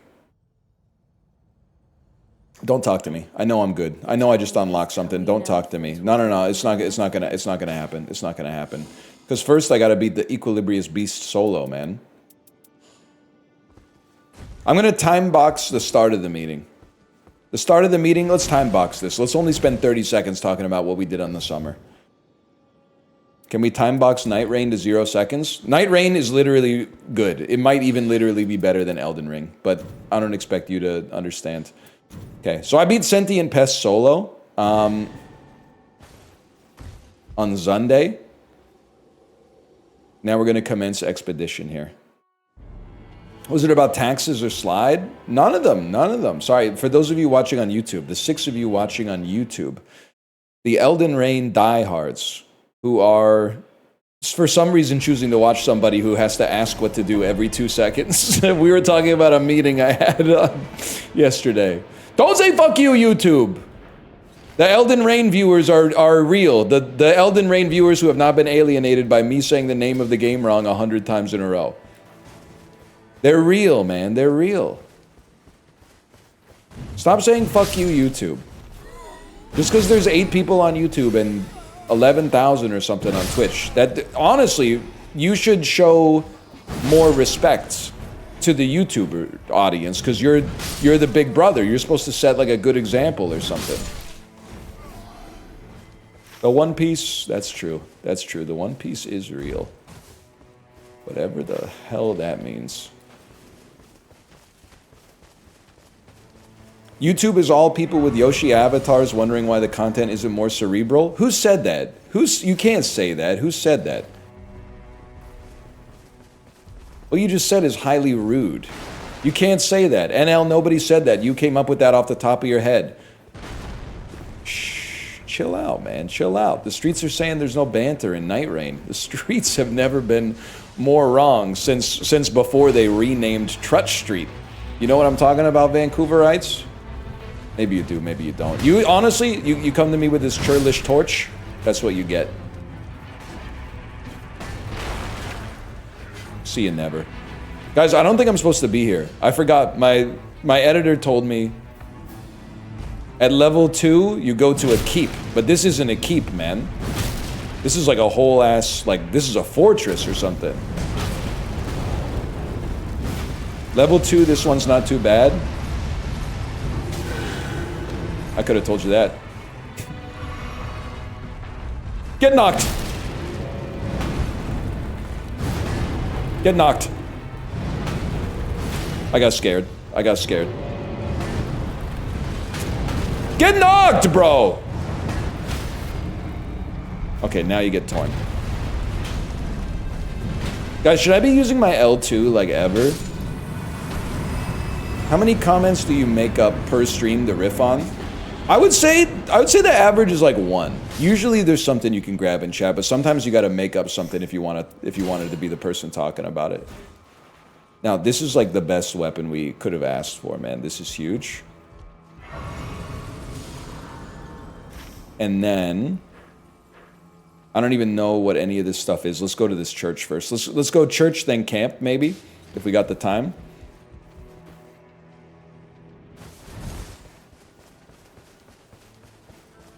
I'm going the wrong direction. Camp suck ass. Yeah, but it's fire camp. It might be the one with like 3 of me on wheels. You know what I'm talking about? And then the chapel. I forgot about the chapel. The chapel is like here. Okay. Roan? I wish, man, I wish. You know I'm a chapel Roan head. Excuse me? Nothing gets by me. The hell was that? Anyone know what the roar medallion? Jump attacks, jump, improved roar and breath attacks! Roan, if you want to. Great B-52 song. I like the B-52s. It's the only B-52 song that's on the Peloton playlist, though. It's the most Peloton appropriate to me. I don't know. There's just something about it. Rock Lobster. I mean, it's a good song. I like the self-titled a lot, man. But I'm not bumping Planet Claire when I'm trying to stay exactly 2 kilojoules ahead of oven heat. Your own private Idaho does go. Maybe the last few rides, I've felt like my Peloton playlist had gotten a little stale. So you know what I've been doing? I've been playing like an album I like, and then once it ends, letting the algorithm resurface some songs that are similar to that maybe I've not thought of in a little while. I'm sorry, but I see you. Whoops! I see you making fun of me for talking fast. It's just because in Nightreign you have to run fast. So like that's. There's nothing I could do about it because I got to do it all as quickly as possible. So what did I play this morning? I played a little Let It Be by The Replacements. And what did it play after that? Little Archers of Loaf. I forgot that Archers of Loaf even existed. I said, okay, let's put this on the Peloton playlist. Now, if I could do that for like a week, add 50 to 100 songs to the Peloton playlist, all of a sudden, it's looking a little bit less stale. You got to listen to Tim. I know Tim. He's with the brother man Bill with the terrible Tim Phil. Da da da da da da da. When the brother man Bill's on the ticket, then you know the place will be filled. Da da da da da da da da da da da da da da da da. You're done, bud. I should go up and look for a jail key. My bad, y'all. I forgot about the jail key. Less likely to be targeted? Yeah, I don't think that's gonna happen. Have you seen the way they're talking about me on Twitter? Okay, let's come up here. No? Yeah, me neither, but people keep telling me. I'd like to get in the chapel, please. I'd like to get in the chapel. I'd like, what, buddy? They don't even let me fuck it, okay? So you chill out. Jail key? Jail key! Are you a great axe? You are a great axe. So you go here. And then, honestly, this would be the perfect time to hit up a gowl really quick. What?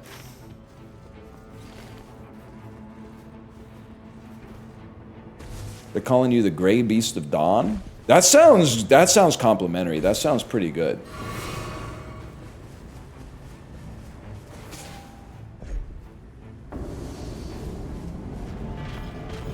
I've never seen this man before in my life.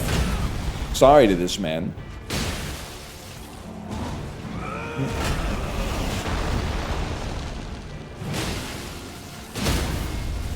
Alright, he ain't all that, though. That's the Grave Warden Duelist dog? I don't know what's up with him. I'm not fucking with him, though. Level 5 already, huh? This is where my editor said, following this... Oh, we could probably do this one really quick. But he said at some point, he said, NL, we respect you here. But at the same time, you don't put enough respect on Castle Basement. He said, you don't have to do the castle. If the castle is trolls, don't do the castle. But you should do Castle Basement. Because you're always in the center of the map at some point anyway. I said, thank you for the tip. I said, no backseating.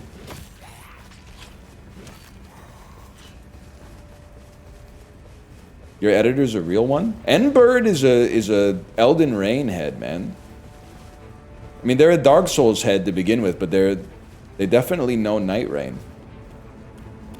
I think them and Apollo and Justin and me are the only people that are still fucking with Nightreign, which is crazy to me because I think this game is awesome, man. Welcome to hell.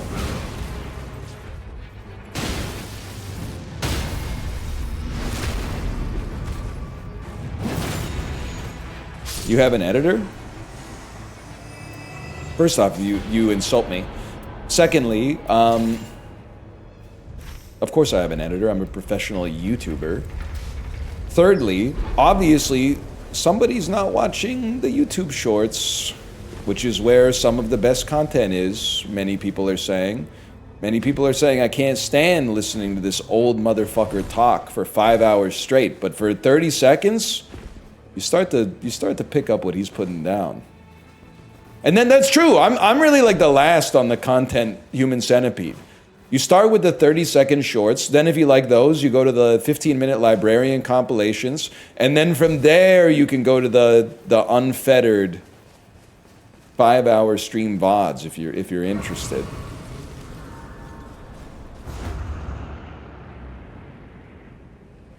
Da da da da da da da. Sorry, I hadn't talked for like 5 seconds.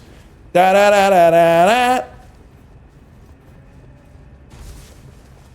Guys, I don't think we're gonna make it to the castle in time. I think I gotta go to the camp instead. Let's call camp the pivot. Maybe the circle will be on castle. Look at me talking like it's PUBG.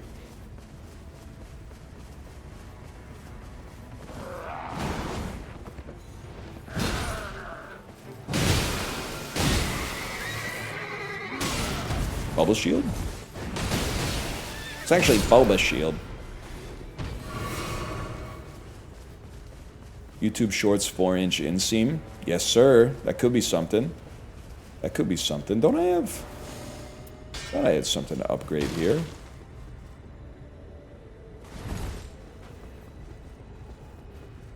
Are you proud of me for learning how to navigate the arena here?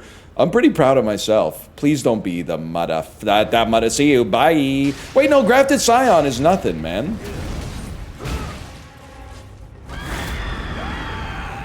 Right?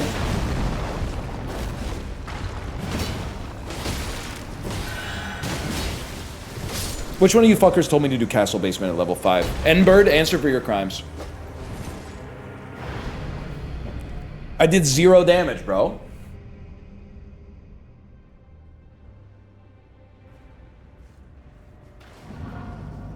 Level lost. I'm getting it. I'm getting my shit and I'm getting the fuck out.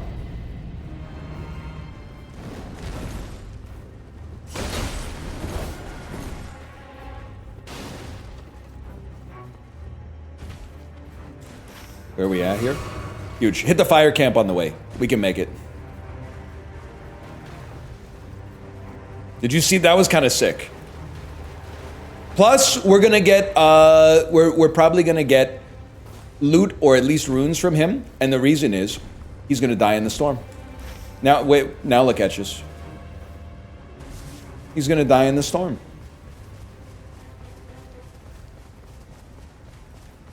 That isn't how that works. Imagine, though. Please don't be Lord Sworn Knights.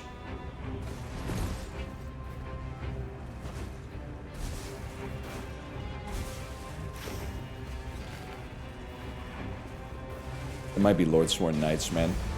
Red Mane Knights? Edward? Oh, not this one.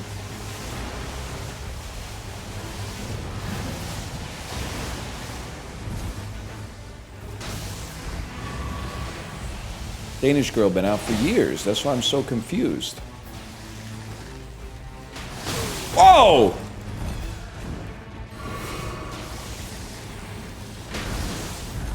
All right, buddy. Probably the best thing you can do in this game. Where's the other one? He is. He's up at the top. Rush him.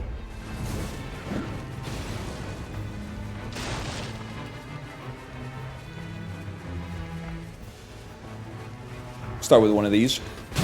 Follow it up with one of these. Finish with one of these. Get the hell out of there. It's not safe.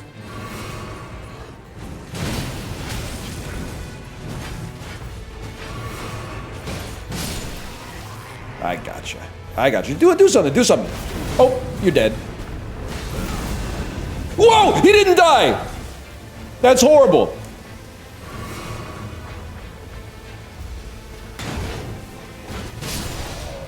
Hold. Hold. This is a hold situation. I'm sorry. I don't care for the loot. I do care about not dying. Put your weapon away to run faster!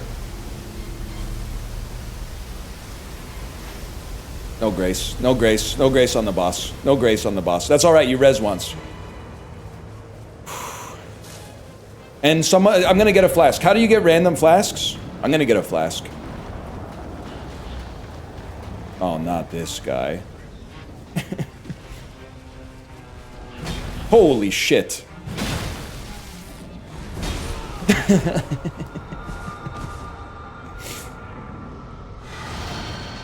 This is Smelter Demon? No shot.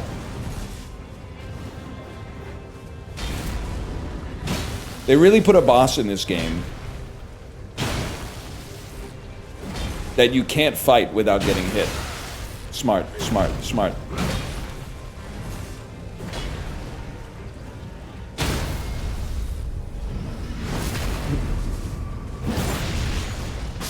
You're done. Drop something. Drop something I could use.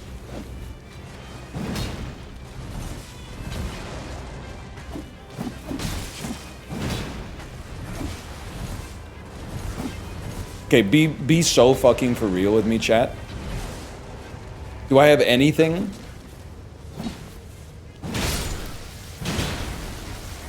Like if I do this. Does that do, what if I do this? Does that do something?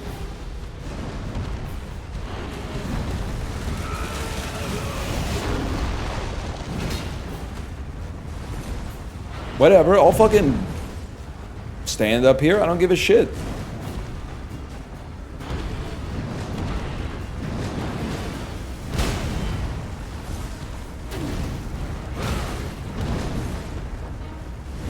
I've been killed, y'all. I've been killed. I think I got one more in me. I got one more in me. In hindsight, it probably wasn't worth doing a fire camp. And then running away without hitting the grace right before the boss. What's the use case for big block? You, if you know you're gonna get hit, you use your big block, you take a little bit of damage, but you counter with a good attack that gives you a great chance to stagger the enemy. It does a lot of like poise damage. It's really good, especially if you know you're gonna get hit because the boss like never stops attacking. Okay, let's see. We're gonna land here, then we're gonna go church, and then we're gonna go fortress. It gives you an AoE damage buff. Nah, that ain't me. I'm pretty sure you said it like 100 times. Nope, I'm the boss. Know what I'm talking about? That's from I'm the Boss from Saturday Night Live. No idea? Don't shoot me. Never heard of it. You never heard I'm the Boss, huh? You never heard about taking a shit on Deborah's desk?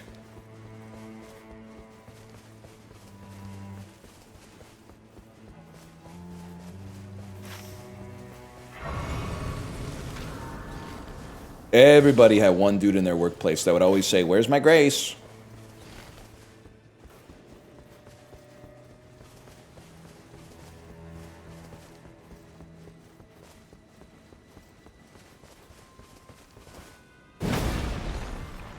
Big block.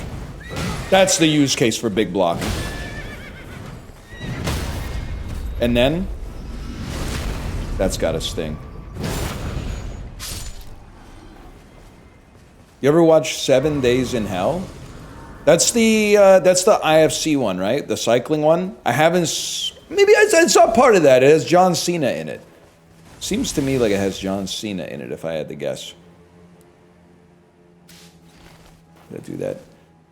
Documentary Now is pretty good, man. We need Oh, it's the tennis one. I was thinking of Tour de something. Tour de Farce, maybe? Tour de Pharmacy.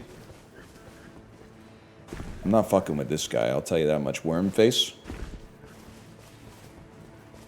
Sounds like spending a week with my ex. That's pretty good, actually. That's pretty good. We need Documentary Now more than ever, man. Because Netflix just keeps making, like, documentary after documentary about some shit, like, a crime you've never heard of.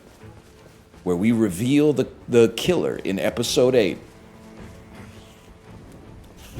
They're rife for lampooning, man. Just gonna squeeze right by you. What the fuck? Oh, that's exactly what I wanted, actually. Fuck off, I'm looting.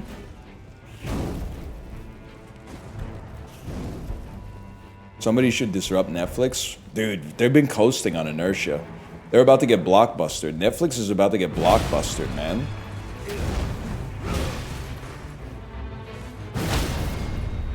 This is my favorite guy to fight.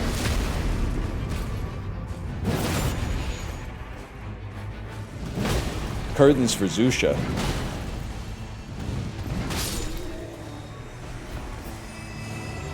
That's pretty good.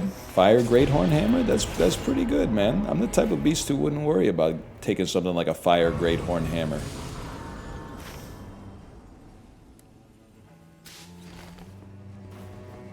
He didn't get to do anything? Dark Souls combat is, I mean, it's renowned because it's so nuanced, man. Just take a look at the fight against the Fire Monk and you'll see what people like about it so much. Ah!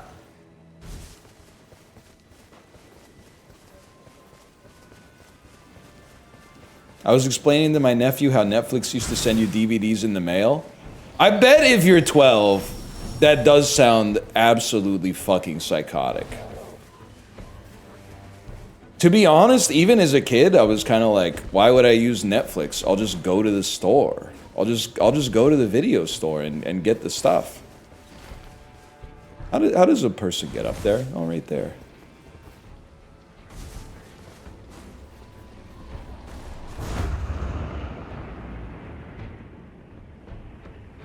That's what I'm talking about. I still have a copy of Shrek Super Slam I never returned. Shrek Super Slam? Okay, we got to run to the top. I don't know what the hell's going on here, but we got to run to the top. Oh no, we don't. The boss is right here.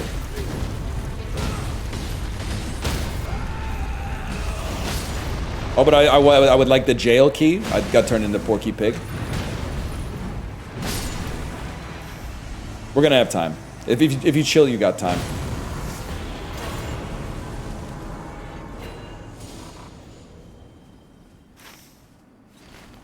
I can't afford to change weapons yet, though. Go. There's a fella up here. No, there's two fellas.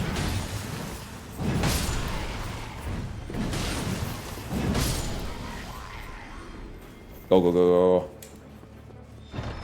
Key, two keys! 2 keys! Take me to this jail. Dude, this might be the run. I do have to check. Great axe? Great hammer. Great hammer. You're trolling. Do I want to fight? Oh, I don't want to fight that fucker. He looks huge, man. Are you insane? I should have looted a bow in my first camp, too. I forgot this is the dragon that forgets how to sit down. You're right. Why did people stop playing this? This website is like a flywheel, nephew. It's like if something comes out, gets popular, people are like, that's popular, I should play. I'm not saying they're all sheep. Some of them are sheep, though. Nightreign, I think it came out, and people were like, it's not exactly what I'm looking for, so they stopped playing it. It got the stink of uncoolness on it. It got the stink of, like, it's a little bit disappointing, but I don't think that's the case. I think this... Apollo told me this guy is literally Asylum Demon.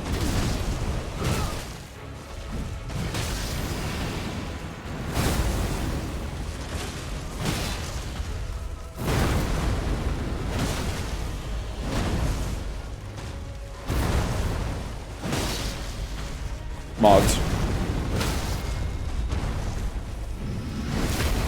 Switch to your fire weapon. Really?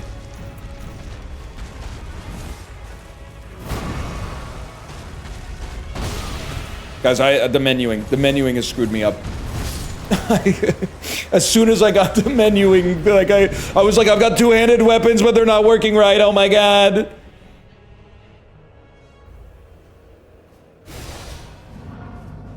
If you were religious, you'd definitely be Lutheran.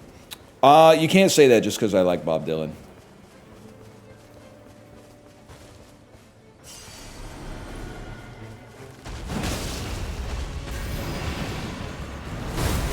Huge.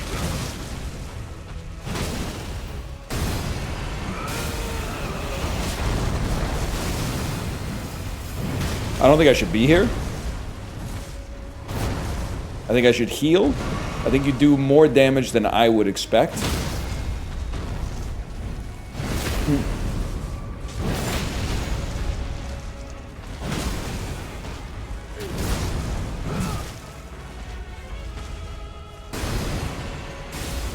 On this one, we run. Holy cow. Chill, chill, chill!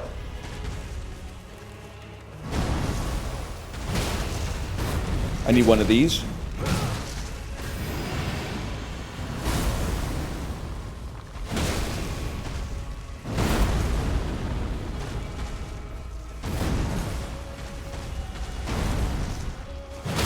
I'm in your walls. I'm in your walls. I told you! I told you! I'm not washed! I'm not washed! Legendary!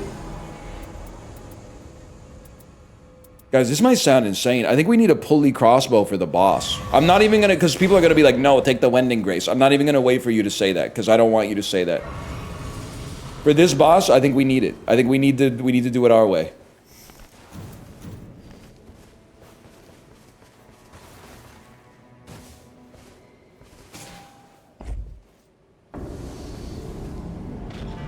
This fella. Never seen him before in my life, man.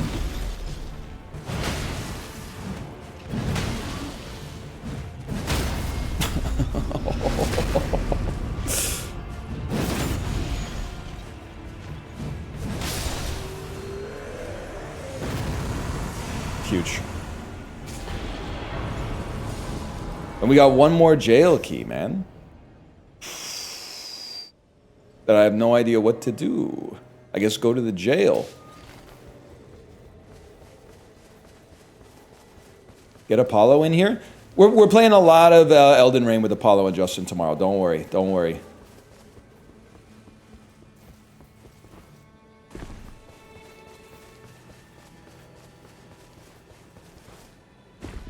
Look, Apollo's here right now. There he is. Say hi. Everyone say hi to Apollo. Apollo, teach me how to get up here. I don't know how to get up here. Maybe via this thing? Yeah, I thought Elden Rain was kind of a better name, too.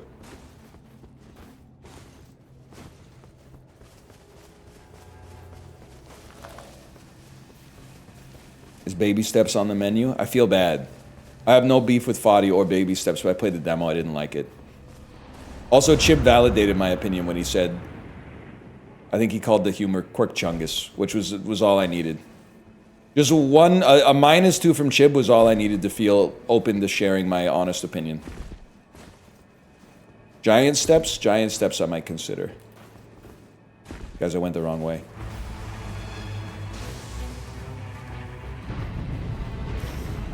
Fuck it, we ball. We ball.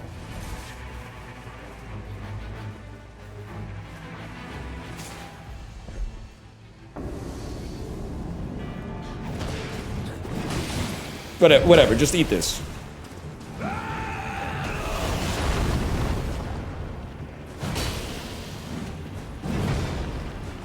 Okay, I got more where that came from.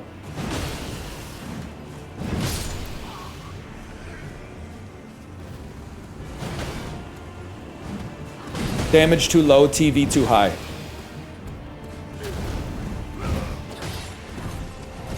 Bro, stop.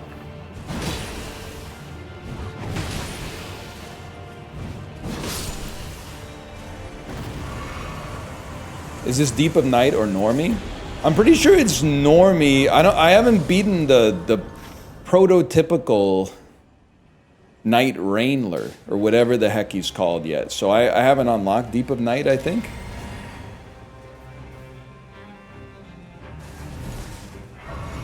Any churches on the way? Nothing, man. All right. Yippee. John Lord, that's it. John Lord. Okay, no shot you were aggro that fast. I literally came down like a fucking meteor. And you were like standing here just poised and ready to attack? Yeah, I don't think so. Battle mages? Battle mages are beatable. If I could find them, they're beatable.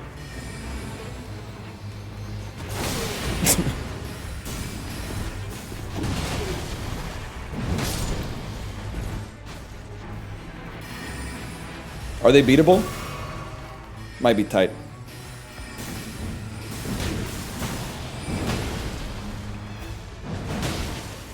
Not beatable. Just kill him and get out. Kill him and get out. Don't fuck your flask. Don't fuck your flasks up. You need some flasks for the boss. Get the other one after you finish the night. You genius. You fucking genius. Why do you have infinite poise? Guiga, you missed a lot. You missed a lot, okay? It's Wormface, isn't it? Poise is no longer a real thing in Souls. You can as the raider, you can attack as much as you want forever. You will never be knocked over. You'll never be stunned, you'll never be staggered. Recap for those who just got out of work. We played the dulls for like an hour. We played a new roguelike for 3 hours, and we're filling time till the end of stream with one more one Nightreign run.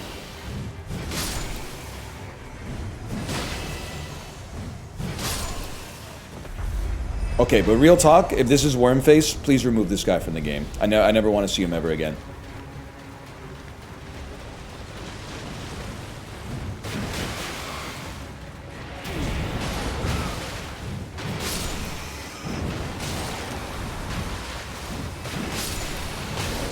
And you might say, why? Because he's a troll, bro. You got to alleviate your Death Blight buildup, like so. Guys, I'm gonna die to a fucking crab. Fuck the boss, I'm gonna die to a damn crab. Get the fuck out of here! With that. You know what? You deserve to get ulted on. Because you're flicking me. Yeah, run into the storm. Good play. Good motherfucking play. Sorry, guys. I just had to alleviate my Death Blight buildup real quick. Sorry.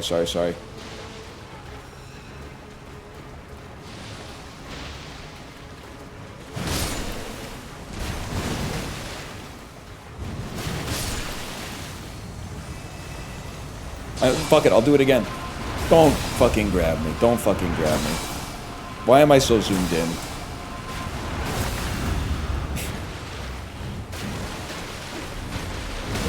I was trying to use my super armor move on you. I hate this guy. I hate him. I hate him. I hate him. I hate him. Nah. I got a bolus now. I'm chill. Yeah, come over and hit me. Good. Waste of everybody's time. You know what? You're so real for that. Where the hell's my crossbow?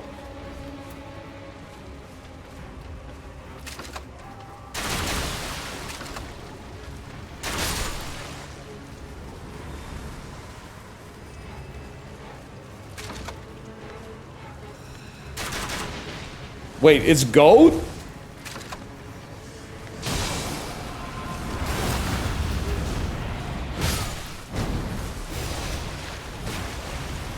Why are you laughing at me for saying it's goat? All the kids are saying it these days. If you don't say it, you don't know what you're talking about. All the kids are saying it's goat.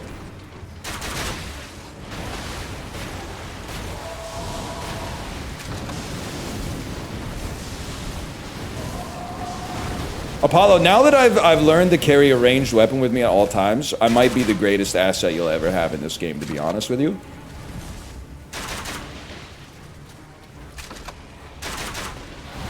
And then...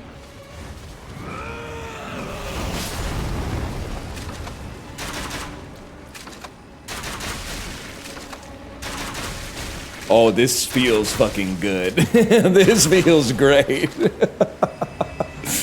That might be the play, man. That might be the play.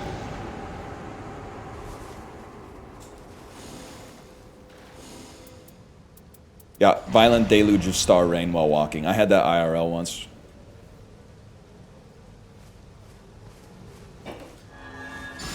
My bad, y'all.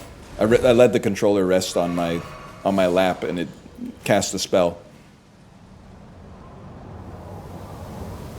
So I think these were the fellas? This was the Battle Mage fellas, right?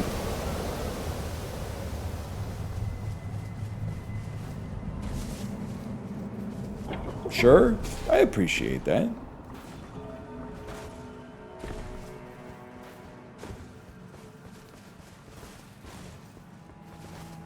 How you doing, Apollo? How was Among Us? The kid's been talking a lot about Among Us. She might have been in your chat today. I don't know what they're doing in school. Kind of popped off today. Huge. As imposter or as crew member?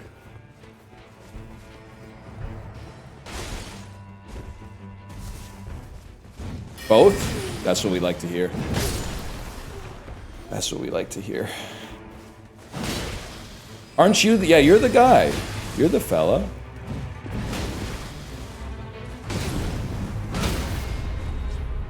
You are the weakest link. Goodbye.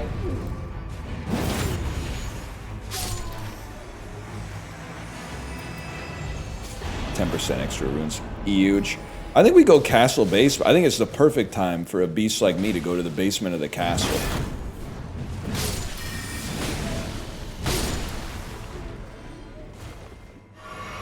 So I don't want to call him out. I was just flabbergasted. I just got a hey. I just got a Steam notification that Sips is playing Factorio. Isn't it like 2 a.m. in England?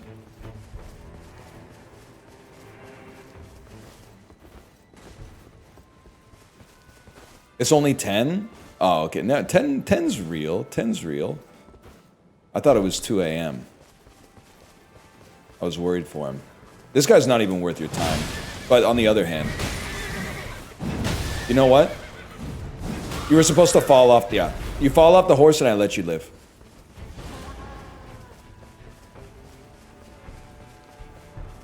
They'll tell stories about me. They'll tell stories about me.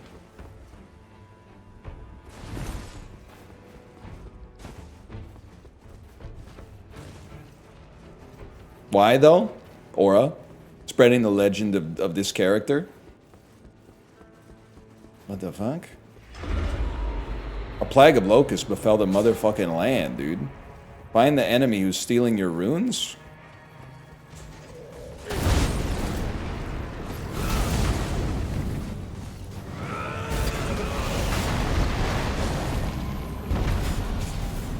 What the fuck? Level absorbed? That's no good.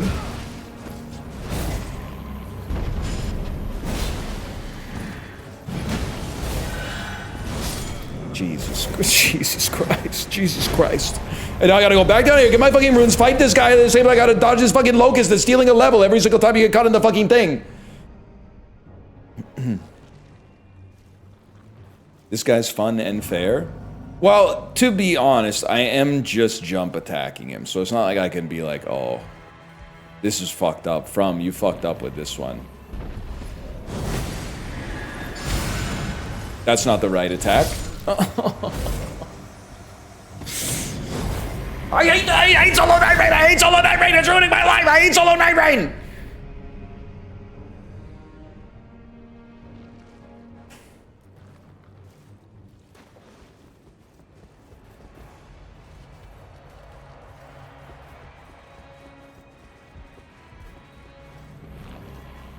Alright, buddy, get ready.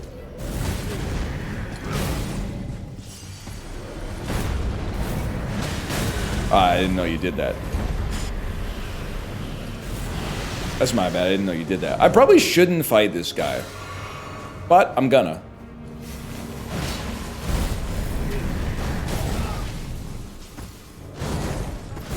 Get staggered. Otherwise, I'm just gonna walk. I'm gonna walk and create a Star Deluge. And then you're in a lot of trouble. Great use of that move. Oh, beautiful. And the Knight's Tide is growing stronger.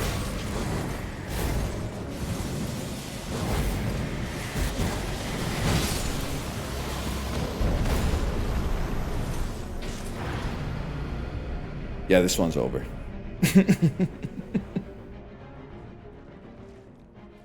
I have to talk to my. I have to give a talk. I'm gonna write the message out live. I'm gonna write the message out live as we speak. Give me a moment here. I don't care if my levels are getting absorbed. I'm going into the Discord. I'm talking to my editor. So about that castle basement tech. Someone tell me why I'm level 10 getting my ass beat by the ball-busting hunter while a plague of locusts are stealing levels from me. Thinking. I'm putting a thinking emoji. Out of respect, I'm not putting thonk. I'm putting thinking. You are the weakest link. Goodbye. You're the weakest link. You're the weakest link. Goodbye. Anyway, I'm gonna go eat lunch. We're gonna be back for Elden Ring tomorrow with Apollo and Justin. And then I don't know after that. If Castle Basement is BBH, you just call it a loss and move on. I went to the Castle Basement on the previous run and it was Grafted Scion, and Chad also told me to GTFO. What bosses aren't GTFO bosses?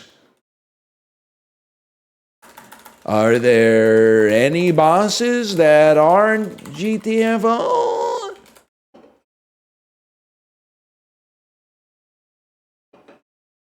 You were level 5?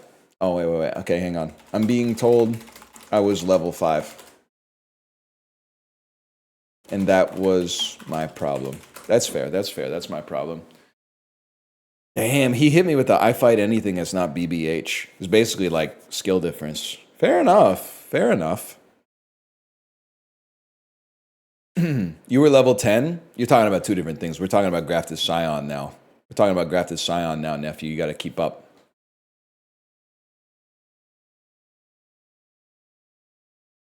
My bad? That's all good, nephew. It's all good. I'm going to send you over to my wife's stream, though. I'm going to go eat lunch. Good night, y'all.